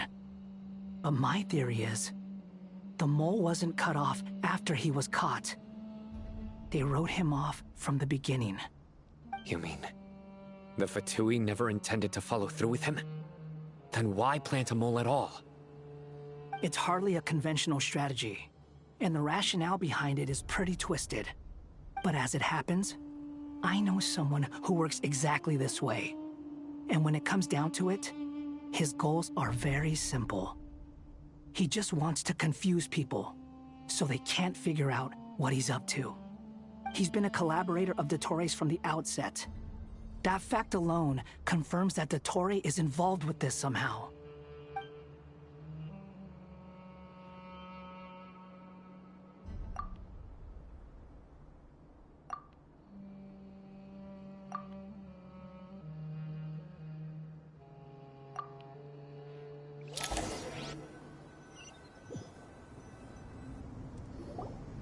There is still much to be done. Everyone, please remember our core strategy. As per the discussions, the following groups must act immediately. Mr. Al-Haytham and Mr. Kave, the next phase of the Aru renovation project must begin right away. Godspeed to you both. We'll give it everything we've got. The plan looks feasible, but the implementation will require certain resources. General Mahamatra Sino and his team will help to procure the materials required for modifying the terminal. No problem. I've already spoken with Sethos and Hat Guy, and they've agreed to assist me. This kind of thing is best left to the fleet-footed, right? Hat Guy? If it's efficiency you're after, we're the right people for the job. Following up on the elemental energy amplifier we discussed, Ms. Dory, I assume you're the one most familiar with the status of this project. Aside from the Dendro Archon, of course. Yep, that's right. Leave it to Lord Sangama Bay. Got it. Well, I'd like Madame Farazan, Kale, and Nicole to support Dory on the technical side. You can count on us. Will do. Rest assured, I'll take good care of Kale. Dia, Candace, and Nefer, you'll be in charge of negotiating between the various parties. I trust you remember our goal. You bet. We can handle it. Good. I believe that covers everything. Tainari will provide ad hoc support as needed, if that's okay. Poor Tainari. Must be tough being Nephis' student. Getting bossed around all day, every day. Hey, don't try and drive a wedge between us, you old rascal.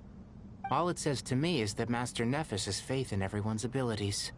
While I'm nominally here as backup, I doubt there will be many situations where my help is needed. Exactly.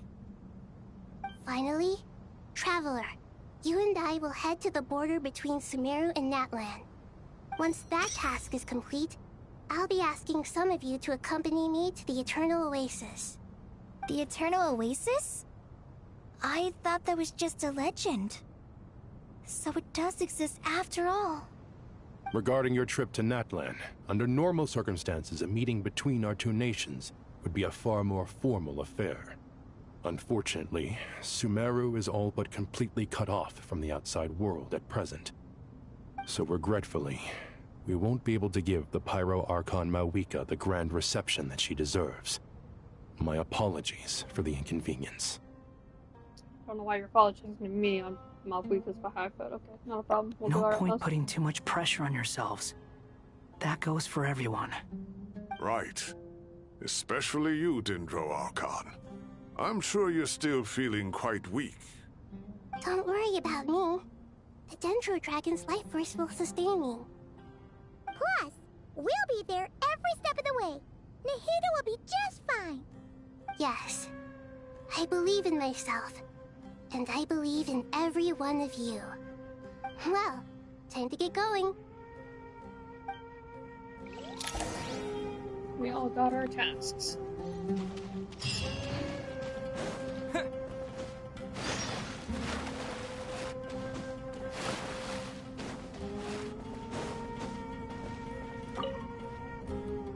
To what extent we can implement the final plan depends on how successfully the Akasha can be modified and configured. And to make sure the configuration works, Aru will also need some further optimization. Yeah, no surprises there. Once we roll this out, any Sumeru citizens who already have Akasha terminals can simply continue to use their existing devices. This still leaves us with a significant equipment shortage, though. Many groups of people were never issued Akasha terminals, including mercenaries, the desert folk, and many others. We'll need a supply of rare materials for the renovation of Aru and the production of new terminals. Right now, the best place to source these locally is from the primal constructs within King Deshret's mausoleum. Time is not on our side here. It's gonna be a race against the clock. The Aru merge and renovation project will have to be carried out by you two. Everything's riding on this, so failure is not an option. Best of luck to you both. As discussed, General Mahamatra Sino and Mr. Hat Guy will source the required materials. Mr. Sethos is quite familiar with the layout of King Deshret's mausoleum. With him accompanying them, things should go quite smoothly. I have every confidence. In the meantime, we may as well take a breather.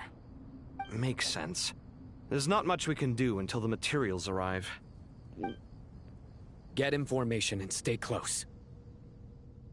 What is this, boot camp? Knock it off. It's just Sino being Sino. You know what he's like. Everyone clear on our mission objective.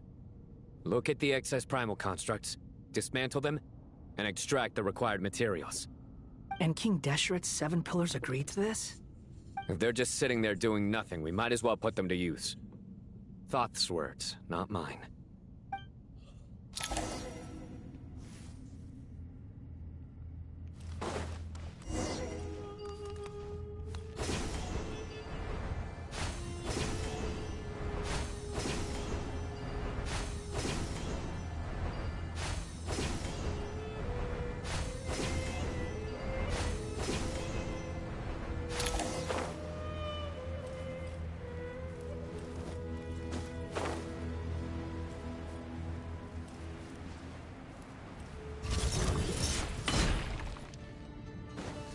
Futile! Through me, justice is served!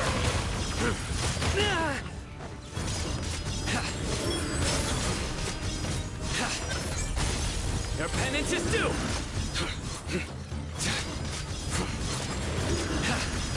You stand condemned! Guilty!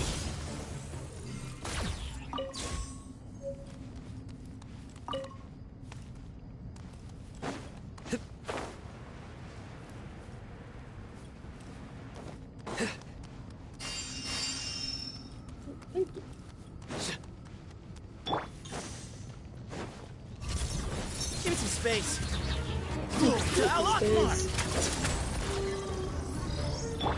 That's far enough. Bow your head.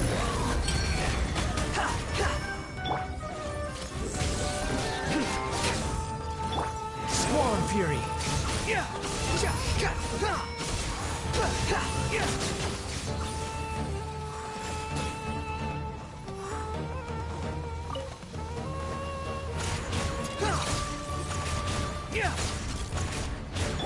Excuse me? Nowhere to run! Your sins weigh upon your soul! Your penance is due! You stand condemned!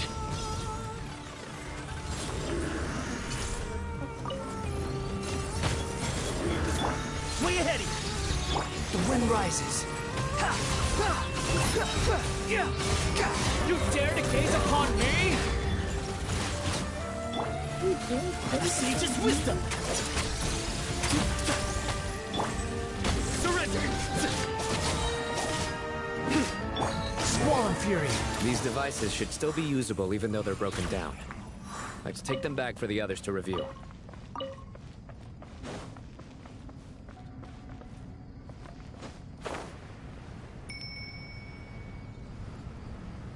Look at that. There's a little bell.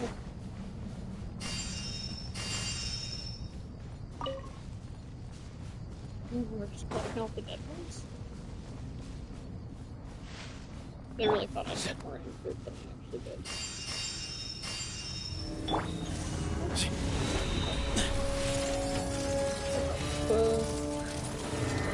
Give some space. Behold!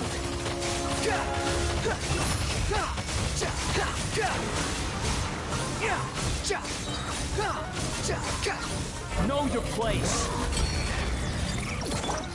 Futile! Judgment is upon you.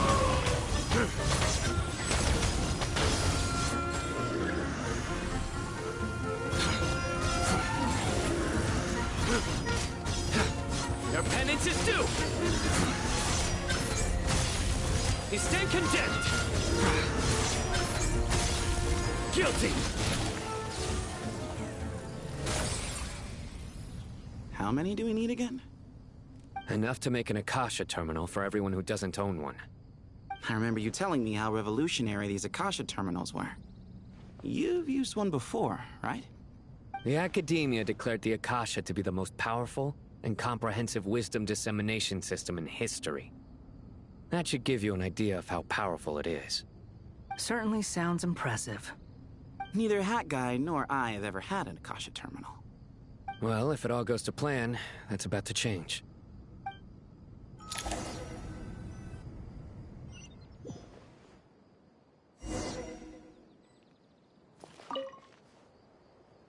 Oh, goody! Thank you so much for handling the delivery. What a long way it was. You've really outdone yourselves. I'm well aware what a bumpy, dangerous journey it must have been. Now, I would have loved to oversee the process myself, but of course, those of us who know the plan can't leave the mausoleum. Oh, trust me, I'm patting myself on the back for my assembly work here. Simply flawless work. But will you really be needing all of this? According to our plan, yes, this is the quantity required. I have no complaints about the quality either. Only the price. So expensive. I heard you covered a lot of the funding out of your own pocket. Oh, that's an exaggeration. The academia provided most of the funds. I just offered a small token of my goodwill. Of course, the real tragedy is how little profit I'm making on this. You know, it's a serious crisis when you can't even make money out of it. It's really quite a beautiful design. And I'm intrigued by how such a diminutive device is able to output the power of the Light Realm. Did you attend the lecture on Light Realm energy, Madame Farzan? I don't believe I saw you there. Of course I attended. I was just a little late, so I had to listen to the whole thing from outside the back door. Anyway, I have a perfectly good understanding of Light Realm, elemental and abyssal energy, as well as the relationship between the three. Good to know. Master told me in private that the conversion process between Light Realm energy and elemental energy involves highly classified knowledge that shouldn't be disseminated too widely. But even so, the scholars still shared said information. Well, you can't enforce a rule that everyone breaks. Is that the idea? At first, the Dendro Archon was reluctant to explain it in great depth for safety reasons. Later, she came to terms with it, and simply informed my master that we would all have to face the question of survival together. To protect someone from such dangers means keeping them in the dark, but for someone to know and embody the wisdom within, they must understand its very essence. It's an information hazard. We're exposed to danger just by knowing the facts, and just like bait, it lures us in by offering us the solution to our problems. But if you're not careful, you'll end up pursuing it down a dark path. A tricky problem. But today, this big problem has been broken down into many smaller, more trivial ones. What do you mean? I get it. For instance, you and I share secret knowledge, while she and I take on the risks of life, death, and fate. Something like that? Hey, what? That is not what I call a trivial problem. Well, as they often say in Vahumana, an event that is monumental to the individual is negligible in the grand scheme of history. Generally, the fate of the individual is an insignificant affair. Being from Amorta, where the subject of our research tends to be a lot more personal, I have to disagree. It's hard to dismiss the individual as insignificant. In other words, the big problem of survival has been broken down into many small, interconnected factors, and each one of us represents one of those factors. When the same secret is shared with a group of people, the same fate binds them together.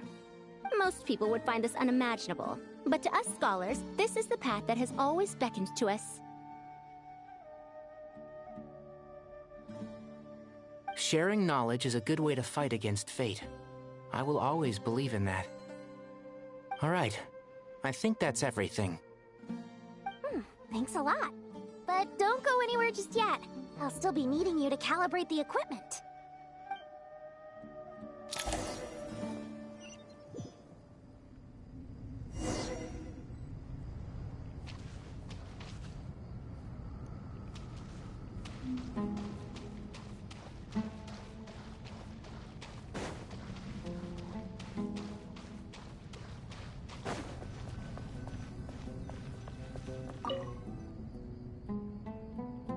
Okay, the materials are ready. We can proceed with the next phase. Al-Haytham, how are you getting along? Most of the information in Aru is written in ancient desert scripts. Some of this is written in a tribal language, while other parts seem to be a variant of an Oasis script, based on the glyph forms. Oh. Not lost to history, I hope. Some are. All we can do is infer the meaning based on the rules of related languages. Although, this section actually fills in some of the missing historical record. I'm transcribing it so we can bring it back to the academia. After Aru started up, 2 more lines of text appeared here. Can you read them? Humans may not read what is written by the gods, except by not reading. Victory should not be easy to attain, for it symbolizes divine wisdom. Knowledge must not waver, for it has external borders. Is this a clue to solving a puzzle? Or is it being symbolic? You can't read it unless you don't read it. Victory is wisdom. Knowledge is confined by borders. Wait, I think I've got it. It's a metaphor, isn't it? It's talking about... A chessboard.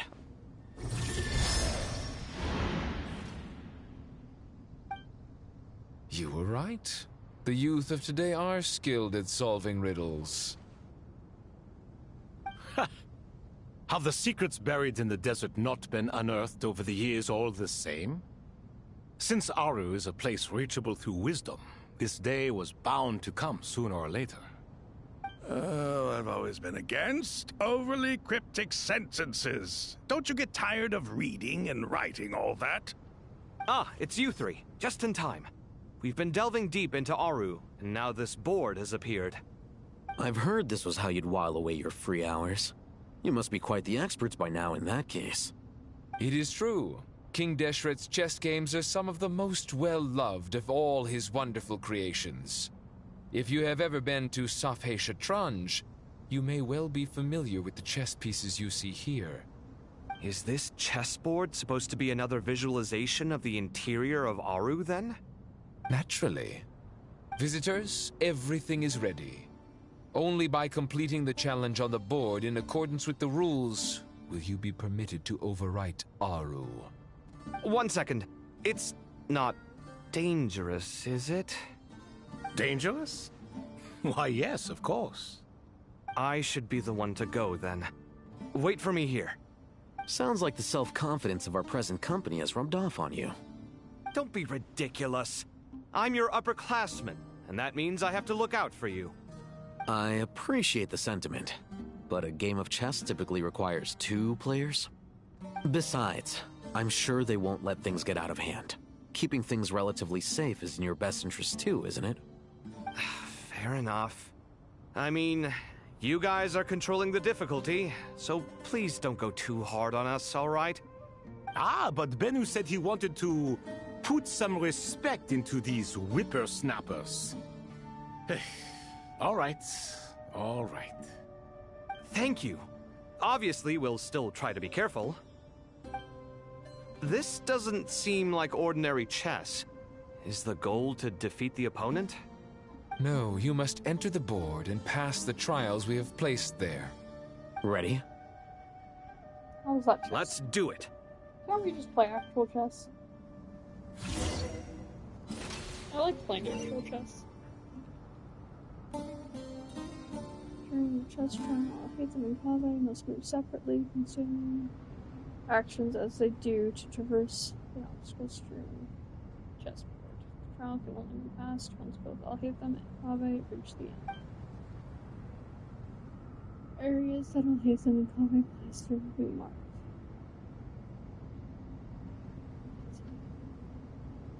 Unable to enter an area that Kaveh has marked, and vice versa.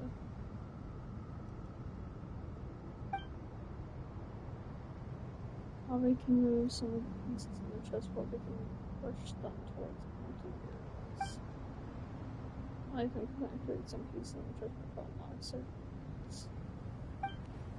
I don't get it. The first trial is posed by me. I don't think this is gonna stop us. Ah, but the key to this game lies in working together. Otherwise, you will be deemed to have broken the rules. Looks like it's up to me. Marak, can you open it?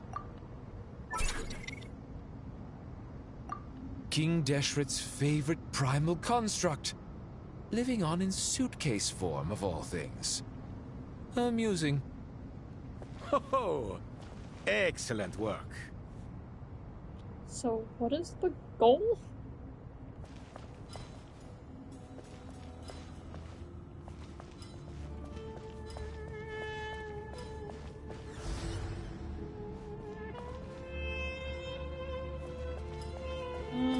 But we gotta move it out of the way for all Hatham, I guess.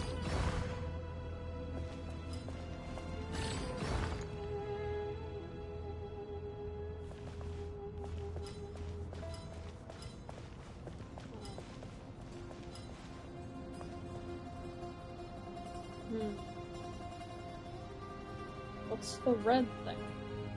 Strange time to catch up on sleep. Shut up. I'm sleeping, dumb. I'm thinking. It's not that simple, you know. That's the only way I can do it.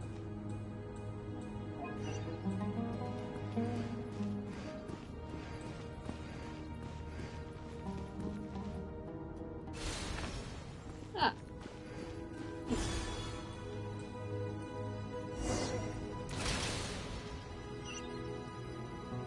Now is the time for my trial. Now, don't be nervous. I'll make it nice and easy for you. Really? Thanks in advance. We appreciate it. Can't go back. Look at this. I think that got rid of that.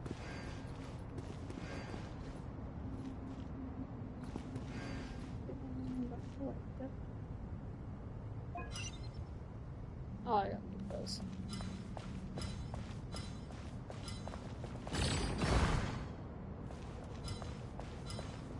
Can I move this over?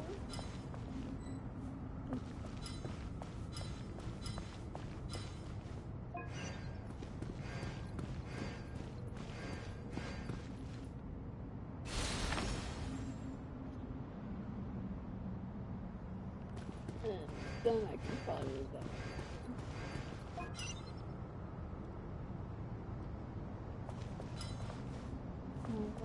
Move it over.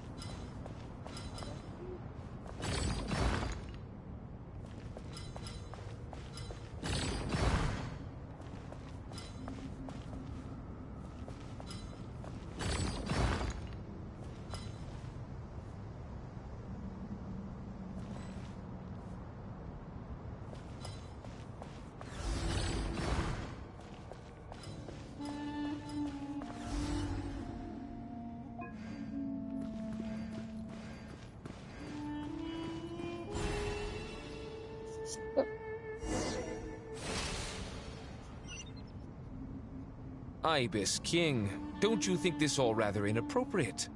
You may as well be handing them victory on a silver platter. Do not expect me to follow your lead. Ha! Suit yourself.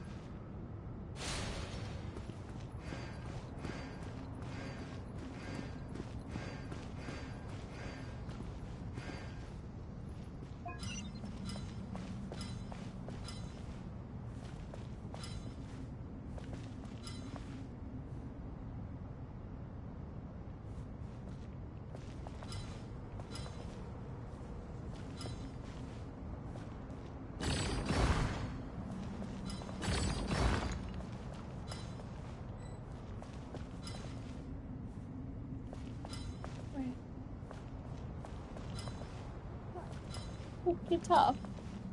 Strange time to catch up on sleep. Shut up. I'm not sleeping, I'm thinking. It's not that simple, you know. Yeah, it's not simple, you know.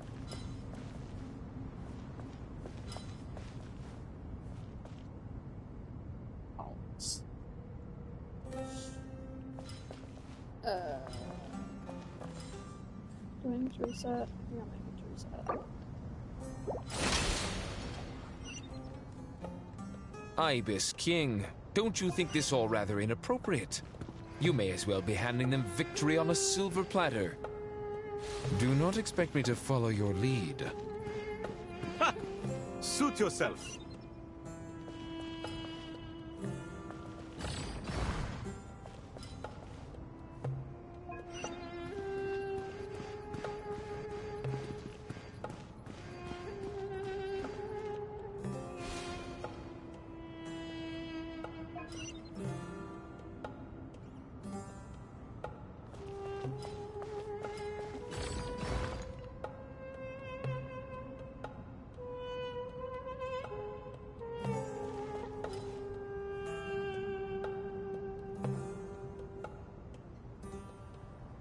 I don't see what else I can do though. Can I push it backwards? No? Strange time to catch up on sleep. I'm not sleeping, I'm thinking. It's not that simple, you know. Push this.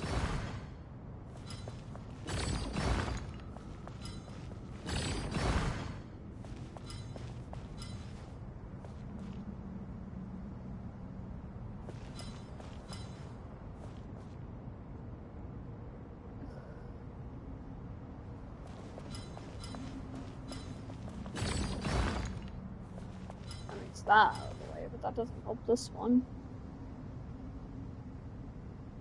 Strange time to catch up on sleep. I'm not sleeping, I'm thinking. It's not that simple, you know.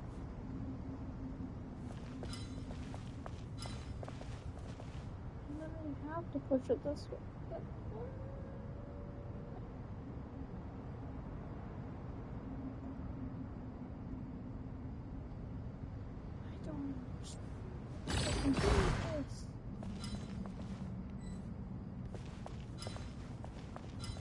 Strange time to catch up on sleep. I'm not sleeping, I'm thinking. It's not that simple, you know. Yeah, you really have to use the stick over here.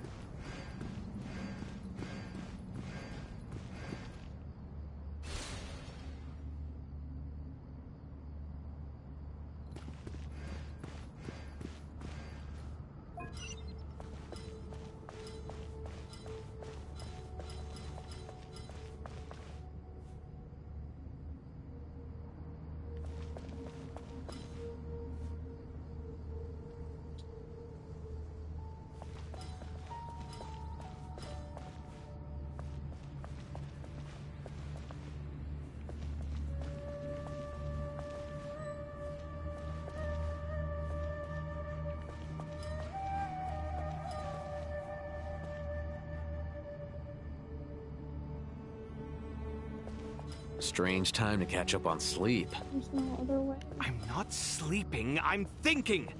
It's not that simple, you know.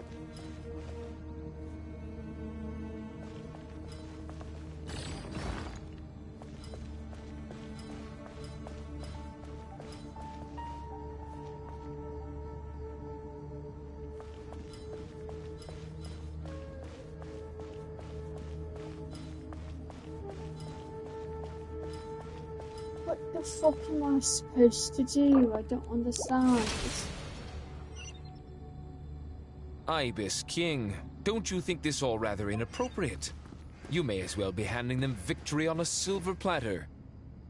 Do not expect me to follow your lead. Ha! Suit yourself.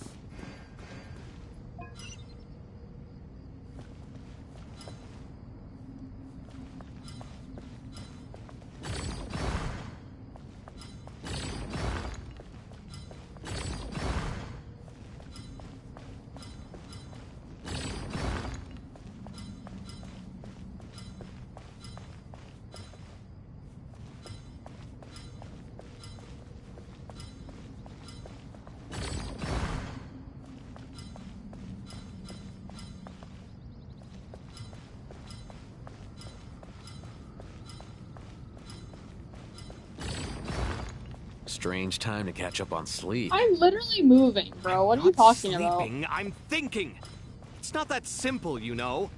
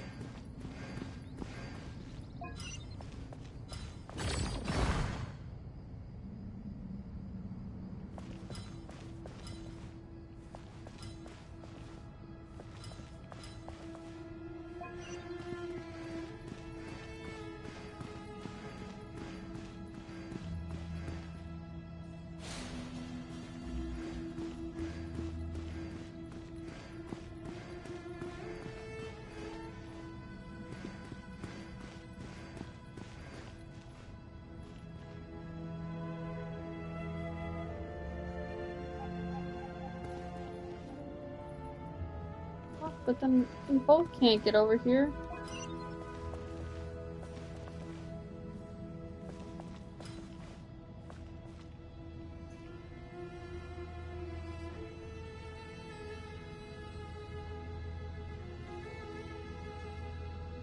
Oh, but now I can... Never mind. I got it. I got it.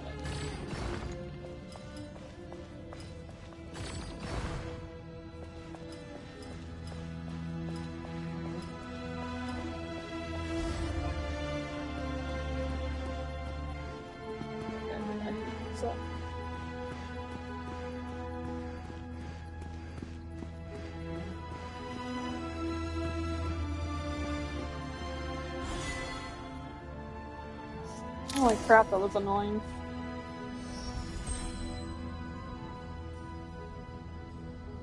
Done. Finally. It's over. But seriously, that was incredible. Standing on the chessboard felt completely different from standing on solid ground. And also... Oh, sorry. I'll save my thoughts for later. Thanks to the three of you for helping us out with this. Is it just me, or were you giving us quite a lot of guidance along the way? We made but a humble contribution. You lived up to our expectations. Bravo! Our aid was not given for naught. In addition to the existing functions, I'd like to ask you for another favor. Since Aru's interference shield can cover the entirety of the mausoleum, it should be possible to extend its range even further. Perhaps you can find a way. So, building upon the existing functions to... Ah! I'm with you! Imagine for a moment. What would the ideal outcome look like if this function were compatible with the devices? I agree. This is the best solution possible. Please, everyone, we beg you to help us. Me, oh my! Well, since you ask so very nicely, I suppose... Goti? Croco? What do you say? Naturally.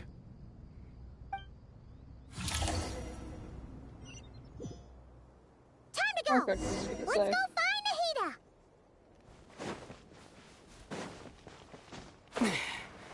Holy crap, this quest is so long. There you are. Miss Nicole truly is an angel. She shows great wisdom in guiding others, and she has already sent word to Natlan on our behalf. She said that while the other members of the Hexen Circle are busy with important work, she is quite free, and she's more than willing to accompany the people of Sumeru for the entire journey. Oh, there's Nicole, all right. Always super patient and loves to help everyone out. She's the best. She is. So kind and enthusiastic. Well, time for us to get going. Let's head out.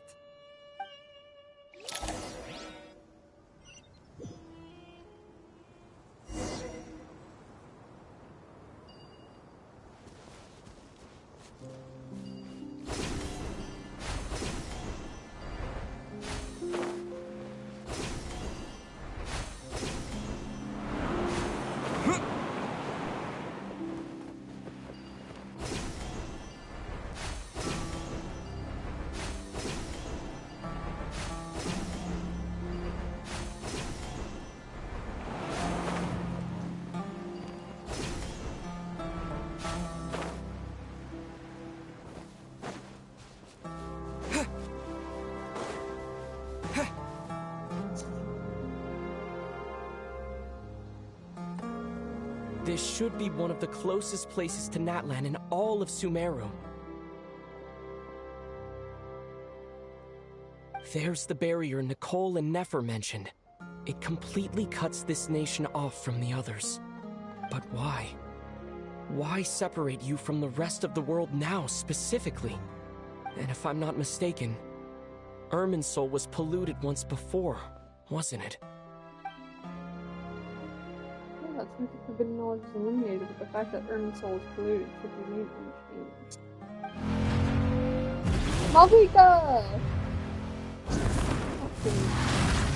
Right. Good question. I'm wondering the same thing myself. That voice. Mawika! You got here pretty quickly. Hello, traveler. It's been a while. Hello there. Hello, Dendro Archon. Mawika, I apologize for asking you to meet at the border on such short notice. I also apologize for not being able to greet you in person. The form in which you see me now is one carried by the Traveler. The real me is inside the mausoleum of King Deshret, and I am reaching out to you with my mind from here. Irminsul has been infiltrated by the Doctor. We must be on our guard, as he can spy on information in the world from within the tree. Fortunately, there is no record of the Traveler in Irminsul, and you are still within Natlan's borders. My records will be preserved in the Night Kingdom, rather than the ley lines. As long as the Night Kingdom remains disconnected from the ley line cycle, the Doctor has no way of knowing my movements. Exactly. So by meeting each other in this way, the meeting essentially never happened. No wonder Paimon didn't come. You were concerned that her activity would be recorded by Irminsul. The Natlanese have heard about the situation in Sumeru. With the borders sealed off, merchants have been forced to stop their shipments. It's pretty serious, and you're the ones bearing the brunt of it. I'd like to address the question you raised at the beginning. I can offer a brief explanation, although it will sound rather cruel. I don't reach this conclusion gladly, but Irminsul predates the Heavenly Principles. It existed long ago, when the dragons of Natlan were at the height of their power. So even when the people of Sumeru became ill because of pollution, it was not a critical issue from the perspective of Irminsul itself. As long as it continues to function normally, the barrier will not be activated. But this time, the Doctor's invasion has directly affected the tree. That is what caused the barrier to deploy. The Heavenly Principles established a rule that when Irminsul is plunged into grave danger, a portion of power will be reserved to isolate Sumeru. That way, even if Sumeru is destroyed, the outside world at least has some time to catch its breath. We'd certainly need it. The Heavenly Principles created almost everything that exists in Teyvat today. To them, preserving the existence of the world and its inhabitants takes priority over protecting Sumeru. Meaning, protecting Sumeru now falls to you. Yes. My own power may be limited, especially compared to yours. But that doesn't mean that we're just gonna sit around and wait for the end. Just a human that's if necessary, labeled as a I will god, utilize basically. any and every means at my disposal. Nicole of the Hexen Circle didn't say exactly what this meeting was about. But after hearing everything you've said so far, I think I can guess where this is going. That's right. Nahida and I discussed it at length. We both know how presumptuous this is, but... You need the Pyronosis, don't you? Oh, shit. Yes. You guessed correctly. Ew, is this how Originally, they lose the I only pyro intended to borrow it, but the situation is far graver than I foresaw. So instead, what I ask of you is to please give the Pyronosis to Sumeru. Why do you sound so nervous? There's no need to be shy. Surely a gnosis is pretty important to a god. Well, I mean, you I can all the guess, other gods but back, so. it's not as if losing it would suddenly render us powerless. But I'm sure you don't need me to tell you that. With all the nations you've traveled to, and all the gods you've met, you must have realized that by now. Exactly. As far as I'm concerned, a gnosis is basically an elemental energy enhancer. But I don't usually use it. You know me. I like to think I'm pretty strong without it. Yeah, not about to dispute that. So you see, you don't need to sweat it. Here, Take the pyronosis. Huh? Just like that? Uh-huh. Just like that. To tell the truth, I've always toyed with the idea of giving it to someone who needs it more than I do. You fought so hard I know against you the fucking accompanied captain Mahita to here to not try and give it increase to the him. chance of success. It's a good thing you did, because your involvement is one of the main reasons you've managed to persuade me. Are you sure about this? Handing over your gnosis just because of me? I won't try to quantify it, but trust me, handing over the gnosis to Tumaini is far from the craziest idea I could think of. Besides, even if you hadn't come here personally, I think I still would have agreed to Nahita's request. Irminsul doesn't just affect Sumeru. It impacts all of Teyvat. I know all too well how difficult it can be to protect the things you care about. So logically, morally, or however you want to cut it, helping you is the right thing to do.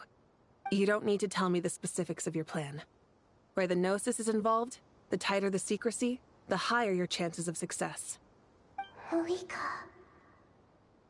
my heartfelt thanks go to you and the people of Natlan. Don't mention it. But now, for the hard part. How do I actually give it to you? The Irminsul barrier is right in the way. Yeah. I was also thinking about that. I have an idea.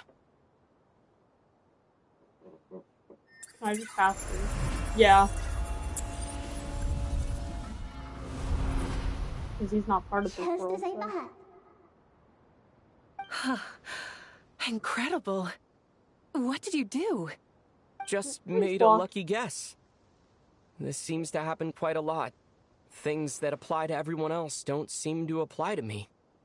I figured the same might be true here.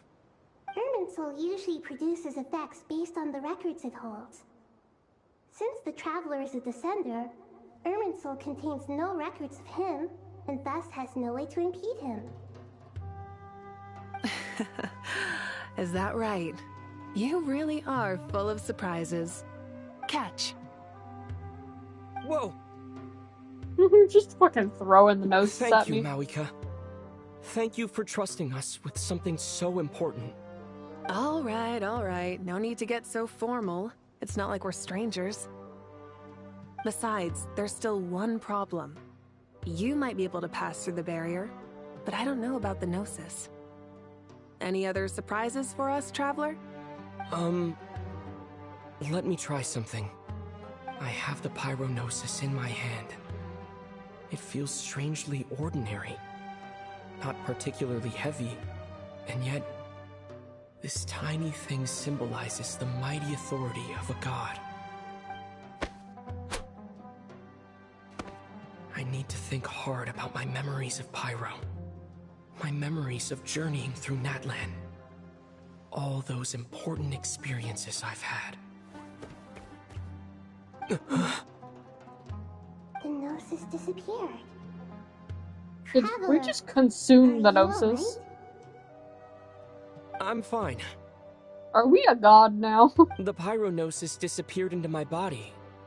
Just like phlogiston. Maybe it resonates with you because you've mastered the power of phlogiston. You might not be recorded in the ley lines, but you're still our Tumaini. I mean, yeah, he does have an ancient name. Whew. Not a good thing happens.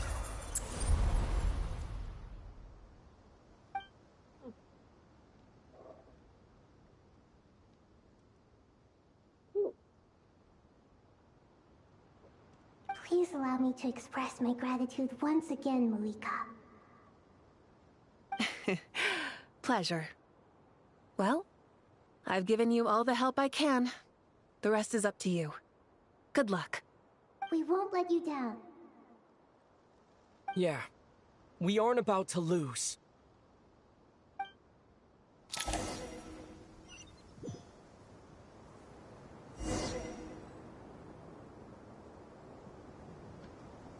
I got bored and I started painting my nails. Uh-oh. Good thing the Archon quests are the easiest fucking thing. You have to walk straight and then talk to someone.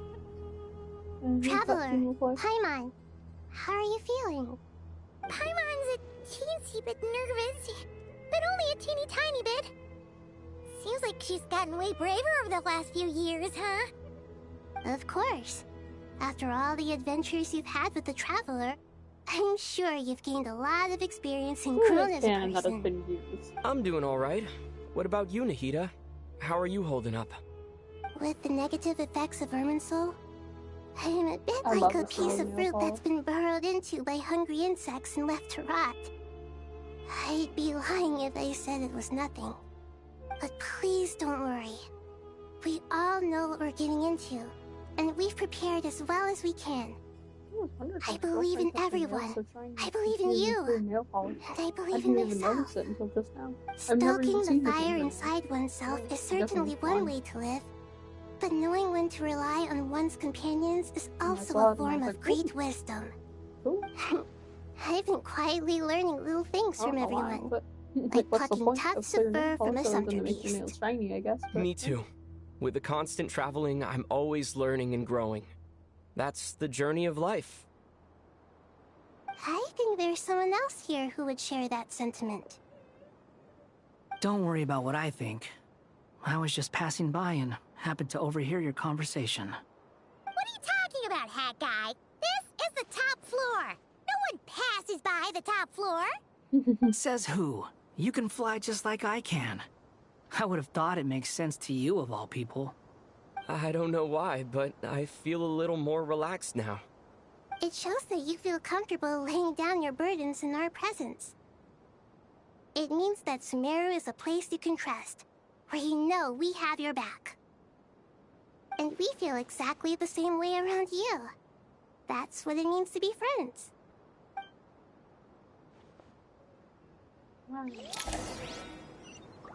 With the power of friendship. What's everyone talking? You know, what are you talking? Feel free to mingle if you'd like some time to catch up with people. Just remember to get a good night's sleep when you're done. Tomorrow is a very important day. Okie dokie. Oh. What else can we see from here? Let's not. Maybe.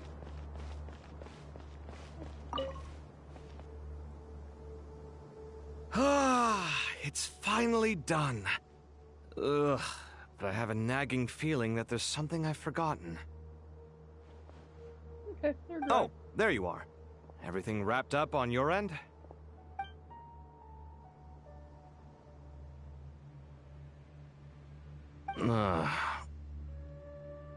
Okay, fair enough. That was a pointless question. We were working in tandem, after all. You must really be exhausted. Well, it's been a busy day for both of us. When work ends, you clock out. No looking back. Yeah, we're definitely due a break. Probably a little late to start drinking now, though. I'll stick with water. Here, this one's for you. Thanks. Aww, you're so gay. You want a bite to eat? I can grab us something. Or wait, I think there's a stove nearby. Let me take a look. Aww. Are you nervous? A little, yeah. Unlike you, it seems. How are you not feeling at all nervous? Because everything that happens next is beyond my individual control. I don't worry about things I cannot influence. What do you mean, cannot influence? You're the one who came up with half of the strategies we ended up using. There's only so much I can do. I was only doing my duty. Was it like this last time, too? You mean with Azar and his accomplices? Yes and no. The situation back then was easier to control, but we weren't as prepared as we are this time.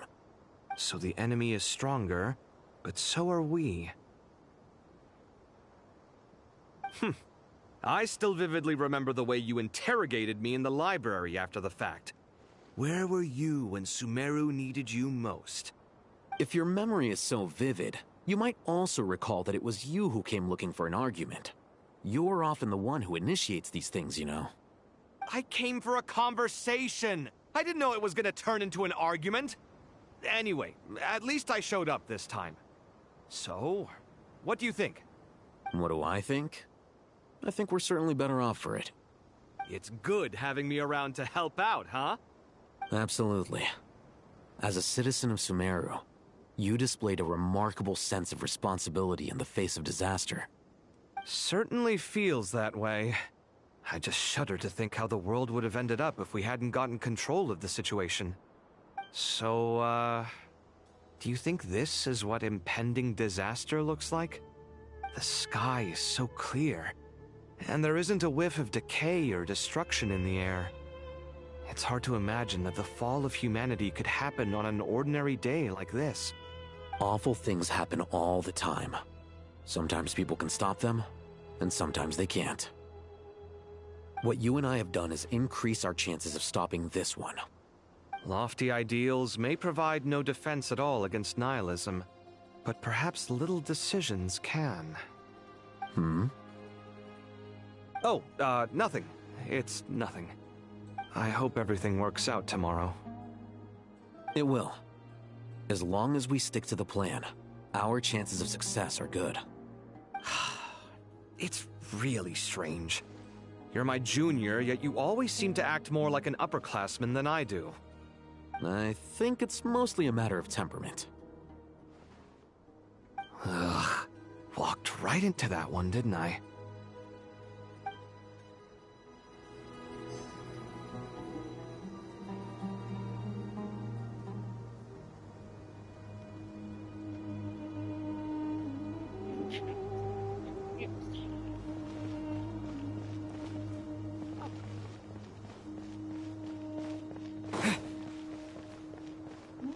Showing me. Go over there.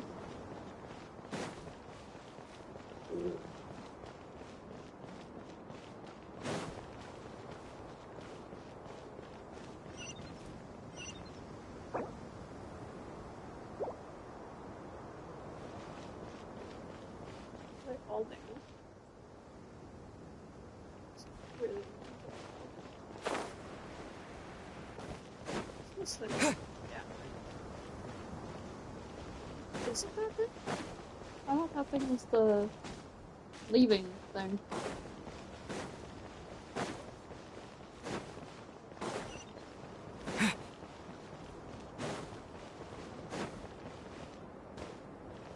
Go elsewhere. Where to next? Oh. Well, we're at the upper level, so I guess middle level?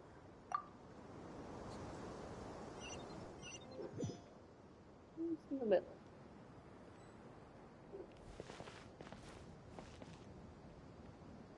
Just these two.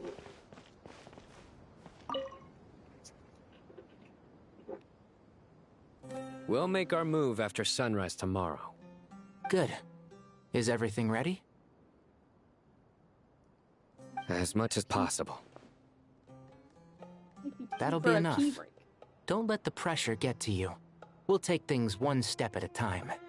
That's how we've always done it. Master Tainari! Mr. Sino! So this is where you were. I brought some juice and some water. Would you like some? I know how easily you get dehydrated in the desert, so you should definitely have some water. In which case, I'll have the juice.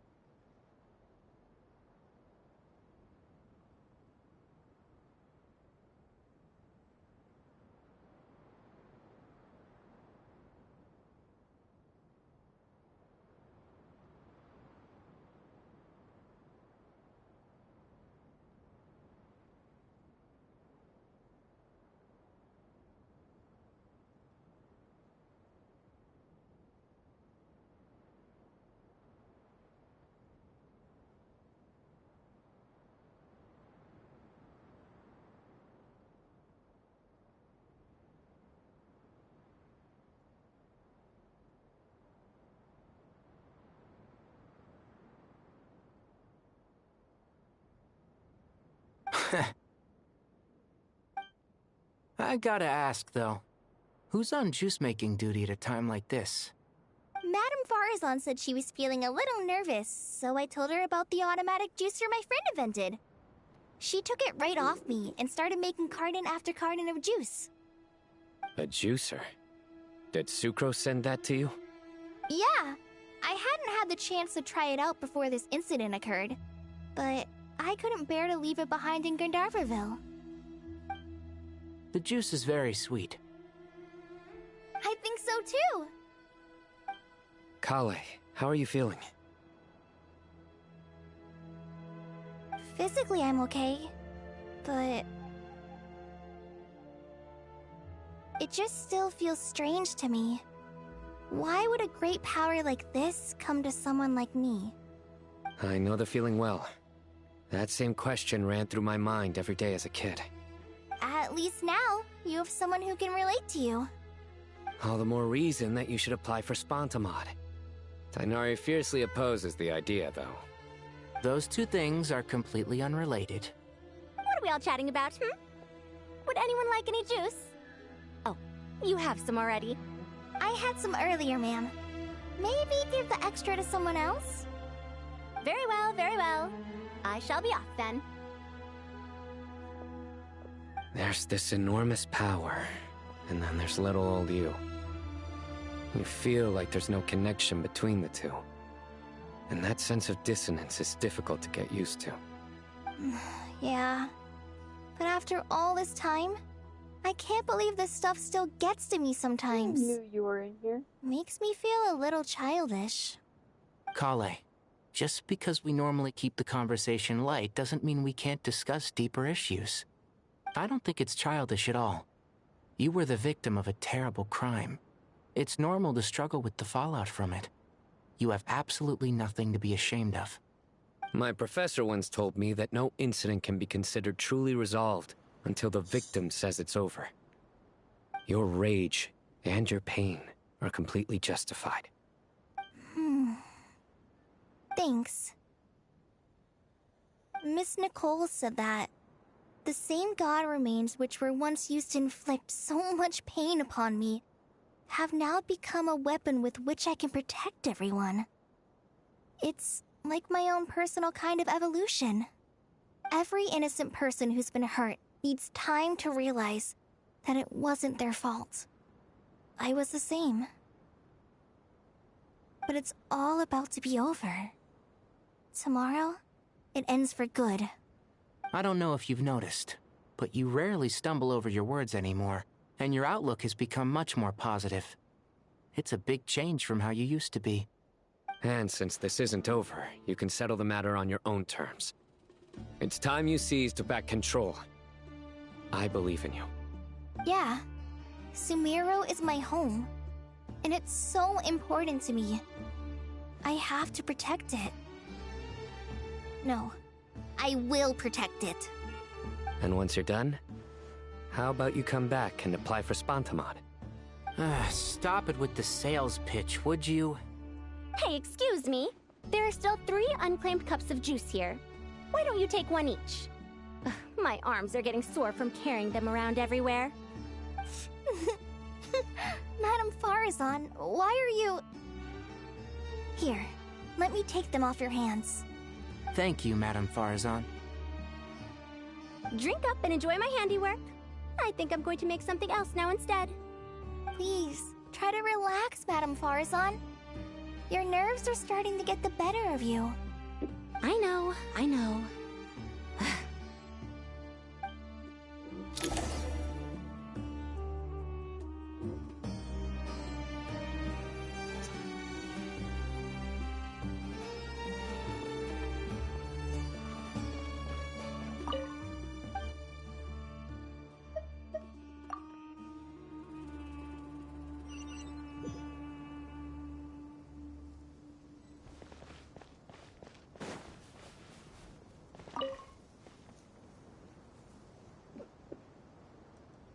Something on your mind, Miss Nefer?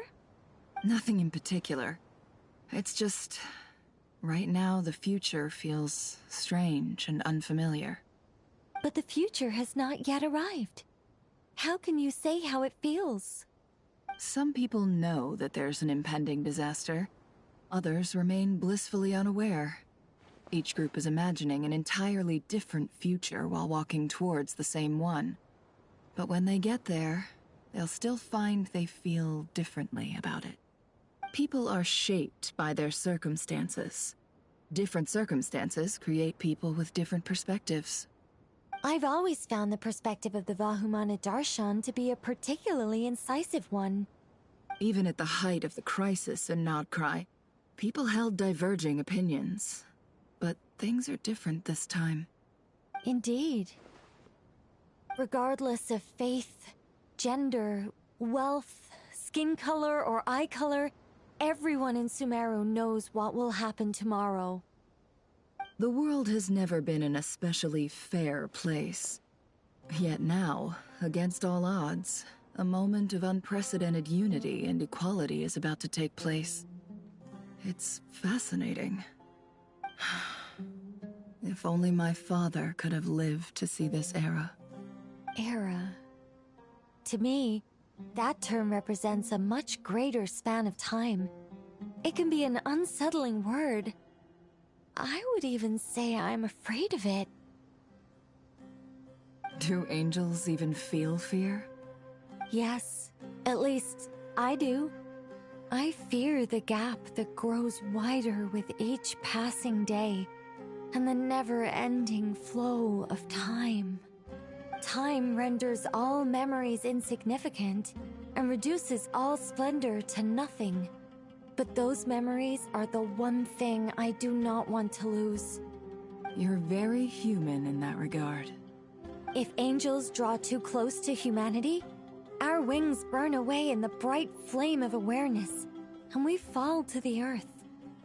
After spending so long among humans, I have lost much of my former glory. Maybe that's a good thing. You're more human than some humans are. I've been talking to Kale a lot in recent days. We seem to be in completely opposite situations. I suppose that makes us good case studies for comparison. Case studies for who?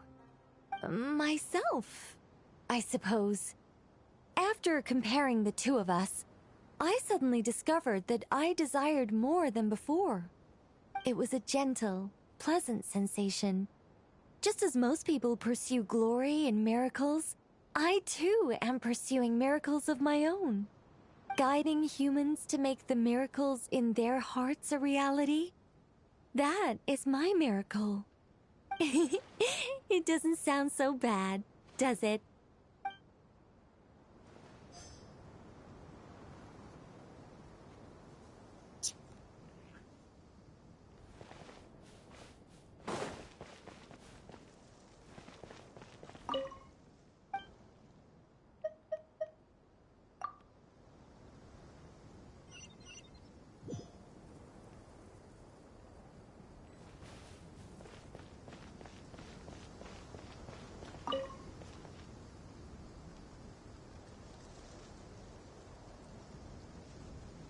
Look at the time. I should head back.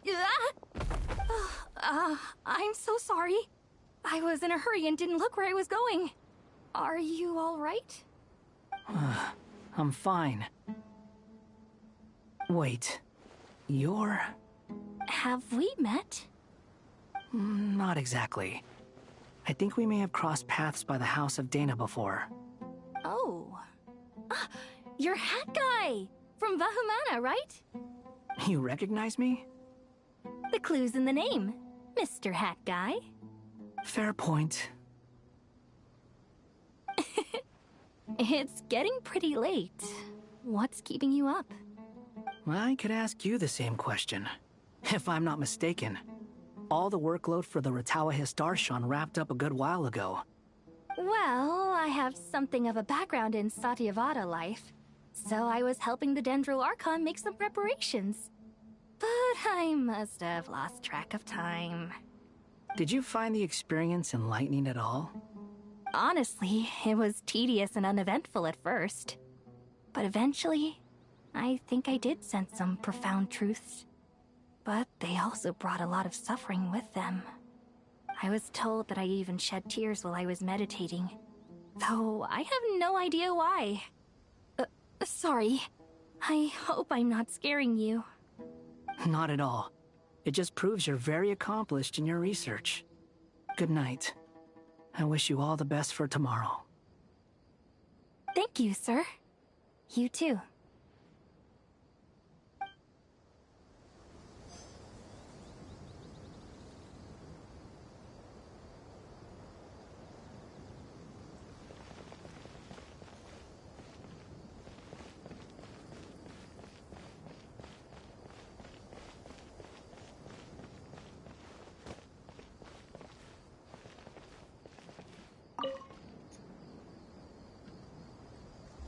Too bad we've got a fight tomorrow. I could really do with a stiff drink. Let us pray instead. Prayer. How nostalgic. Lord Sangama Bay. Came to get some fresh air too, did ya?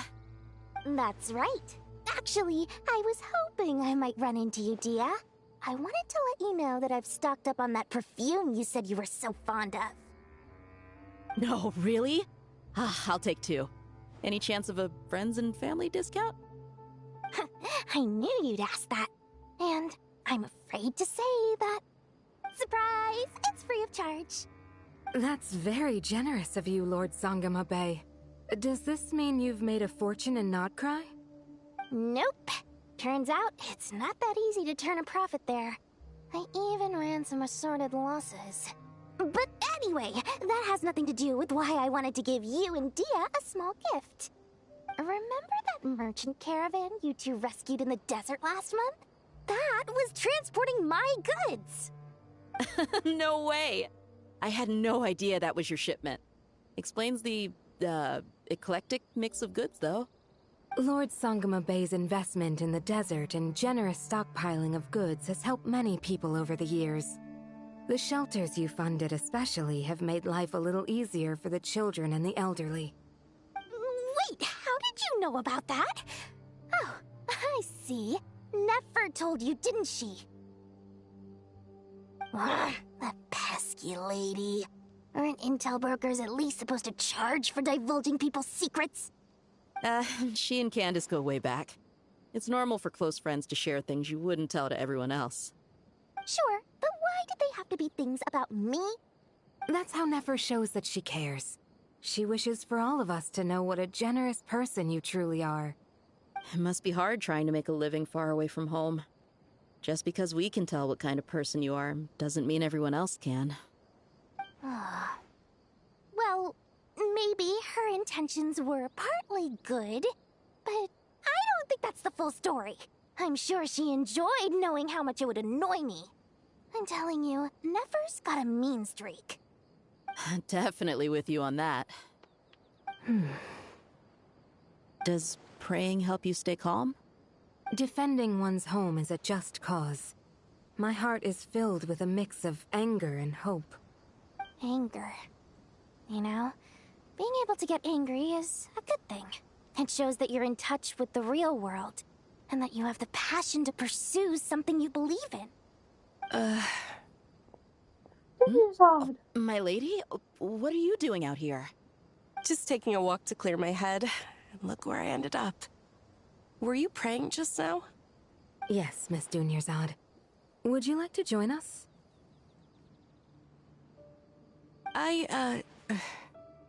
Come on, it's fine.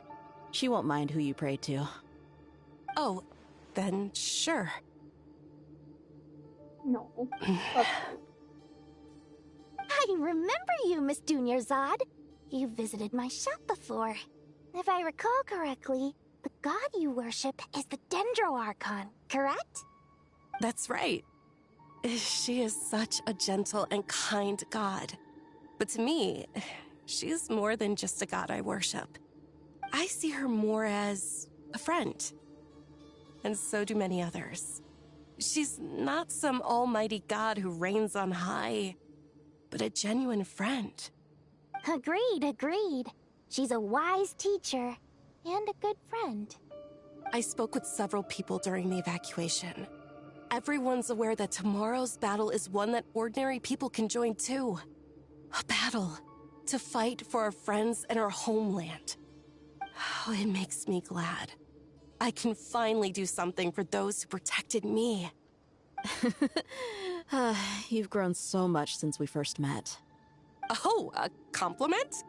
Ooh, more please. Thank you. My lady, you've always been a remarkably Lesbians. strong and ambitious person. They're It's definitely indisputable. lesbians.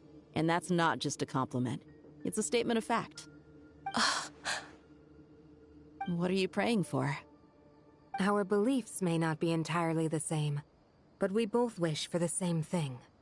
I pray that everyone will rise to the challenges ahead and return safe and sound.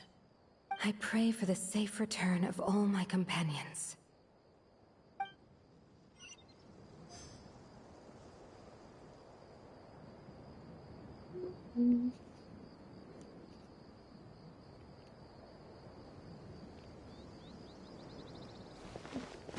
Let's everyone be thoughtful.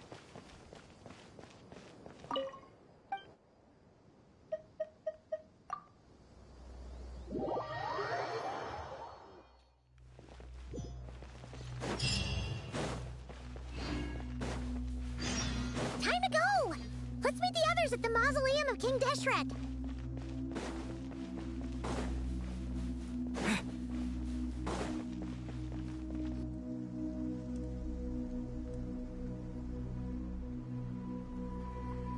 I have not felt this way in a long time.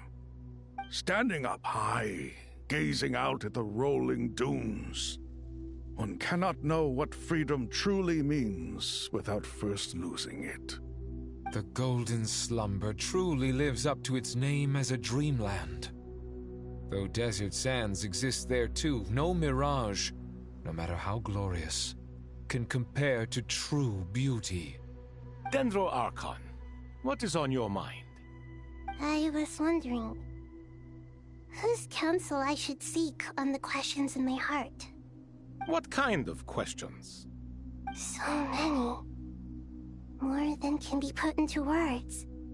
As I once said to a friend, we look, we see, and we comprehend. But the question still troubles us. What are the many disasters that this world faces, but the sum of all irresolvable questions? The biggest question you should be asking is how to seize victory. Yes. Although, I would express it differently. I must not fail. And so the question I am most curious about now is whether the path to victory will be an arduous one. What we declare to be a young sapling, we may, in fact, find to be a towering tree, if we would only cast aside our ignorance and look beyond the veil of time to see her true form. I'm talking about her. Nahida! We're here! Just in time. My preparations are almost complete. Ready when you are. I'll probably always We're say here that, but it's like too. they're not even doing Miss anything to actually Nicole! prepare. Miss Nicole! You run so fast! I thought I'd get a lot of exercise as a forest ranger, but I can barely keep up with you. Sorry, I got a little carried away. Lesser Lord Kusanali, the equipment is ready, and the modifications to Aru are all complete.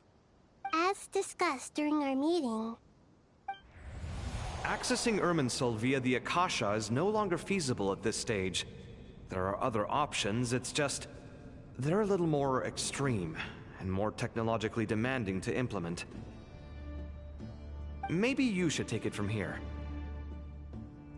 The architecture and functionality of the Akasha terminals overlap considerably with Aru. There is reasonable evidence to suggest that one was developed based on the other, or that they both utilize technology of the same origin.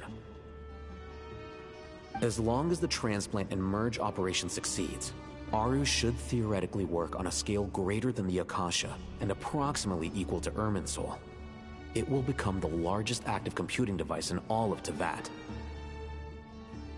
A system this powerful is capable of a lot of different things. In the past, the Akasha was primarily used for one-way information transmission, but I suspect it could also serve as a central bridging hub. In the pursuit of greater knowledge, some scholars have attempted to connect their consciousness to Irminsul through the use of terminals, incense, and meditation. Correct. In academic language, scholars who reach that stage are said to have entered Satyavada life. Hypatia has performed this practice many times in the past, and she was once under my care for a period of time. Right. And this at least proves that there is a zone within Irminsul that can be connected to. That's right. Providing wisdom to the people is one of the very reasons for Irminsul's existence. I think I understand where you're going. Please, continue. In that case, I'll skip to the conclusion then. We need to further modify Aru, merge it with the Akasha, manufacture terminals, and distribute them to every single person we can reach. Every person? Even the desert folk? Yes, everyone. I've already calculated the amount of raw materials we need. So you mean we're going to get new Akasha terminals? Yes, but this time the people of Sumeru won't be using them to acquire knowledge, just to connect to Irminsul. That's the key. When we evacuated the city, we brought all the important assets from the House of Dana, in case we ended up needing them. Fortunately, this included the Akasha system's main terminal. We've checked all the relevant records, and one thing is certain. Nothing like this has ever been done on this scale before, so... Everyone in Sumeru is part of the plan. Whoever controls the people controls the situation. Since this function of Irminsul was introduced, it has only ever been made available to scholars, who don't constitute a particularly large group of people. But by expanding the scale to include all the people of Sumeru, all the individual connections will stack up to create a significant load on the system. Under normal circumstances, Irminsul would be able to cope with the additional load. But with it already being under strain from other activities, its remaining capacity is limited. Thus, it might be possible to shut it down completely by overloading it.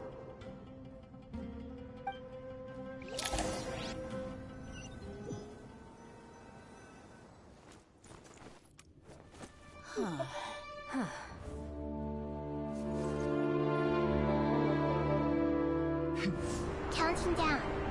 3, 2, 1. Are you ready? Ready!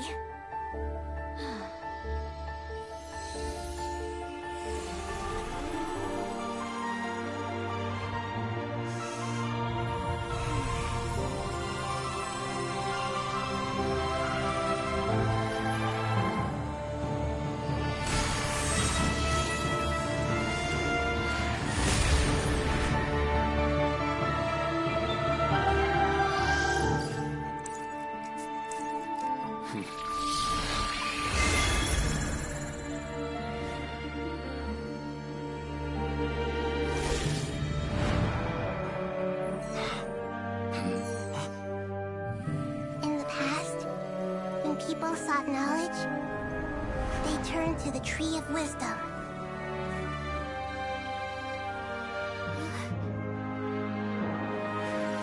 Today, we use it to save Sumeru and the whole world. These boughs that nurtured learning must not become tools for destroying the world.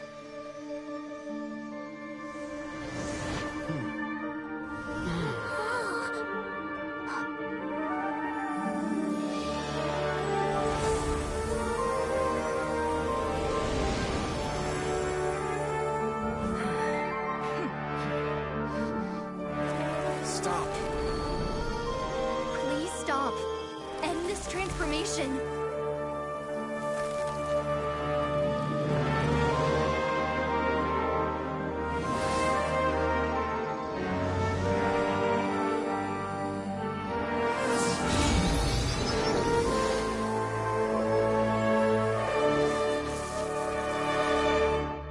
You would shut down Irminsul just to stop me? You fools. I have all the time in the world.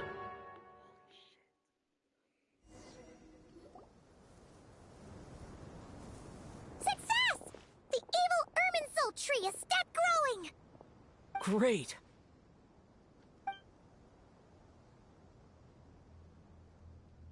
What a display of true courage. The courage to think and the courage to act. I never thought I would witness the shutdown of Irminsul with my own eyes. Perhaps this is human wisdom in action? Indeed, only humans could do such a thing. Gods are few and far between. What was once created for spreading knowledge is now used for another purpose. A rather ingenious plan. I am grateful to you three for your help. Only thanks to you were we able to extend Aru's interference capabilities to cover all terminals.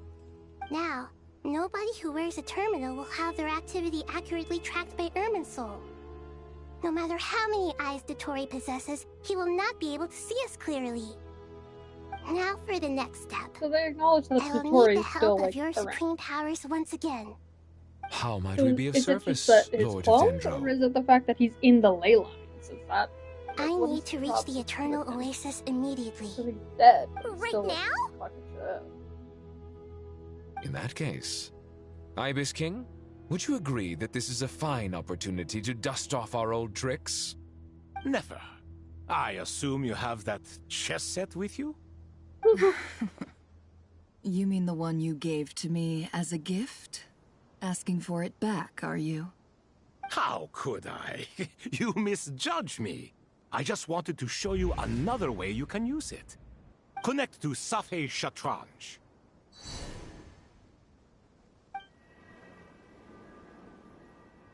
Safei Shatranj? You mean that place in the desert?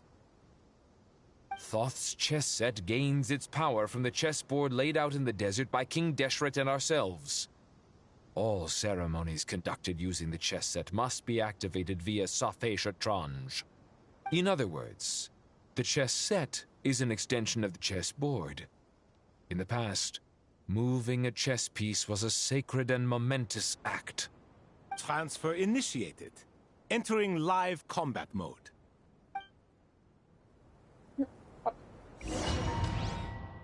Why?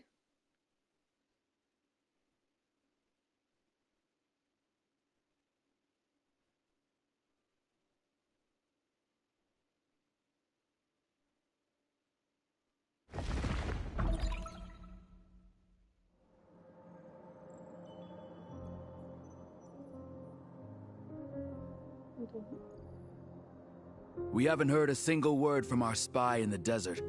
I'm afraid he might have been captured. Never mind. But we spent years turning him. And a lot of Mora. Nothing comes for free in this world, but the loss is not without its purpose. For a small price, we have wasted a precious amount of the limited time they have. Quite a bargain, if you ask me.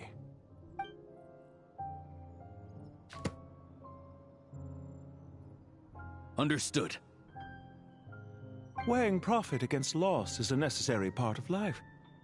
But to tell the truth, I have been operating at a loss since this all began. Since many centuries ago, in fact. For instance, why would a banker act as the executor of a will? If you hadn't deposited your personal belongings at Northland Bank, I would have no reason to be here right now. The greater, the ninth of the Fatui Harbingers. Dottore, I've placed your final data backup into the ley lines as per our contract. I trust we are now square for the safe deposit fees you paid. Is it not a little petty to split hairs like this, given our amicable relationship? I consider sound bookkeeping a matter of principle. Do not forget that you only live to see this day thanks to me. His voice sounds so In familiar. fact, every day of You your know life what? since you met me, I know who he you've been is. living on borrowed time. He's Why? That's hardly a fair what's his assessment. face by I from will concede Oron that High my School, isn't he? survival was perhaps at your whim. Kyoya? But I became a harbinger on my own merits. Managing money is not like other professions. Mine is not a role I could have acquired based on your recommendation alone. And certainly not one I could have lasted so long in without genuine ability. The information stored in the ley lines is quite comprehensive. Rest assured, I have not forgotten how strong your pride is. Well, I presume you have no sense of fragmentation while talking with me. How could anything possibly go wrong with such strict measures in place? The remainder of your soul was split in two, with one half sent to Nodcry and the other stored in the most secure vault of the Northland Bank. Though I must say, your disdain for the other segments is quite amusing. Zandik is you, I and forgot you he's are also Zandik. Sebastian and Zandik Black created the Butler. Dude, segments, I'm yet so you, a stupid. segment yourself, reject That's him. what most people probably know him from, and I'm like, Kyoya. That is, Zandik, created segments of various ages in his later years. To achieve this, he had to freeze time and part with a portion of his soul. But as constructive as it sounds, it erases my uniqueness. If each segment is equally me, then by the same token, none of them are truly me. A soul living forever in the past inevitably holds different views than he did in his later years. The same thing that completes me also restricts me. You too might ask yourself which stage of your life you want to be preserved at. The day your business failed? Or the day you were framed by a gang and sold off to a medical lab as a test subject? We needn't dredge up the past. This undesirable plan was eventually scrapped. Lesser Lord Kusanali was quite right. I needed an opportunity to eliminate myself. And after that, I concluded that there was no more effective plan than directly splitting the soul. Once the soul is transferred out, you will find that creating a physical body is far simpler than creating a puppet. The other half of your soul suffered a crushing defeat in Nodcry, you know. And yet in the process, I obtained the information I always wanted, did I not? Because now we finally know where the best testing ground truly lies. I once thought your ultimate goal was to ascend to godhood. But as it turns out, that was merely one of your experiments. Experiments take many forms. Most people are too eager for success, too fixated on the end goal. They forget that the experimental process itself is just as important. A suspiciously vacant seat, a new face. I trust you can put two and two together. The reason it doesn't exist is because someone tampered with the record. What can I say? After all your efforts, you really did uncover the world's secrets. So, is the new world you promised a lie? No, it never was. I am glad to be able to control Irmin's soul from within. Now I shall attempt to create a new world inside the existing one. Almost everyone faces the prospect of death, but not a single person has ever been able to experiment unrestrained in the afterlife through sheer force of will. I am the only one to have overcome this enormous challenge. Would I not be letting the world down if I didn't make the most of the opportunity to experiment? Clearly, the dividing of your soul did not affect the magnitude of your ego. Out of all the versions of you that have ever existed, this you is the most insane and the most radical. Is that why you chose to work with me? Which was it then? My insanity? Or my radicalism? Could I call myself a venture capitalist without a suitably ambitious plan to invest in? Yours happened to fit the bill quite perfectly. Well then, I must say, while I am surprised enough that you showed up at all, what surprises me more is that you chose to present yourself as my former subordinate, and not as the banker Pantalone. Why make things harder than they need to be? Exposing my true identity in a situation like this would only serve to destroy diplomatic relations between Snezhnaya and Sumeru. I daren't imagine the consequences. Showing up in the name of the original antagonist gives you the recognition you rightly deserve, while also being sensitive to Snezhnaya's predicament. It was an easy win. As for why I'm here, if you're suggesting that your credit is in the negative, I won't argue with that. Many people say that about you. I'd argue that a significant factor in your willingness to cooperate is the fact that you have but a few years of life left after my death. Living and dying together has a way of binding two parties together rather closely. Is it not true that a relationship should be judged by both the positive and negative returns it yields? So some of what I said actually made it into your head after all. It's true that I hope you don't die too soon, but don't you find that a strange thing for me to say? After all, you've already had quite a long life, especially for a human being. Let's not pretend that you're any more innocent than I am. Are we not the same in this regard? We both despise the existing laws of this world, and neither of us enjoy being under anyone else's control. Is it really so greedy to want the world to operate by a new set of rules? Of course not, my dear friend. And as I've said before, mutual interest is the foundation for the most reliable of relationships. You can attest to that.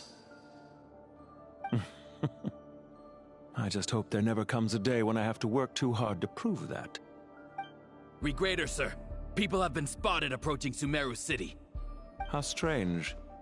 Despite your access to Irminsol's data, it appears the soldiers noticed before you did. They must have found a workaround. Well, Dottore, I trust you know what this means. The fact is... They're coming. They'll breach the city gates any moment now. But even so, I would say Irminsol is a wonderfully convenient thing on the whole. If you do manage to create a new world, perhaps you could plant one outside my office, too. I'll consider it. What do you need me to do? Stall them? The experiment will take time. Stall them for as long as possible. Very well. But you're really asking for the moon here. Have you heard this story? No, I already tried that. There was once a guilty man, kneeling in the center of a church while an angry mob outside waited to bring him to justice. He pleaded with the gods, begging them to grant him one final request, the chance to finish confessing his sins before he was sentenced. Many suns and moons passed, seasons changed, and still his confession continued, as if he intended to speak until the end of time. Are you suggesting I worship you as a god? Or were you hoping that I might confess my sins to you? Certainly not the latter. That would make my life miserable indeed. For someone who despises them so, you never seem to have any objections to me creating or becoming one. At first, I thought you'd be furious. Concerned I would terminate our partnership, were you? Not at all. You had reasons why our partnership must continue. Don't you find people's attitudes toward gods amusing? A god descends from the heavens and people worship it unreservedly, blindly following whatever rules are given to them. And yet, when they see an ordinary person gain godlike levels of power by virtue of their own hard work, they treat him with nothing but suspicion, even if he is a compatriot. Is that supposed to be a compliment? No. I was just thinking. I pity the man who would call you a compatriot. There's no need to be so self-critical. Also, about your recent situation. I know it's a little late in the day to be asking this, but how have you been keeping? I'm So are we flattered that you playing would this take the before time I out of your asking busy schedule to consider my creator? well-being, Doctor. The part of your soul that went to Nodcry caused quite a stir, sending our organization back to the drawing board on numerous fronts. It was quite a headache for everyone involved. Dear me. I must have caused you no end of trouble. Oh, his You new certainly outfit did. looks so cool. I had the rare honor of being summoned before the Tsaritsa with Pulcinella to answer for myself. A terrifying ordeal. Don't worry, I pulled through. At most, it's a public relations nightmare. I made sure of that. Now I'm curious. How did you explain yourself?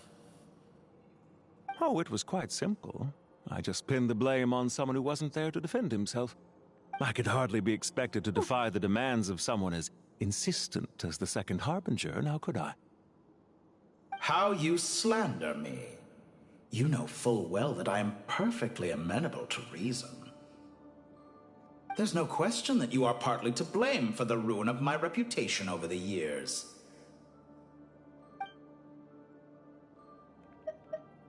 Now then, about your plans for the future. Do you have anything lined up for when this is all over?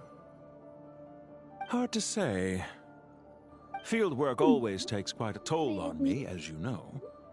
Once I'm back at Snezhnaya, I'll start with a well-earned cigarette. Why are you so eager to ruin your lungs after I went to the trouble of replacing them for you? If you have an issue with it, feel free to try to stop me. One paw. He's a hobbit. What's on your mind? The limits of humanity. It's a pity. Despite running countless calculations, I find there is simply no way to reduce any further the amount of one's soul required to sustain an individual. It's rare to hear you admit to being unable to achieve something. I beg to differ. For instance, as I've told you before, the original me was prone to motion sickness and couldn't make long train rides. Ah, yes, of course. One of the reasons you often sent yourself out on errands. What are you thinking about now? A new experiment. In the event that my soul was depleted, say we extracted my data from someone else's memories, yours for instance, and then combined it with your intact soul as the base material, what would we create? Such a scenario would be impossible. Oh? As long as your current soul survives, there will be no need to create a new individual. Don't forget, you were the one who approved of the present situation wherein only one Dottore remains. And if you ceased to exist, who would be capable of performing this experiment?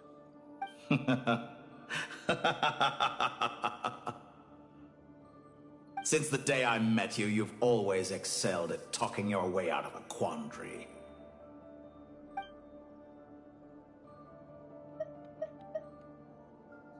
Bye.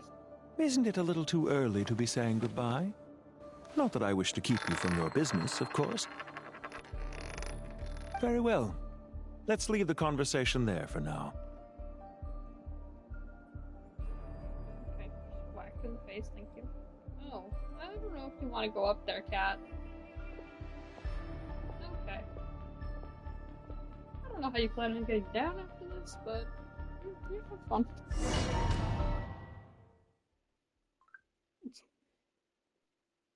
You have to be so close to the TV.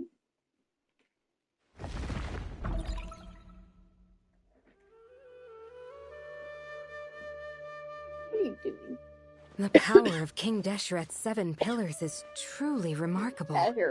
With just a chessboard, you can move an entire unit across the material plane. Yeah, sets us up for a much easier fight. Really makes my day. The last time we stormed the city, it involved a lot more running around. Okay, that's fine. I wonder how many people can say they stormed a city twice in their lifetime. I was just thinking that. I've definitely had more than my fair share of unusual experiences in my life. This is my first time here, actually. We never usually leave Gandharvaville. I hope this will be my last time. Does everyone have to chime in? Can't we just fight? What an amusing comment, my dear lady. Yet humans often alleviate tension via small talk, do they not? Whoa! Why is Candace's shield talking? Because the image on her shield is one of me. And I, of course, can appear wherever I wish to. Huh. Well, la-dee-da. Isn't that fancy? Could I get in on this? You wish for your gauntlet to speak? Why, certainly. Ahem. I think you'll find that it is I whose image is carved hereupon. Thanks. Definitely feel stronger now. You're welcome, my lady. I am glad to lend you my power. Sino, what's the situation? There are troops stationed at every entrance. As we expected. A frontal assault will suffice. Everyone, stick to the plan. We'll take the main entrance. You head for the House of Dana's side door. Move out. Yeah, at every entrance, and he lists only two. The main entrance and the side door. So scared. Whatever will do. I just fight with my own team, bro. I hate having to use other. Out of my way! Take this! Wow. Watch out! You know how to use these characters. Get lost! Whew. Thank you, Jed. You gotta be more careful. If you're not ready to put your life on the line, you can't be certain of defeating your opponent. She's right. Keep your wits about you, Rana. Your sins weigh upon your soul.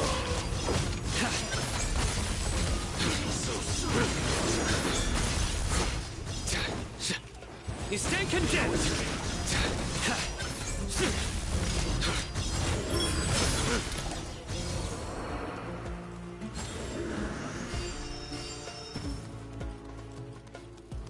Take them out and secure the harbor. Reinforcements will arrive by water. Consider it done. Show no mercy.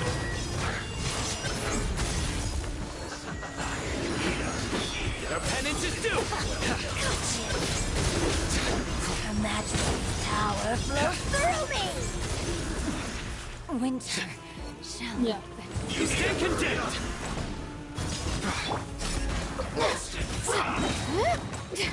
It's your grant us your blessing!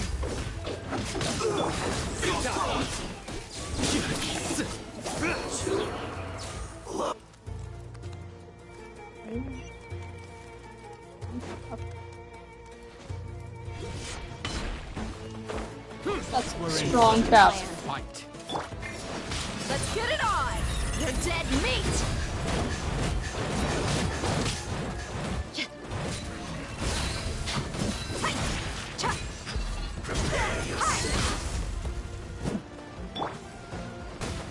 Surrender! Your sins weigh upon your soul.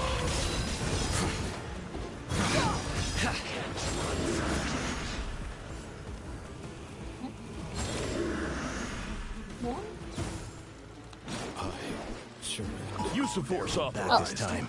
Look alive! Hear my prayer! Nowhere to run! Resist Sure. It's a crowd. Oh. Well played. Surrender! Do your worst! Let's get it on! Info! Send!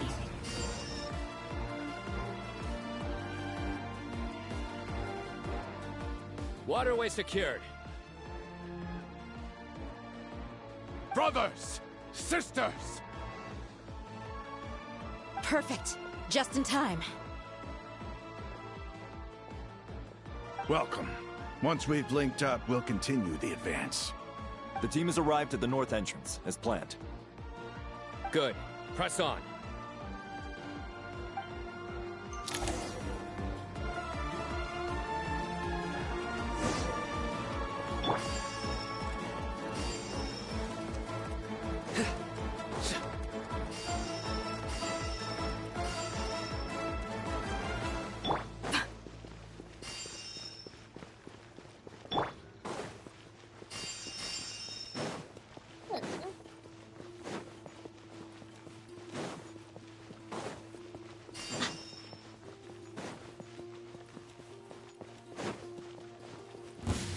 Look alive! Wait! Nowhere to run! Gloves off!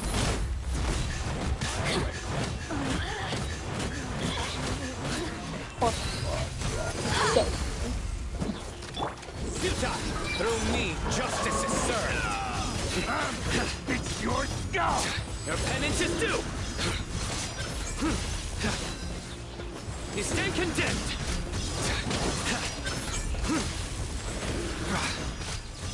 Didn't take too long.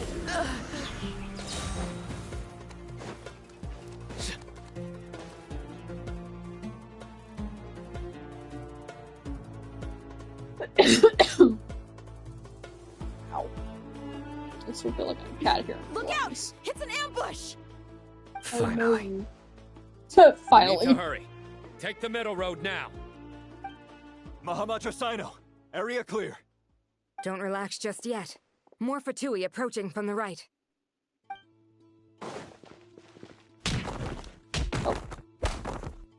Irminsul cannot track our movements. If necessary, we could split up. Don't worry. We'll wipe them all out. As you can see, our people came raring to go. Good, good. How are things with the Traveler? Can Tainari keep him safe? Don't underestimate Tainari just because he's a forest watcher. He can handle it. All right. You know that's not what I meant.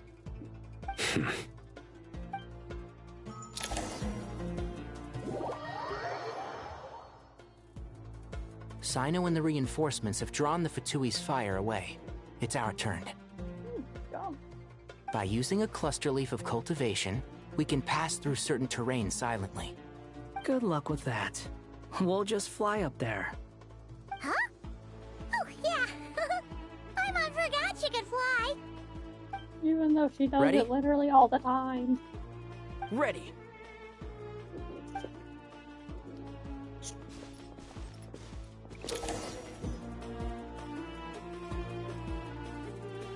I know. Can't see?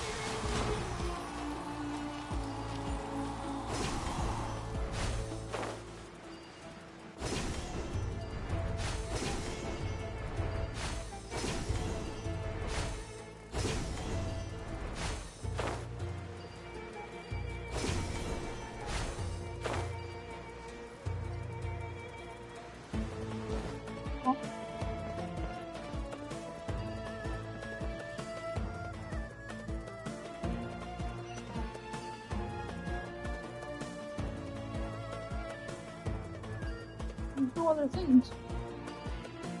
Oh. I'm blind. There we go.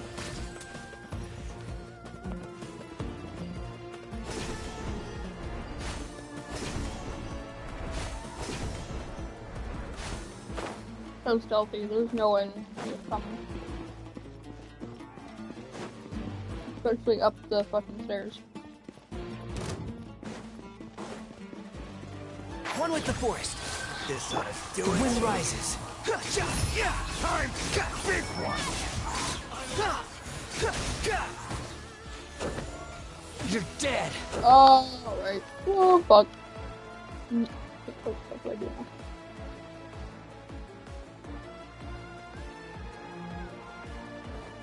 So stealthy.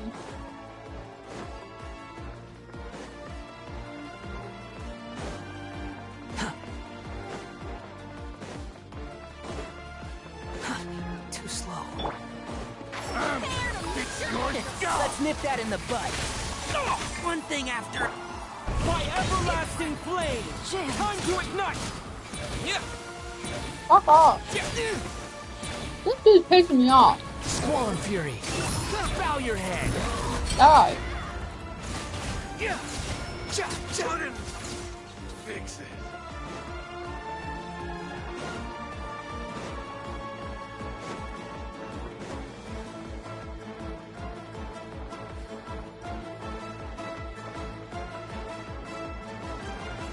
This gum tastes like shit.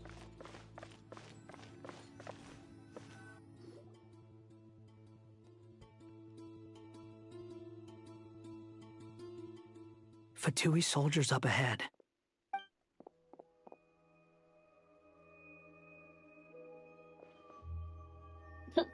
So Careful. inconspicuous. Prepare for battle. Hey! There's people over there. You have some nerve showing your faces here in the center of Sumeru City.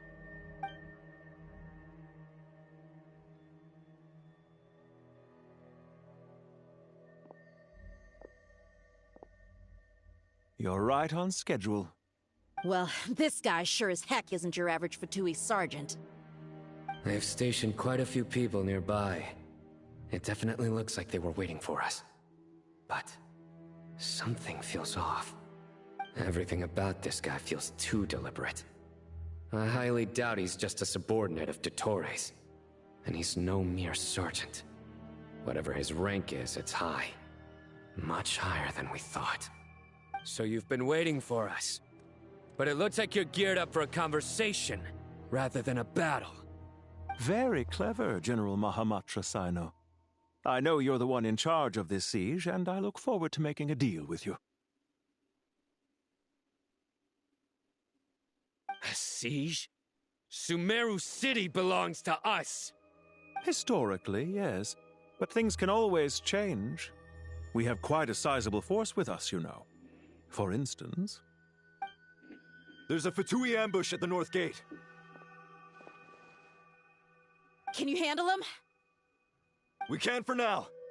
Yes, I'm quite sure both sides can hold their ground for the time being. The battle has not yet reached its climax. But what happens next? Do you enjoy watching bloodshed? Surely some of those here are people you count as friends. Once a war begins, some people must die. I doubt you wish that fate upon anyone you know. Wait a second. It's a trick. He's not even there.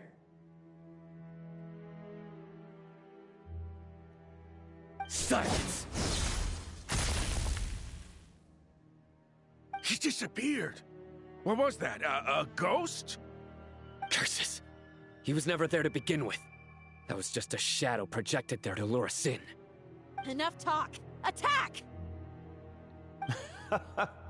I apologize for being unable to accompany you at this crucial moment, but I am compelled to leave for reasons beyond my control. Please excuse me. Sumeru's General Mahamatra is quite ruthless. It's a good thing I wasn't there in person.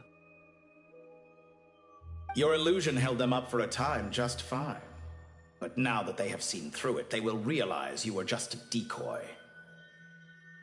Decoy or not, what matters now is that they will be heading your way imminently.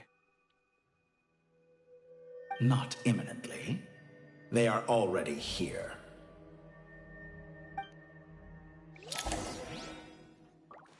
Quit following me. No.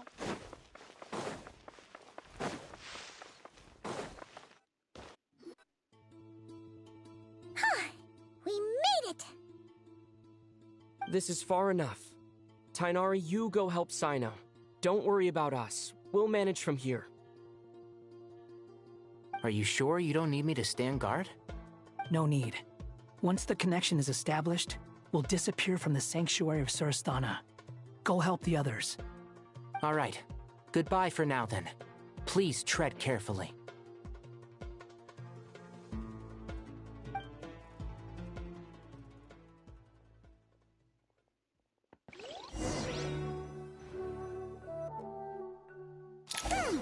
Now where's the interface Nahida mentioned?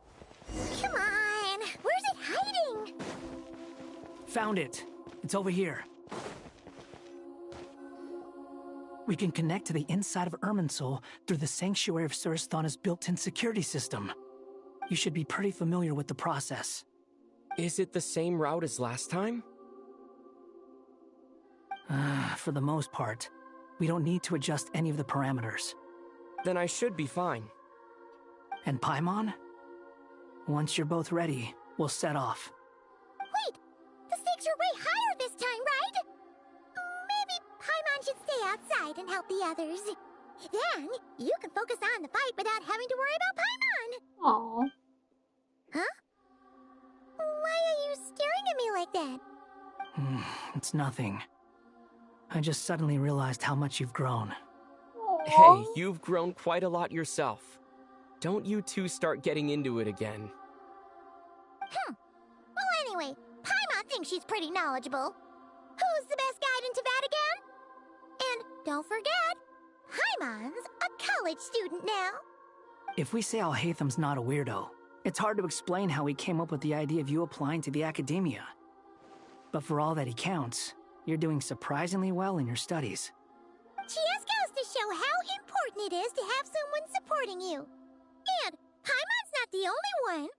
Let's not forget that you only became a student because of Nahida's personal recommendation. That's fair. I have learned a lot in Sumeru. Aw, Oh he's yeah. so reasonable now. Did you ever come up with that ugly nickname you promised me? Yeah. No way! We're friends now. Paimon gave up on giving you one ages ago. Anyway, isn't Hat Guy enough of a nickname for you? Fine. Suit yourself. We need to go. Paimon, if you're staying, look after yourself. Will do. Paimon's gonna link up with Tainari and Sino.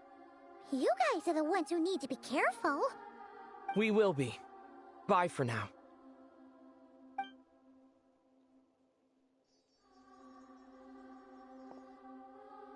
Initiating connection.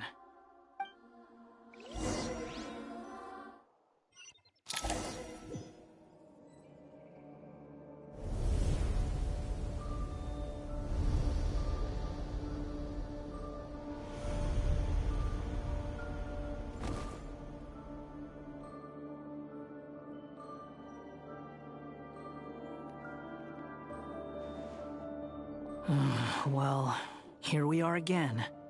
Come to think of it, I still don't even know where we're going. Thanks to our terminals, it should be impossible for Irminsul to read. I can... Don't tell me. Only you need to know. That way, whatever happens to me next, it won't affect your progress. Listen to me. What? Your safety is just as important as mine. Don't even think about sacrificing yourself for the greater good. We came here together, and we're leaving together. All right, if you insist. I won't argue with you.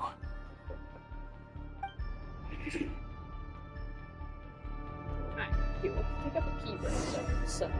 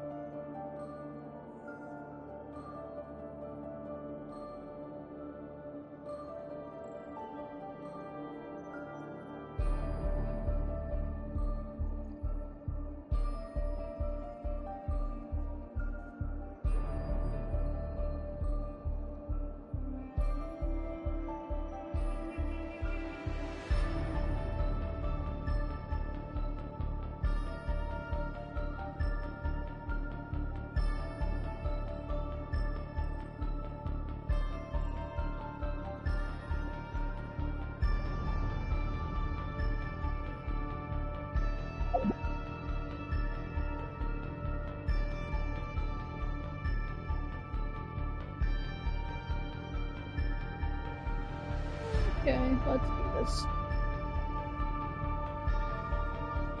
Hopefully we're almost finished. I've been out for ever. How long have I been streaming? Seriously. Frickin' 6 hours. This quest is long as hell. And I still got other shit to do. I knew it was gonna be long. That's why I was avoiding it for so long.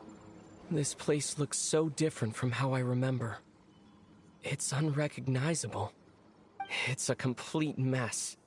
Like someone's turned the place upside down. Must be Dottore doing. Either he's searching for some information he needs, or... It's still changing. He has to know we've entered Irminsul. But luckily for us, he can't pinpoint our location. Be on your guard. Don't let him find us. The red parts have probably been corrupted by Dottore's power. Don't touch them, or you might alert him. Ooh. I want to see what happens if I touch it.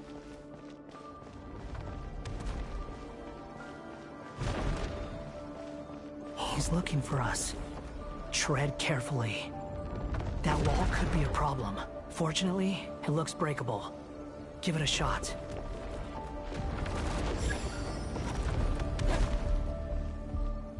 Oh, right. I forgot. The wind rises.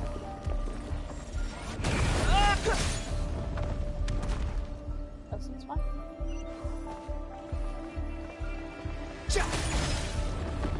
Wouldn't he notice that we're breaking his wall? Is that?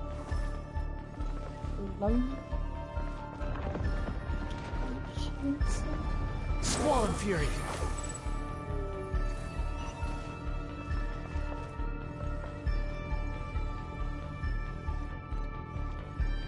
Behold.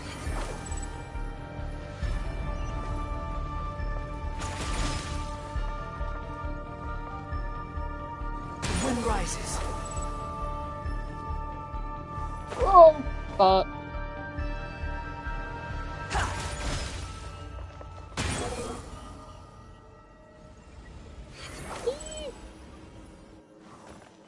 The same old trick again? Are you kidding me? Let's handle it just like we did before. This cheap trick isn't gonna stop us.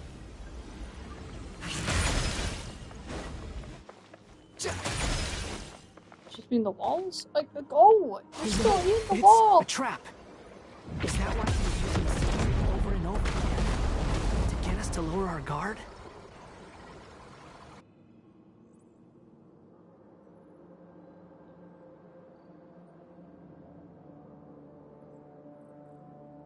I'm trapped! Oh no, so is he...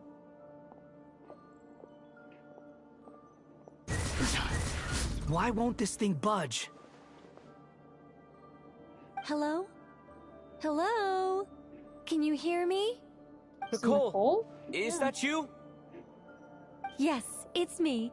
I'm monitoring your progress from inside the Eternal Oasis, and I have to say, this terminal is simply marvelous.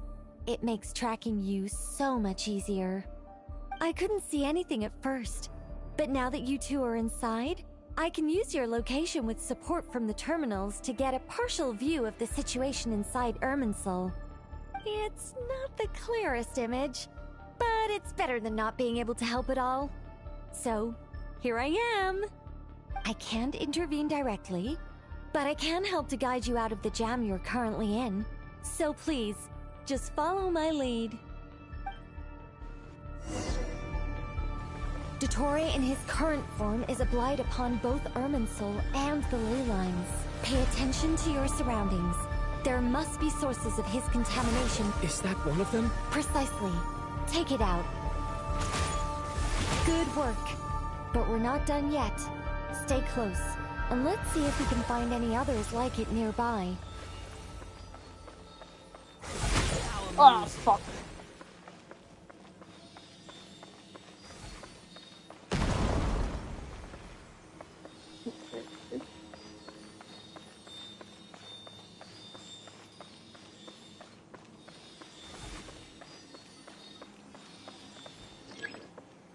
Squall and Fury. This must be another one. Agreed. Now... Wait, watch out! It's the Torre. Fuck. Ow. I think he's found us.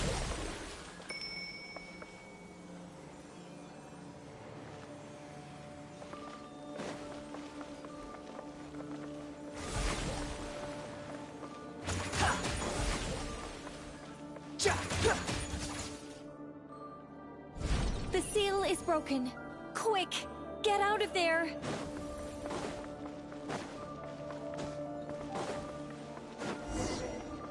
And where exactly do you think you can run to? Your mom. Who's that? Pursuers! That's gotta be Run! it! What the Don't let fuck? that thing touch you. Dodge that attack! Fuck. Ooh.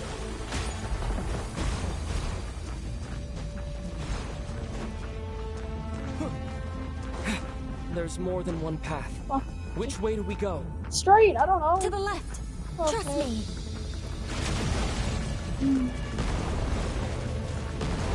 Fleeing like vermin. What a pathetic sight. Hey! Watch yourselves! Stay focused! There's a cliff ahead. Jump! More of those corruption sources. Destroy them as you did before, and open the exit as quickly as possible. They're relentless. Is he trying to wear us down? You'll just have to destroy these too. I think the pursuit is over. Hard to say. Stay alert.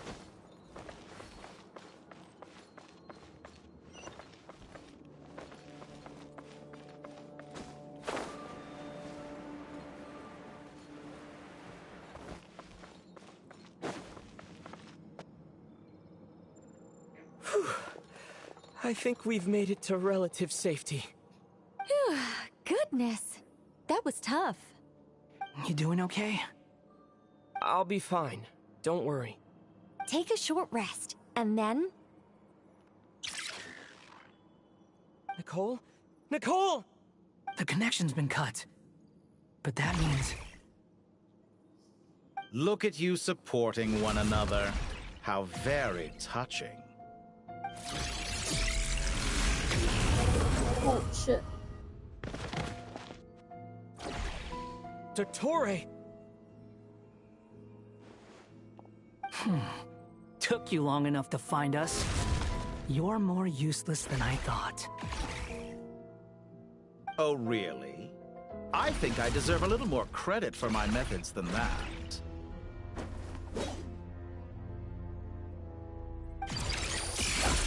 Rather than hunting you down, I chose to let you roam free.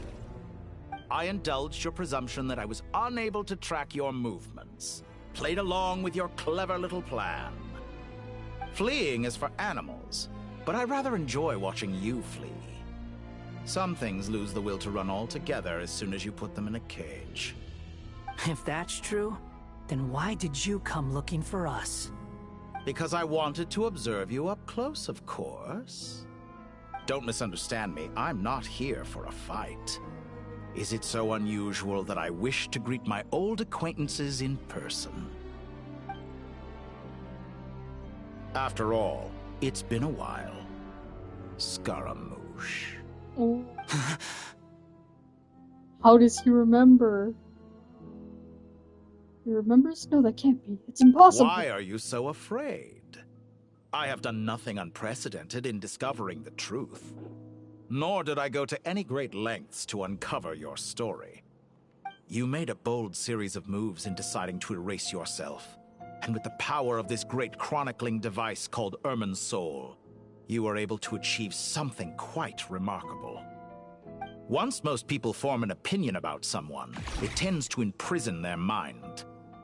Yet you managed to erase every trace of your existence. A novel take on death indeed. However, this meant that you stood out to me all the more when I saw you in Nodcry.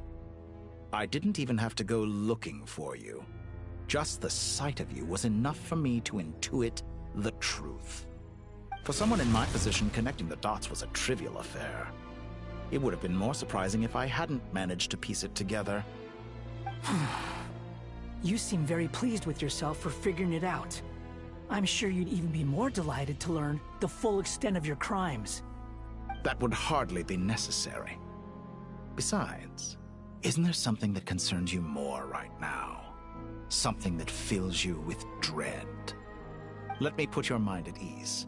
I have no intention whatsoever of restoring any of the records you deleted. For one thing, it would be exceptionally difficult. But more to the point, I doubt that the prospect of losing your current life is all that frightening to you. Because in your case...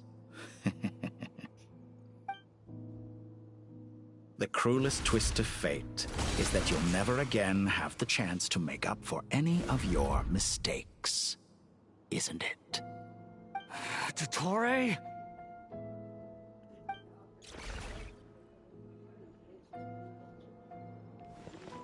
All here shall bend to my will. I don't see how I'm supposed to do this.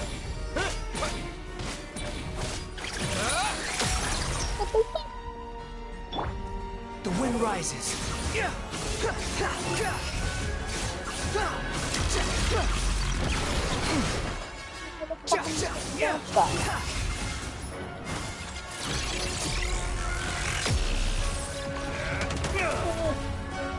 Squall and Fury. I'm afraid you'll need to do better than that to take me down. I expected you to have grown stronger. Ah, how foolish of me. I forgot that you lack any means to increase your power. You will pay for everything you've done! Oh, will I now?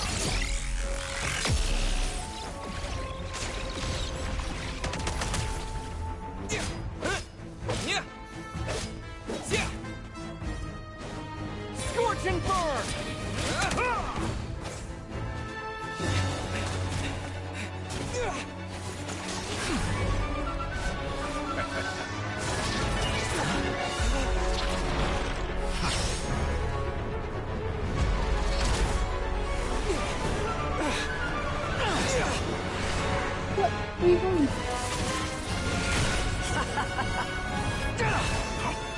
Does the prospect of death amuse you?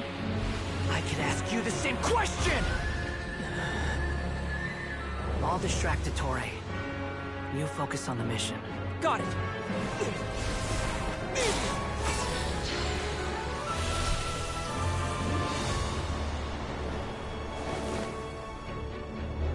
For the hopes and dreams of the masses. Open the secret door on this enchanting night. May wisdom's light eradicate ignorance and darkness, and hereby fulfill our ancient vow. Commence data extraction.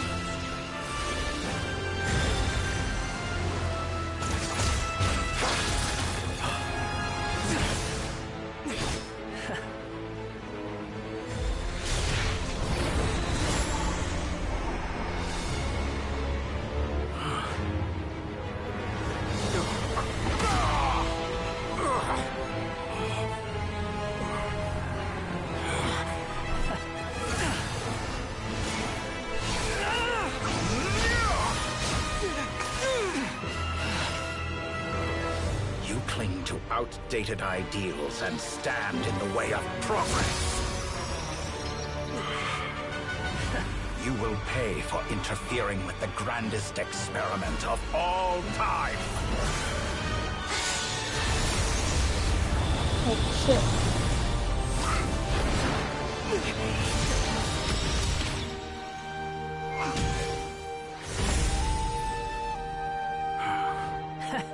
Good timing.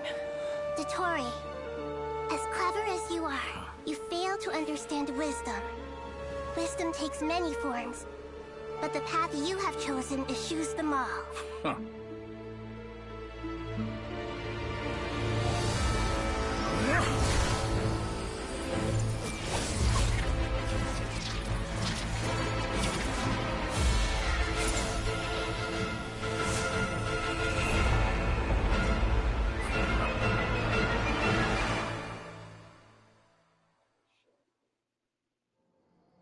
This is peak, bro.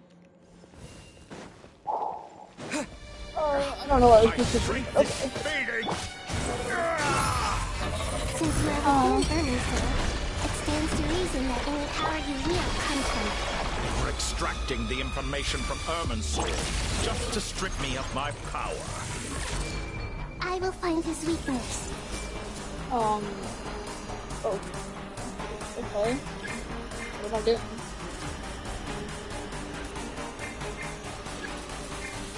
Okay. Oh, fuck. Commit it to memory. Oh, no. Okay, I did it.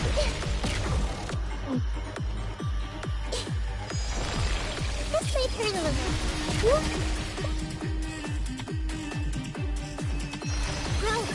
What is happening?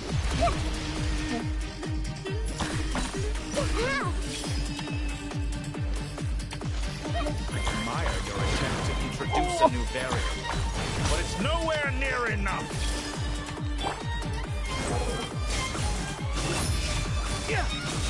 That's far enough. Fuck off.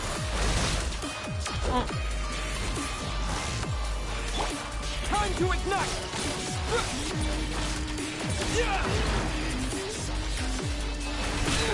How am I supposed to avoid that? Commit it to memory. The wind rises. This sucks.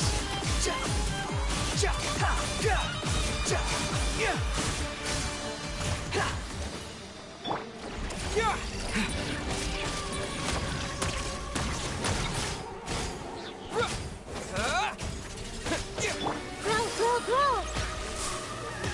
Stop fighting. Ouchie. Let's try this. Muso no Hitokashi! What the fuck? Squall and Fury. We're so close.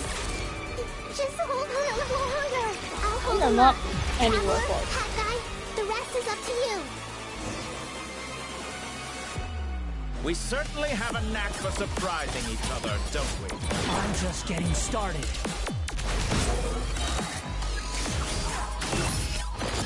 It's time. Say your prayers. You're on the defensive, but watch your back.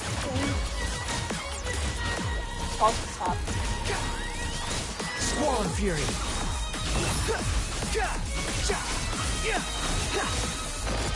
It's time.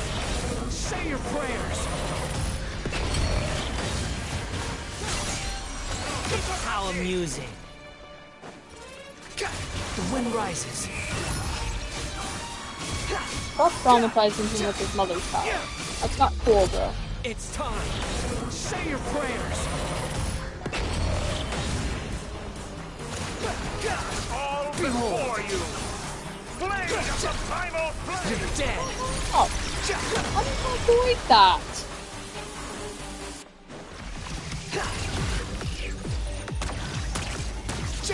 The wind rises. It's time. Say your prayers.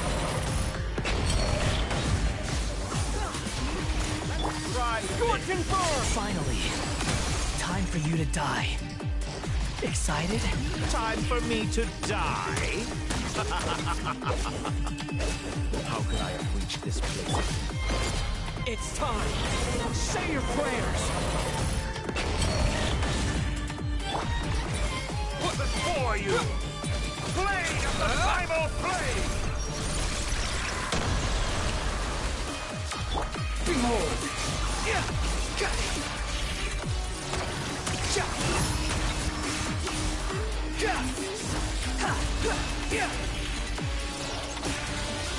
Ow. Squall and Fury.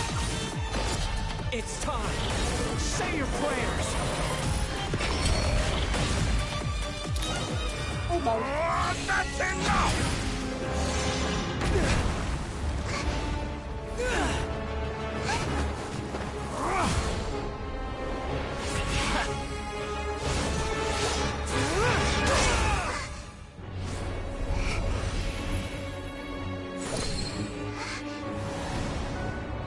It's all yours. Do with it as you see fit.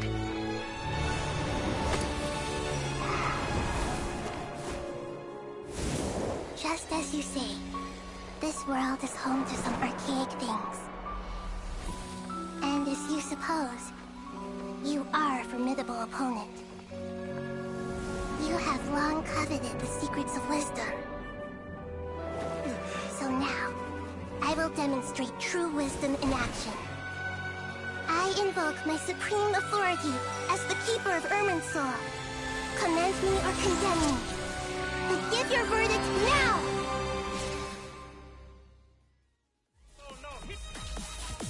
Blessed One of Wisdom, Mahakusaladhama, are you certain that you wish to exercise your authority to destroy Irminsul?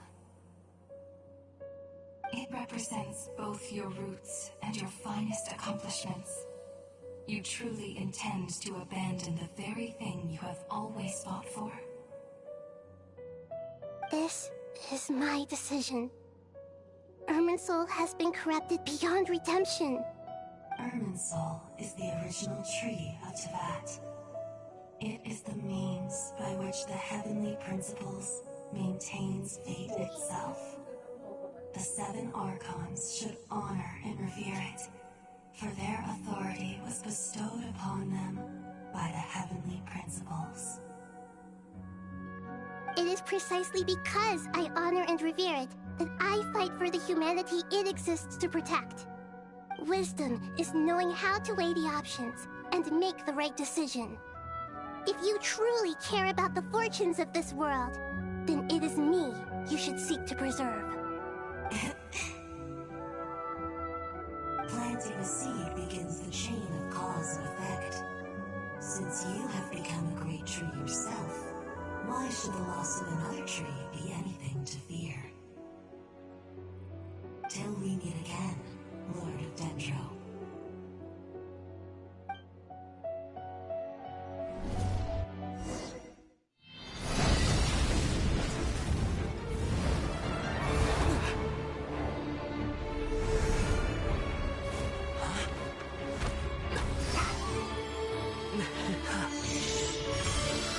The first flame. The pure, cleansing fire.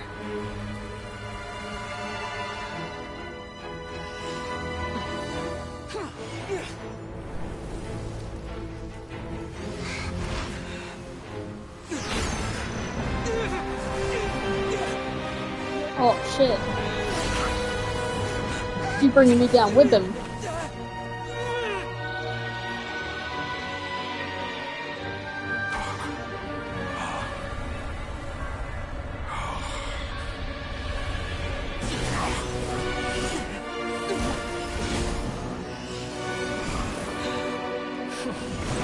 Souls of like his victims and shit, dragging them down with them.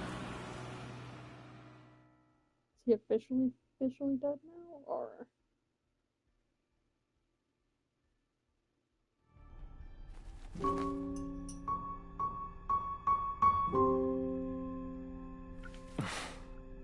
Shall we? Where were we?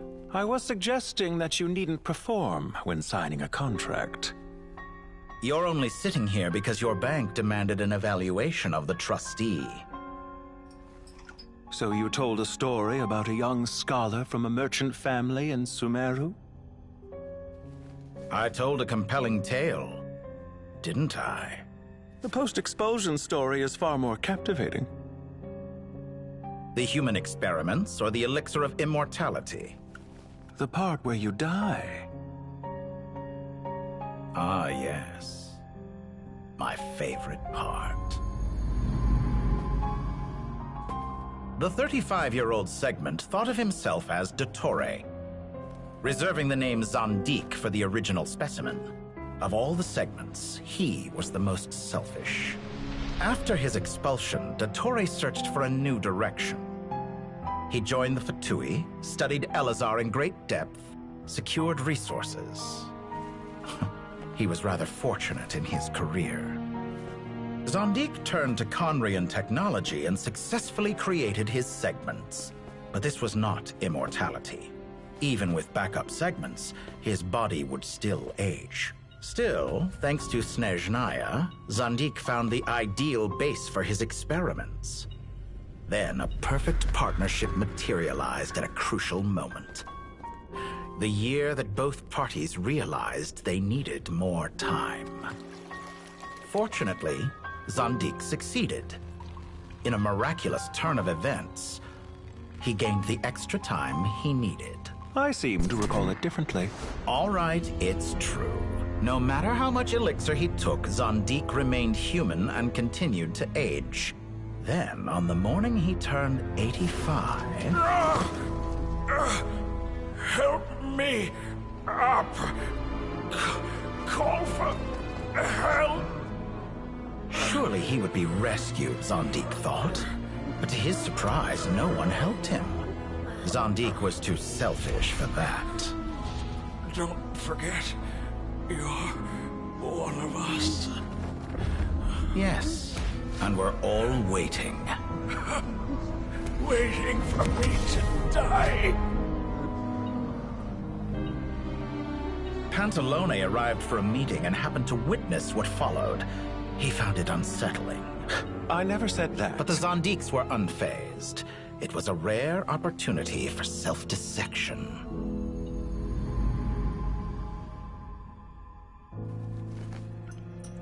What does all that have to do with you depositing your data at Northland Bank? It has made me cherish my time in this world all the more. Fair enough. So you do have a sense of self-preservation.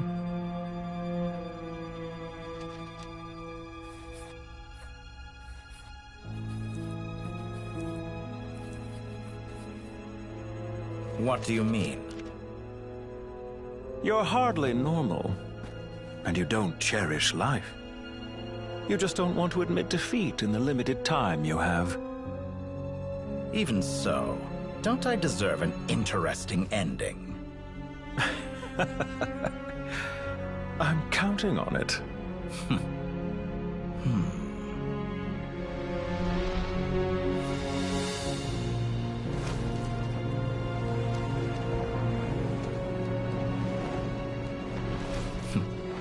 If nothing else, I expect my funeral will be a grand affair indeed.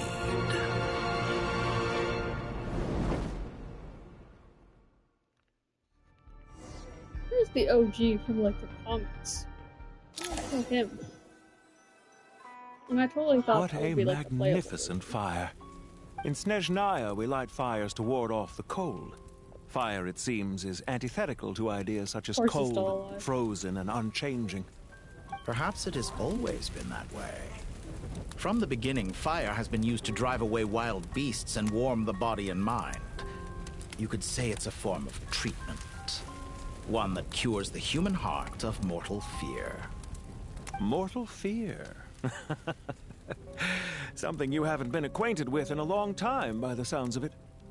Whereas you, I'm sure, must know the feeling quite well indeed. I remember when we first discussed the elixir of immortality, you claimed that extending your lifespan was about buying more time. But was that really the truth?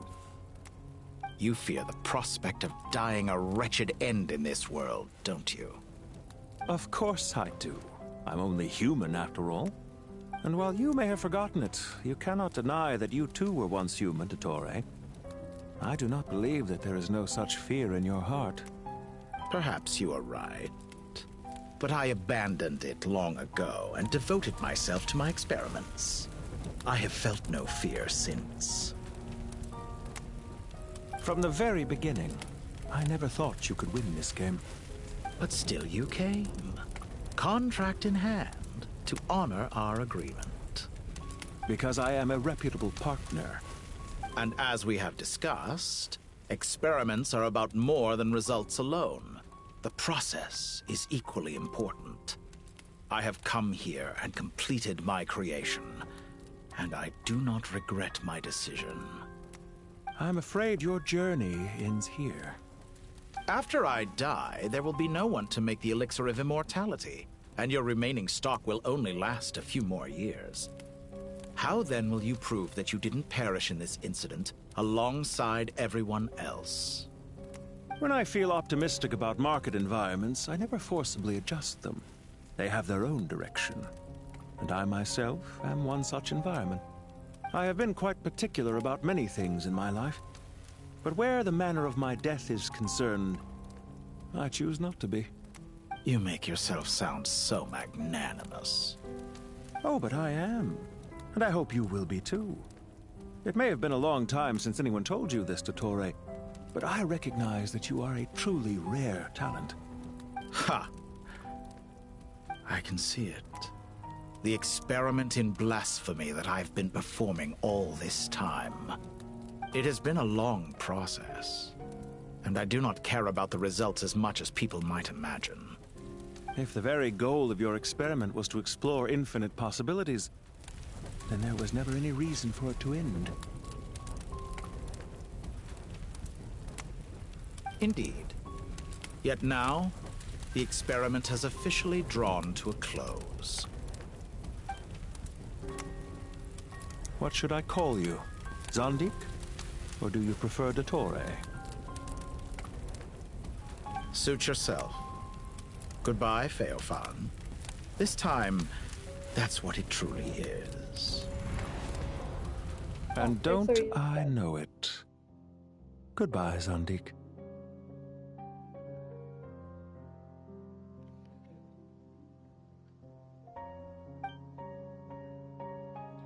I could have carried out many more experiments, but to me, Lord of Dendro, this outcome is certainly not the worst.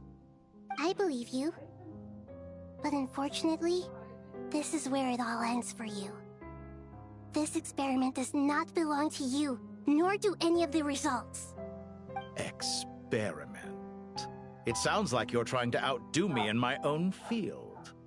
Wisdom is conveying information in terms that people can clearly understand. You know exactly what I mean. Indeed. I can see no further outcomes. Ha. You have a formidable mind, and you are braver than I thought.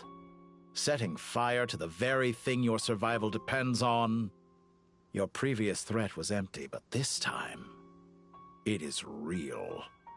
When necessary, wisdom can be as fierce as an inferno. Some of the flames that incinerate you come from within yourself. Perhaps you are right. You see what lies at the bottom of the human heart, and that is your wisdom. Here is where your journey comes to an end. All that is yet unknown belongs to those of us who will carry on living. It seems I have unwittingly been your arch-enemy all along. But now, it's all over. I do not deny your intelligence. But what you refer to as experiments, I would never describe in those terms. They are events that take place in the real world, and they are so much more than mere data. Goodbye. We will never meet again.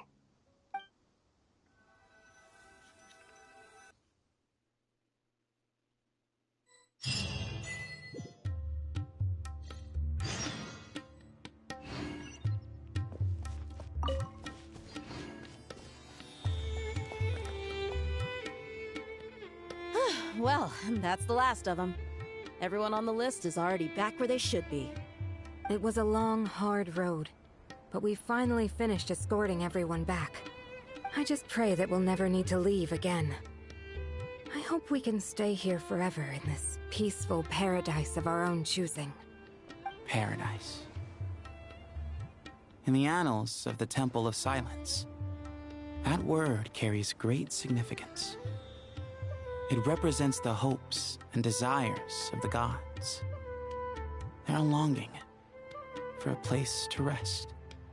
I wouldn't think gods need such a place. People always think they're the only ones who can lose their homes. They forget that gods too need a place to reside. As the Goat King once said, "A god without his people shall cease to exist." Gods need their believers every bit as much as their believers need them. Only we can truly understand how much the desert faith has faded over the centuries. But we still talk about the gods as though they're part of our lives. Given the myriad ways in which gods and humans interact, I'd say they really are. How else could Dunyarzad consider the Dendro Archon a friend? Well, that sounds about right to me. Describing them as friends sure makes us feel a whole lot closer. If you told me a few years back that I'd have this many friends, I'd have called you a liar. Belief is a choice, just like friendship. We've made our choices through battle. The right ones, wouldn't you say? I'll be heading back to the Temple of Silence. I heard the Goat King and the Ibis King decided to pay us a visit. How about you? It's back to Aru Village for us. Still plenty of supplies to distribute and people to help. Until next time, old friend.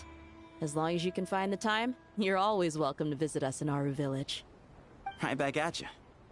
Make sure to drop by the Temple of Silence the next time you're free. Or it is that 2 of the other 7 pillars, Shezapeng and Bennu, might also be dropping by. Since you're wearing the symbols of their power, it'd only be fitting if you came to see them for yourselves. Dropping by? That makes it sound like they're visiting a neighbor's home. Well, the temple was founded by Hermanubis, so I guess to them, that's exactly what it is. Guess that's true. All right. We'll make sure to find time to stop by. Stay safe on your journey home. I will.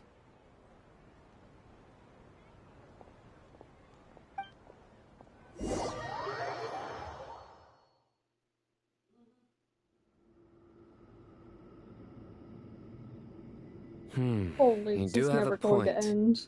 See? Retirement has always been a problem, especially for old-timers like us who've been locked away all these years. You finally step out into the light, and bam! You're face to face with a whole different world.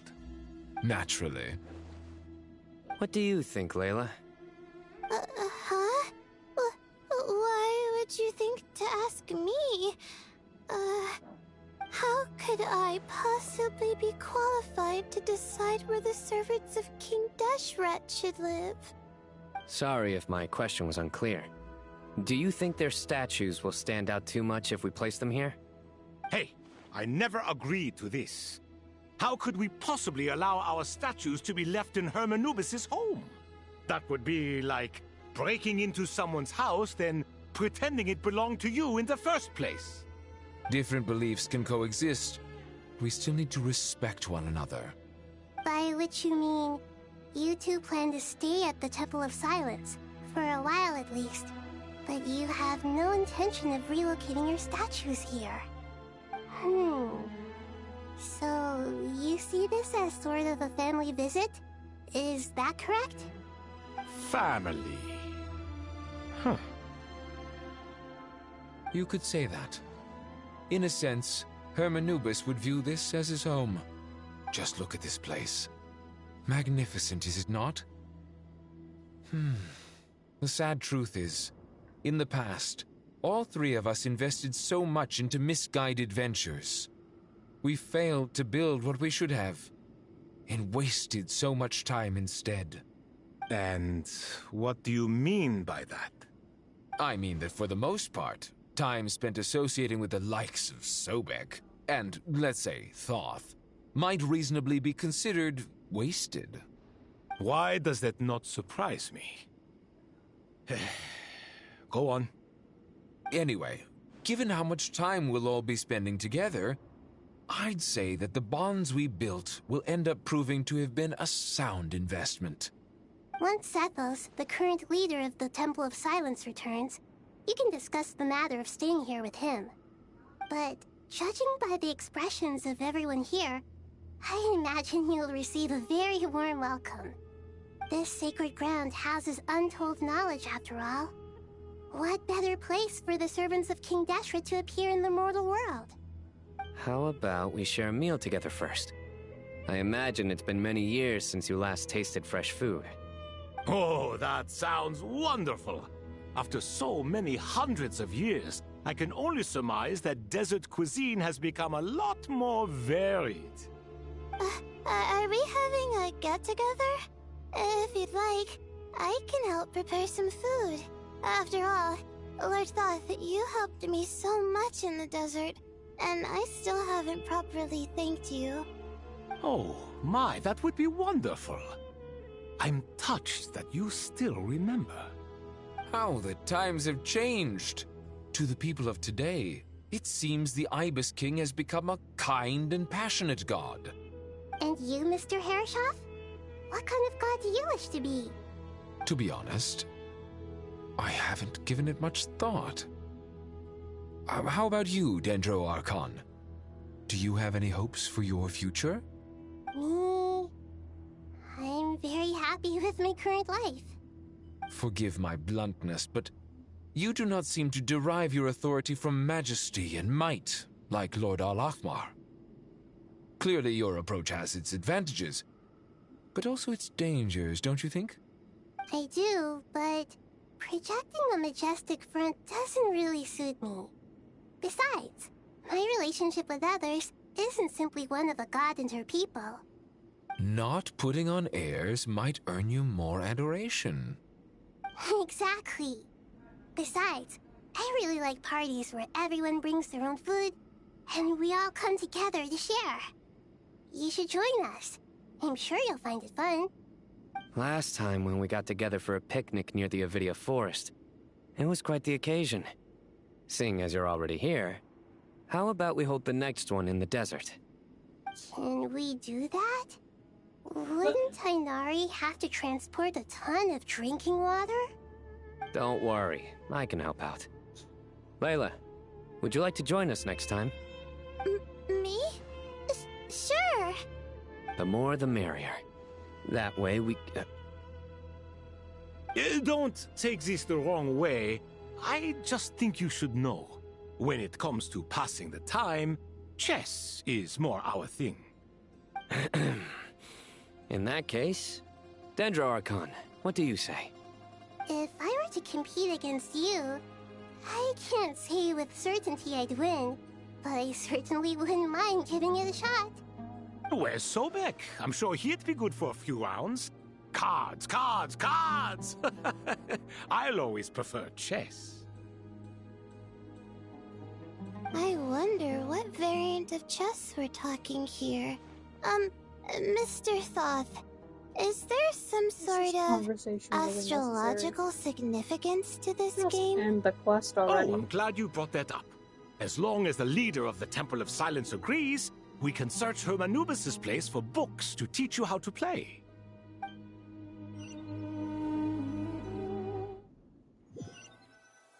Okay, now that we've had that useless and unnecessary conversation, can we end it?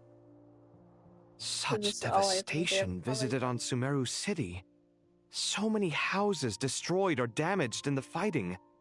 Who could have foreseen this? Look at all of this. It's going to take me forever to tidy up. I suppose living below the academia doesn't always work out to your advantage. I would have thought a little appreciation of my sincerity and effort in helping to clean up this mess might be in order. Helping? Effort? This is your house! Of course you should be putting in the effort! If anything, I'm the one who's helping! So you see yourself as just a helper in this situation. I must admit, I'm rather shocked.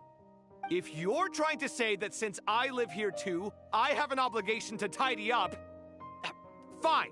I suppose I do. Wait a second, stop changing the subject! Nevertheless... In the wake of a great storm, a missing roof is a predictable inconvenience. Can you stop making it seem like I care more about this house than you do? Doesn't it upset you at all to see your home in this state? I won't pretend it's ideal, but that's no reason to be upset. This is the roof over your head, your shelter from the cold. The furniture is scattered, the paintings have fallen off the walls, the windows are shattered. Don't you feel even a little disheartened? The way I see it, these problems are easily solved. Ugh, this is precisely why I hate talking to you about sentimental things. It's like banging my head against a wall. You simply don't understand just how much work goes into making a proper home. It sounds like this is causing you a lot of anguish. You mean the house or the paintings? I mean your sentimentality. Oh, well, yes. But I'd rather not dwell on such things right now. Generally speaking, when anguish becomes the norm, people usually make an attempt to improve their situation. But there are so many people and things in life that are difficult to change. It's not like you can force them.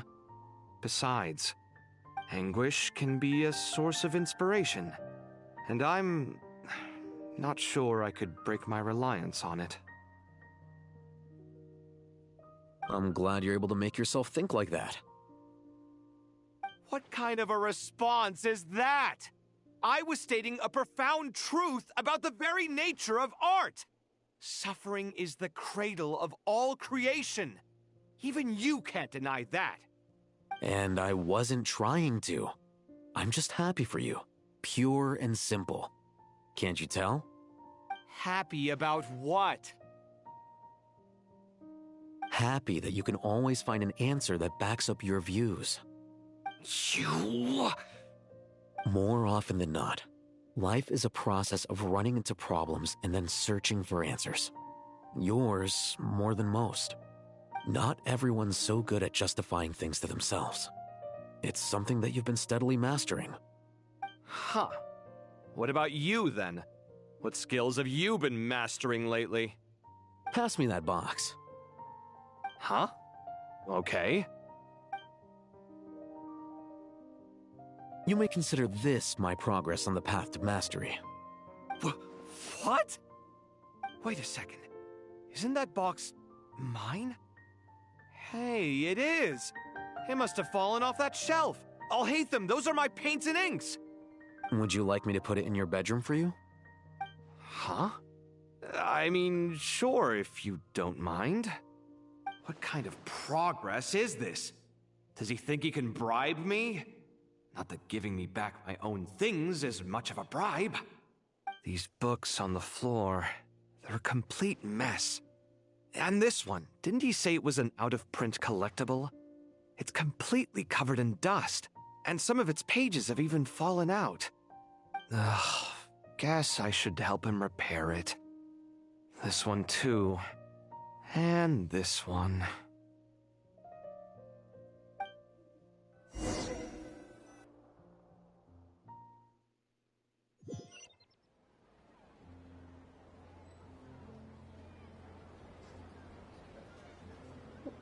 My hands are occupied holding it.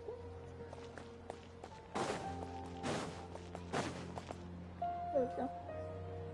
Local sumter beasts, imported goods, such a bright future ahead. I can picture the Mora just rolling in.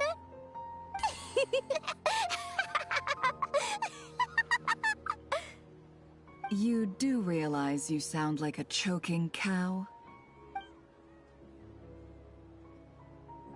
It's called being imposing.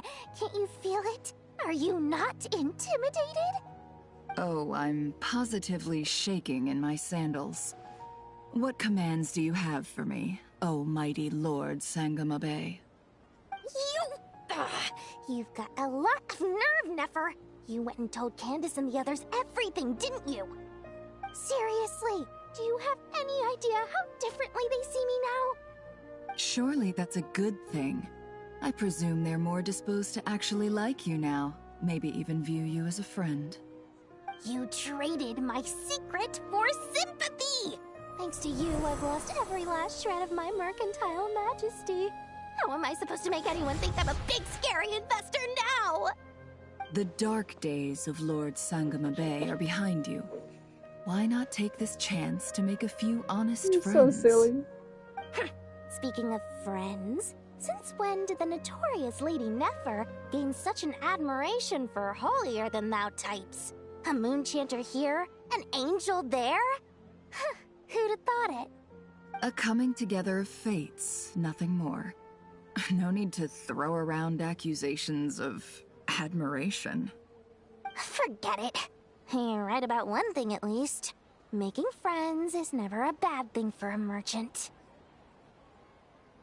So, I really took a loss this time.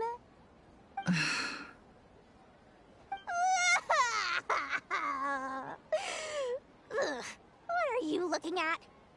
I'm trying to see if you're really crying or if those are just crocodile tears. A little birdie told me that when Lord Sangamabe makes money, the tears flow from the center of her eyes. But when she loses it, they flow from the corners. Which is it this time? Ugh, you are so annoying. I'm not talking to you anymore. Nefer, thank goodness you're here. I've been looking everywhere for you. Huh? Well. If it isn't the House of Dana's very own librarian. What can I offer you today, Miss Katayun? Oh, no. I'm not here to buy. I'm here to bring Lady Nefer a book, and a fascinating one at that. We agreed to meet at the entrance to the mausoleum of King Deshret. One more thing. I bought this copy with my own money. It's not borrowed. Reasoning knows not time of day, but suspense always follows a blizzard. That's quite the mouthful. Huh? Isn't that the one that... It was all the rage for a while. People throughout the city were clamoring to get their hands on a copy. The names inside were all circled. Everyone thought it was a riddle. Don't bring up that book in my presence. I don't even want to hear its name. That thing was nothing but a scam. Surprisingly enough, I've actually heard of this book, though it doesn't seem of much consequence. So, what truth lies behind it? You're from the Vahumana and you're asking me what the truth is? I'd say the actual truth was about the least important part of the whole episode. I brought you this book because it probably has the most interesting backstory of any in the House of Dana's collection, at least in recent years. As for its quality, well, you can judge that for yourself. Don't tell me it's actually any good. You may not know this, Lord Sangamabe, but Lady Nefer has a fondness for books with... how should I put this? Mixed reviews? No eye for good literature, huh? Perhaps she feels that bad books hide interesting secrets? But I shouldn't put words in her mouth.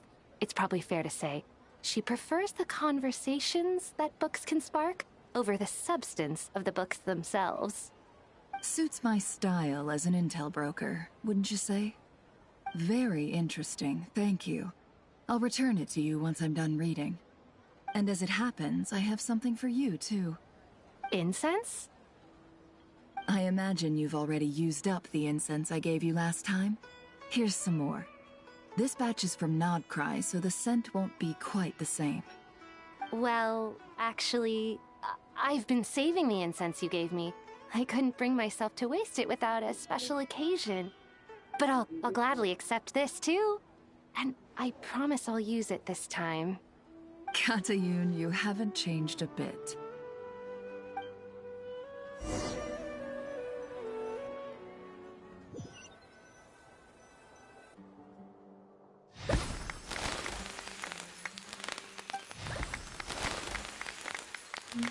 Congratulations, Kale. Well done, Kale. After studying for so long, you've finally become a full-fledged ranger. Sure hasn't been easy for you, huh? This really is fantastic news. All grown up. No longer a trainee, but an official forest ranger. Oh, the next step is to secure tenure in the academia. Thanks, everyone. It's true. I'm an official forest ranger now. Master Tainari, thank you for your guidance and support. I wish Mr. Sino were here so I could thank him too. Sino had a matter to attend to at the Temple of Silence. I don't imagine he'll be back for some time. But don't worry, we can celebrate together once he's finished. I'm afraid the party will have to wait. Kale still has some matters to attend to first. Kale? Is everything all right? No, it's not what you think. There's nothing wrong with my health. I just have a few things I need to deal with. I've made plans with the Traveler and Paimon to visit Mondstadt. Master Tainari and Mr. Sino will be accompanying us too. Well, that's a relief. Let's get together when everyone's back. I'm sure you'll be doing even better by then. Of course.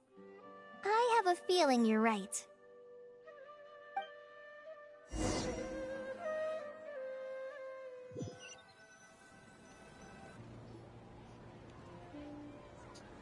Phew! After all that catching up on sleep and food, Paimon's feeling full of vim and vigor again. For someone who spends so much time resting, your recovery routine is surprisingly simple. Hey! Paimon's been working her butt off too, you know. She flew all over the city helping everyone out. Don't worry, I saw how hard you worked. And he can no longer get up. Alright, we all know you're the most hardworking person in Tavad. As long as you're rested and full, that's what really matters. Paimon's been looking around the place, and it seems like the city's already on the mend. So but cute. Paimon's been wondering how Nahida's doing. We should check in on her.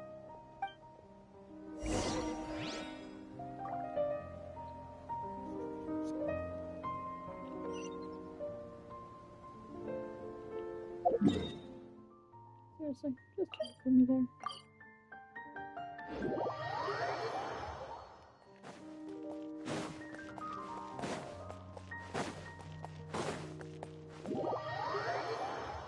Okay, alright.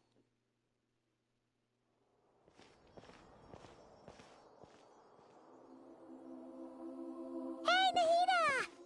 And Hat Guy's here too! Traveler, Paimon! What's going on here? Nothing much. Nahida was just expressing concern for my physical and mental well-being. Oh, the Traveler told Paimon all about that. We've both been very worried about you. Are you feeling alright? You make it sound like I'm on the brink of some kind of breakdown. Truth is, I'm doing much better than you might imagine. If we can just get to the bottom of Dottoro's intentions, we can minimize his negative influence. That's the sort of thing I excel at.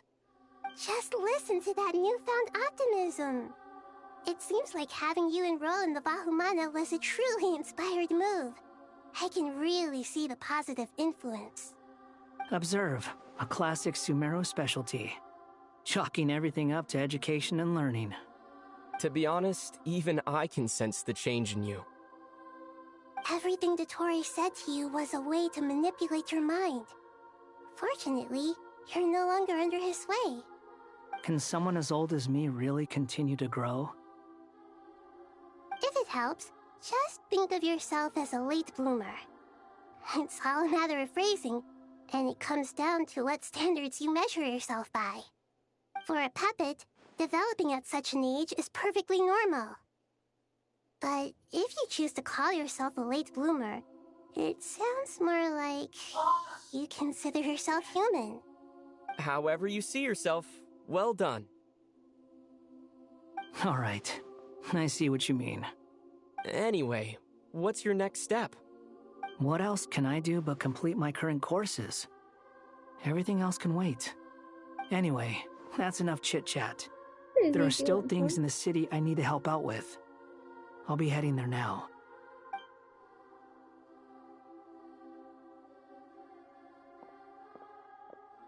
I'm so happy that Hat Guy is doing better than we thought. But what about you, Nahida? How are you holding up? The pyronosis burned down the corrupted Irminsul. The flames blazed for 7 days and 7 nights before they finally subsided. All that was left were the parts underground. Now, Aru shoulders the responsibilities that once belonged to Irminsul. The situation was contained before it got out of hand, so Tevat's most vital information has largely been preserved. Irminsul has a strong influence over you, doesn't it? How will you cope now that it's gone? There is no need to worry. Thanks to Nicole's extraordinary talents, my connection to Irminsul has been severed and transposed onto Aru. Angels can do things like that? They can. Such abilities are precisely what makes them so powerful. The goddess of flowers Nabu Malikata, once claimed that she too could perform feats beyond the reach of mere mortals. In my eyes, much of what she went on to achieve reached such transcendent levels. Ridiculous. Her and Nicole really are both fascinating and magnificent. So, does that mean your situation is stable now? Correct. Just imagine that Aru has become the new Irminsul, and the essence of my existence has been bound to it. The wisdom of Sumeru has ultimately converged into a single, unified entity. Should we ascribe this all to fate, or is it merely fortune? Whatever it is, the important thing is that you're okay, Nahida. Dendro Archon, Lesser Lord Kusanali. Oh, thank goodness you're here. All at once. Greetings, traveler and Why Paimon. are they so freaking long? Sir Nevis, do you have something urgent to say? Yes, there's something I need to report. We've received a message from Snezhnaya.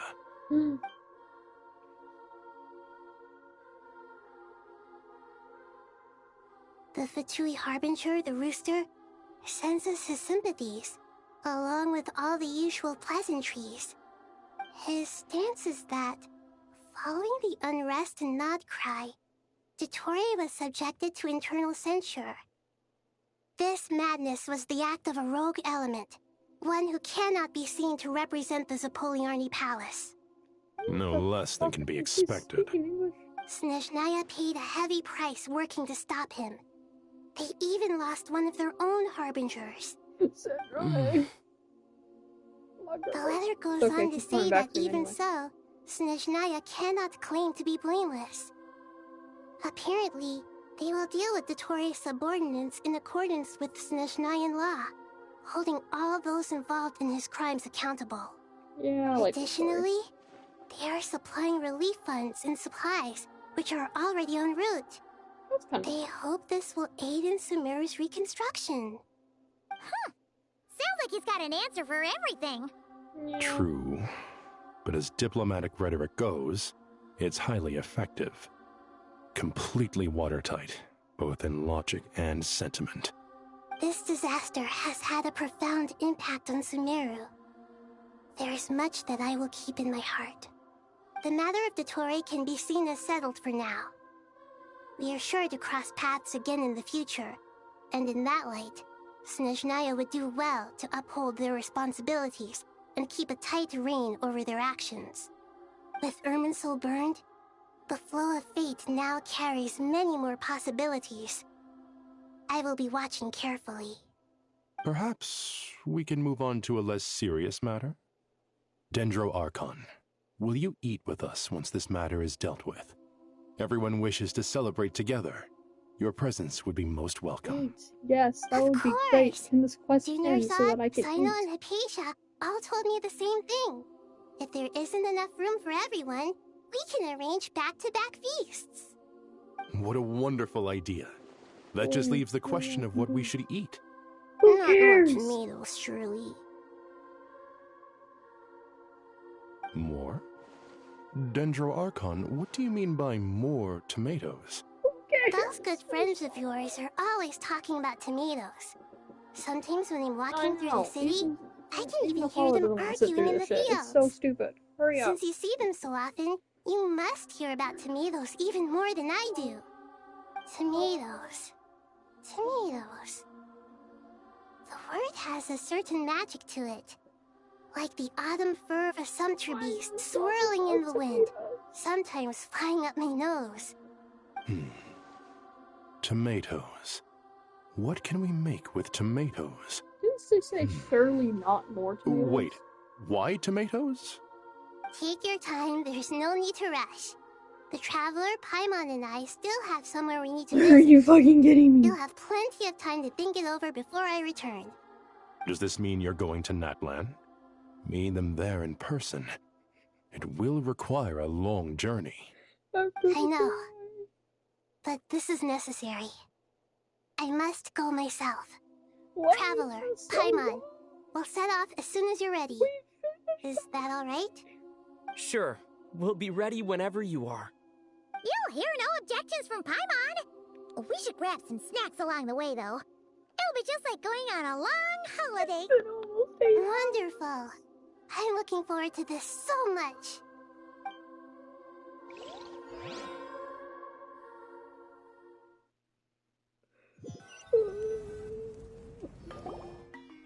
That land is such a lively place.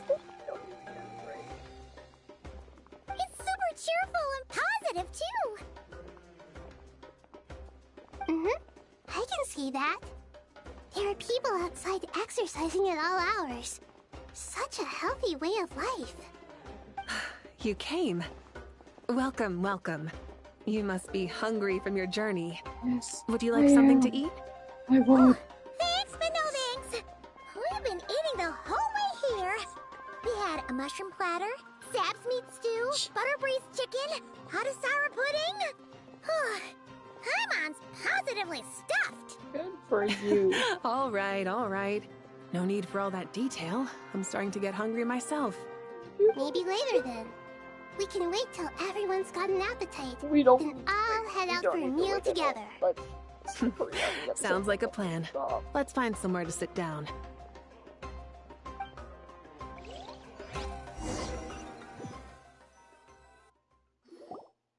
I should tell you, I already have some sense of why you've come. Why's that, Malika? Do a cutscene or something and get it over and done with. To say thank you. Your senses are spot on. But on top of that, we also feel guilty. Because the pyronosis has vanished? I sensed its loss. Despite scouring through the remnants of Irminsul, we couldn't find any sign of the pyronosis. Not even any trace of it burning to ash. That's certainly unusual.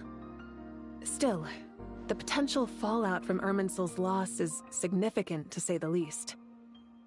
Perhaps the pyronosis's disappearance is simply a knock-on effect of the impact it's had on a certain strand of fate. There's no need to feel guilty. We were clear that this time, there was to be no returning, only giving. Pure and simple. Thank you really is a fascinating phrase. We use it to express gratitude for the smallest of things. Yet, when faced with a kindness too immense to describe, we use exactly the same words.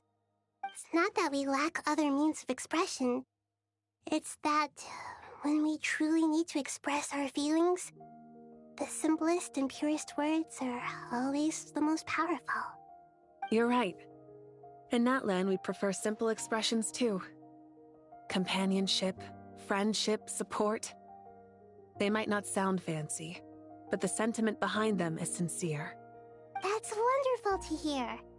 Sincere feelings are often a vehicle for the deepest wisdom of all. Irminsul's destruction doesn't seem to have done you much harm. I'm glad to see you're doing well. There's still a lot of work to do, but before we begin, we felt it was important to come here and speak with you. Partly to express our gratitude, but also because we felt that seeing you, in a sense, is like basking in warm sunlight. That's a nice way of putting it. I like that. To tell you the truth, though, I'm not a fan of somber meetings. So, since there's nothing more to say, why don't we go bask in some actual sunlight?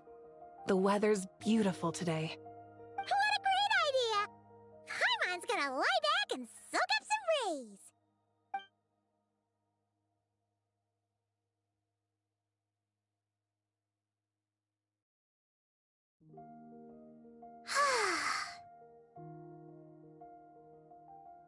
In that case, I think I'll lie down for a bit too before we head to our next stop. And where might that be? Mondstadt. Paimon and I are gonna head back there with Kale and the gang. Long ago, I sensed that the god remains inside Kale had come from the goddess of flowers, but I kept it a secret.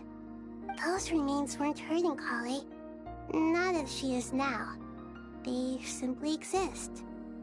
Besides, I could sense a deep yearning within her. A yearning for an ordinary life. A yearning to hold on to the hard-won happiness she now enjoys. With someone like her, I have a responsibility to keep her secret. She should be ready to face the truth by now. Whenever people meet, there is always the potential to create warmth and kindness. Every child grows up, but even as adults, they are still children in the eyes of certain people. Oh, just like how Paimon sometimes sees Nahida as a little kid. Is that so? Well, anyone who's friends with a kid is probably a kid themselves. Of course! And there's nothing wrong with that. When we get back, we'll actually be hanging out with another of our friends who happens to be a kid. Or more like looking after, in her case. Anyway, we'll always be there to watch out for our friends. Dear Sucrose, when you receive this letter, I'll probably be as busy as always. But busy with wonderful things. That's because I'm no longer a trainee. I'm now an official forest ranger. Impressive, right? Sino said that official rangers sound much tougher than trainees. Though he did say it was already pretty tough to start out with. You probably heard that something big happened in Sumeru recently. Don't worry, it's all been taken care of.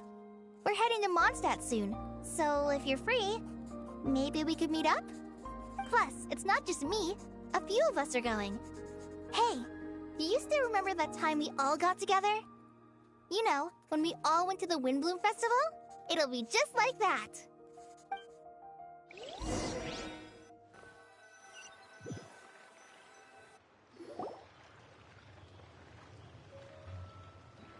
Dainari, is that...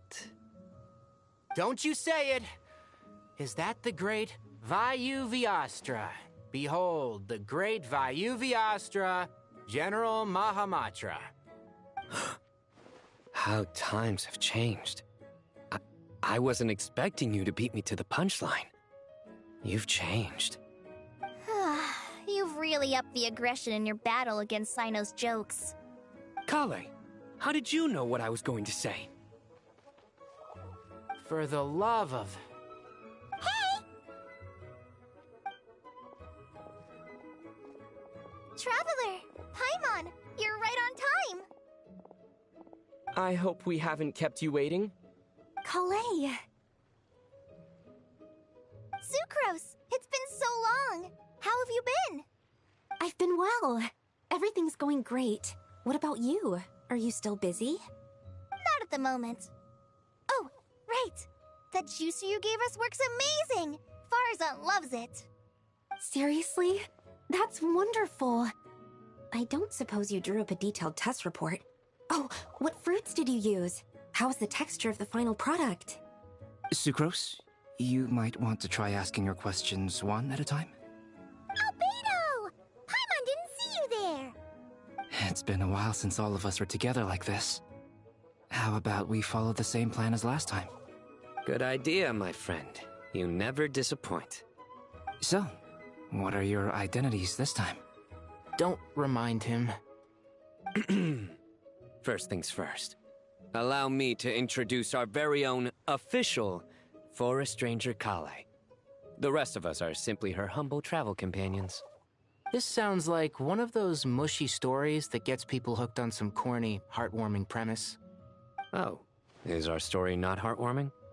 If I recall correctly, there was even a scene like this in King of Invocations. Besides being heartwarming, our story's also about tough, impressive-sounding job titles. At least that's what I think.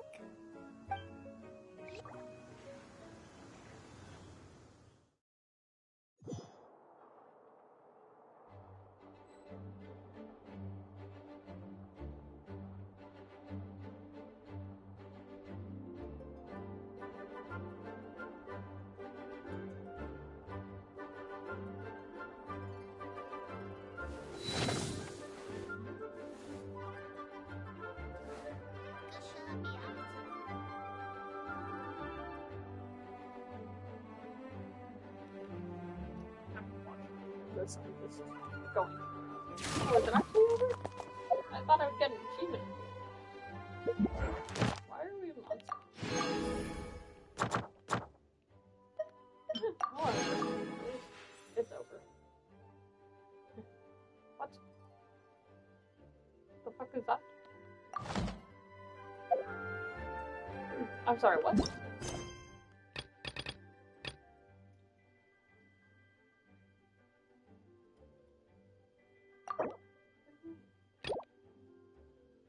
Oh, fuck. Who cares? I'm doing this one.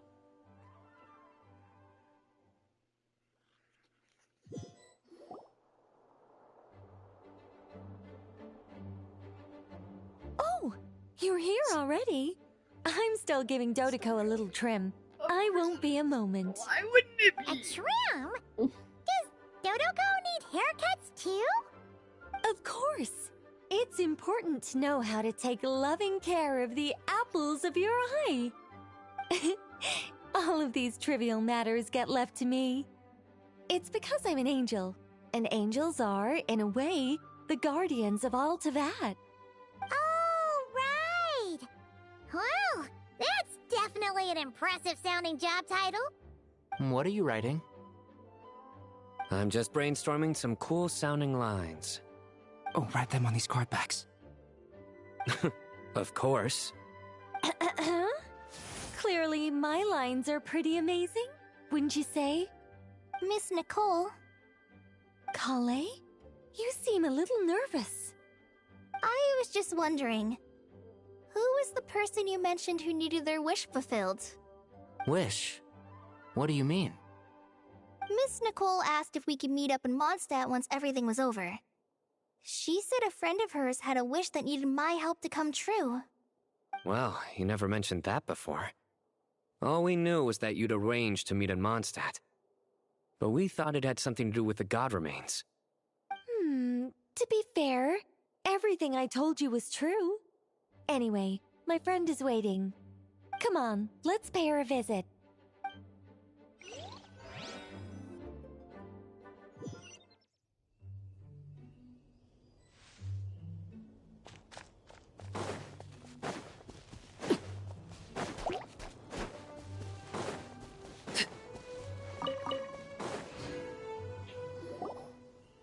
Huh?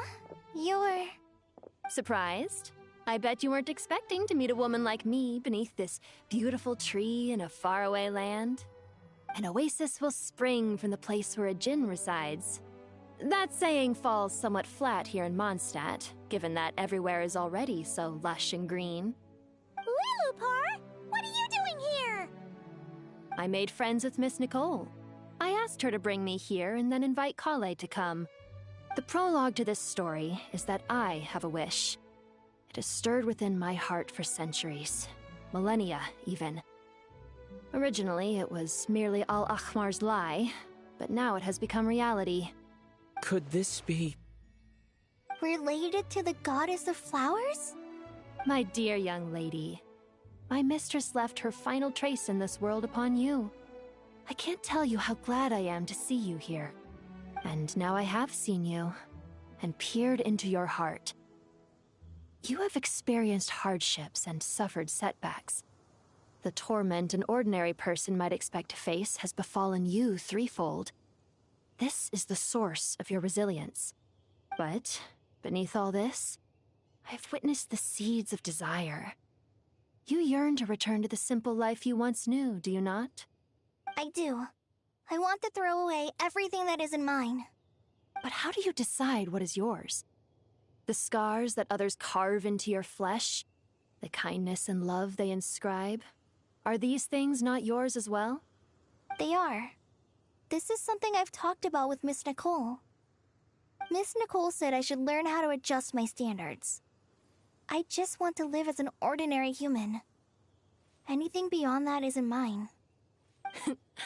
Don't you want anything from the remains of the goddess of flowers? She gave me a revelation once. I think that's already more than enough. In the past, you would not have possessed such a rich heart. Your brief life has taught you to hold on to everything good, to home in on kindness. How fascinating. You're nothing like Nabu Malikata, and you're certainly not her. Of course not. I'm not some great and powerful being, Miss Lilopar. Yet I am a djinn. We exist because of the Lord of Flowers. We revere and love her. My wish is to see her one last time, to give everything for her. Kale, can you do this for me? But her remains won't be easy to remove. Are you sure this is what you want? That's beside the point. First, I need to know. Are you willing to do something for the soul of this lonely, wandering woman? I'm willing. But look, you know nothing about me. Even if you have heard the stories about me, all you would know is that I was rightly punished for the many evil deeds I committed. Ah, so you do know. Your lips are quivering, your eyes trembling, and still you're willing to do something for me. Life has been cruel to you, and yet you've learned to be kind. My dear young lady, to repay your kindness, I too must play my part. Are you sure about this, Lilupar? I yearn to see my mistress. For this moment, the world can burn to ashes, the universe be engulfed in flame. I care about nothing else. And you, Kale, I can give you a gift. You'll become just another ordinary human. But Miss Lilupar, what will happen to you? My wish will be fulfilled, and I can die happy. Why would you wish for that? A long, unending life might seem desirable for one who has never possessed it, yet it brings torment to one who has. My remains are scattered across the yellow sands, but my soul can find no peace. Since you've promised to grant my wish, give me that release. Allow the dying to die, and let the dead rest in peace. You have my thanks. Kale, there's no pressure on you. What she said, it's all true. A wish is a genuine desire, after all. It's as if you want to use the last of your life to give me a better future. Nothing so selfless. We'll be using our futures to fulfill each other's wishes. This is a noble act, a beautiful and secret transaction between two women. I understand. Miss Lilupar, I'm ready. Close your eyes, Kale. Then open your soul. From there, I will embrace my mistress. The downpour of flowers is your touch. Like returning to the very beginning. Like surrendering to your grace, my mistress. People say that devotion is beautiful, yet filled with pain. How foolish of them. For me, devotion is beautiful, pure and painless. Devotion is my love. Thank you.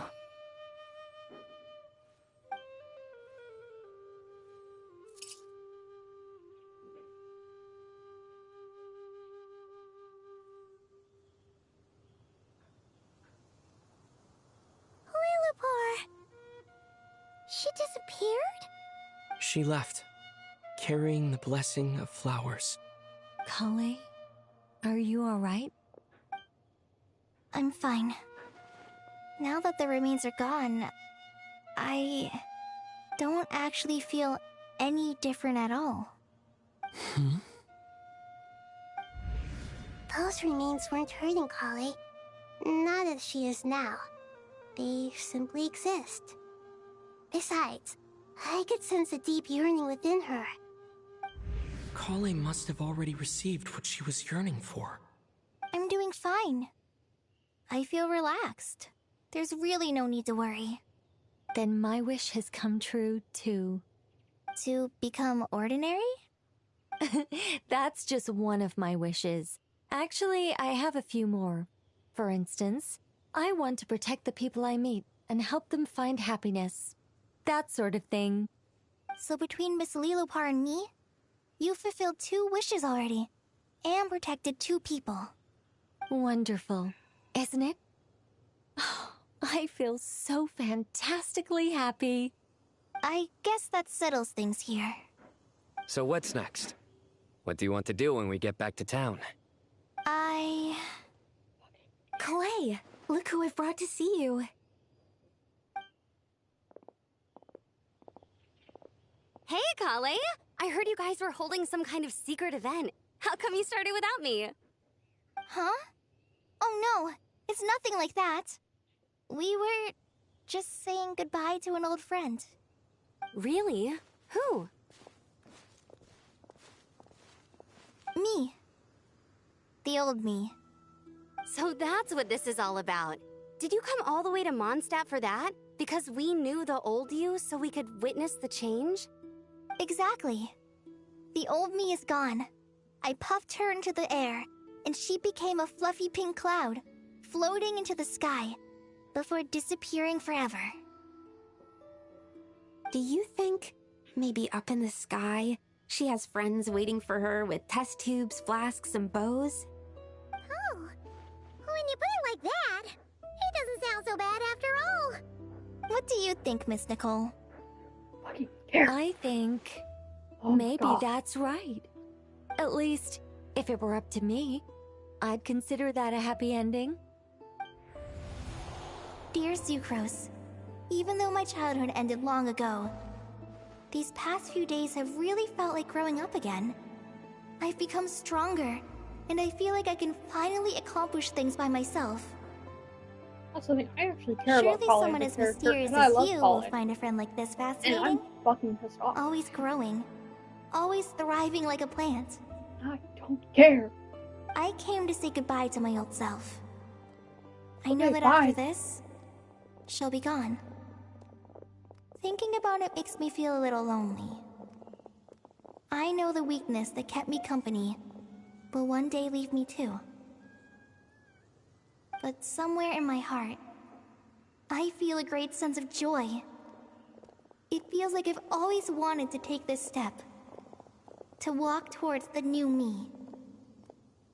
Okay. End. Perfect. Achievement. Boom. Done. Thank you. Holy. That is way more than 500 Prima gems.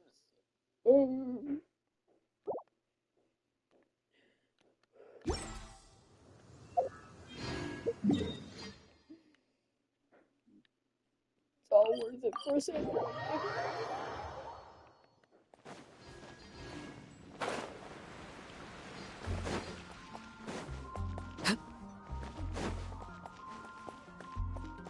Ad Astra. Thank you for Ad Astra.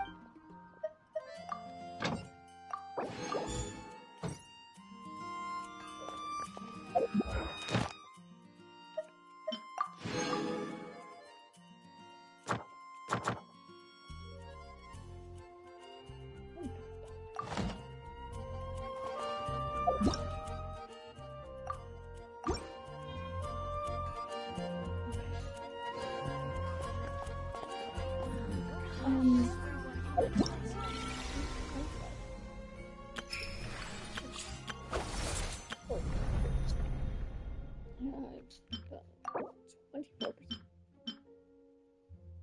So basically nothing. Well, I need to take a break. So, either way, I'm in Need Street right now. And then I'll probably come back. Whenever I feel like it. I don't know when. Oh, what's time is it right now? 6:30. I've been playing this since like 9 or 10 in the morning. Or that's when I woke up anyway, and I pretty much started playing pretty soon after I woke up, so that's great. Yeah, I'm good. I knew catching up would take a while. I just thought more of that would be the exploration part of this part. Not the Archon quest. I really should have looked up how long it was gonna be, because I knew for like one of the last ones in Nodpry, the last Archon quest in Nodpry, I knew already, like, people were like, Jesus Christ, it took me like 10 hours just to finish this quest, and I was like, okay, so it's gonna be a long one. Makes sense. Even then, and like, I was ready for it that day, and even then it took longer than I thought. I was like, holy crap, that was crazy. This one, I was not expecting it to take that long. I didn't look up online how long it would take, so I did not realize how long it was, and I didn't see anyone talking about it, so Yeah. Okay. Hopefully I come back. But I need a fucking break, man. So, oh, I did not need to take a screenshot. Oops, there. I will see you guys in a while.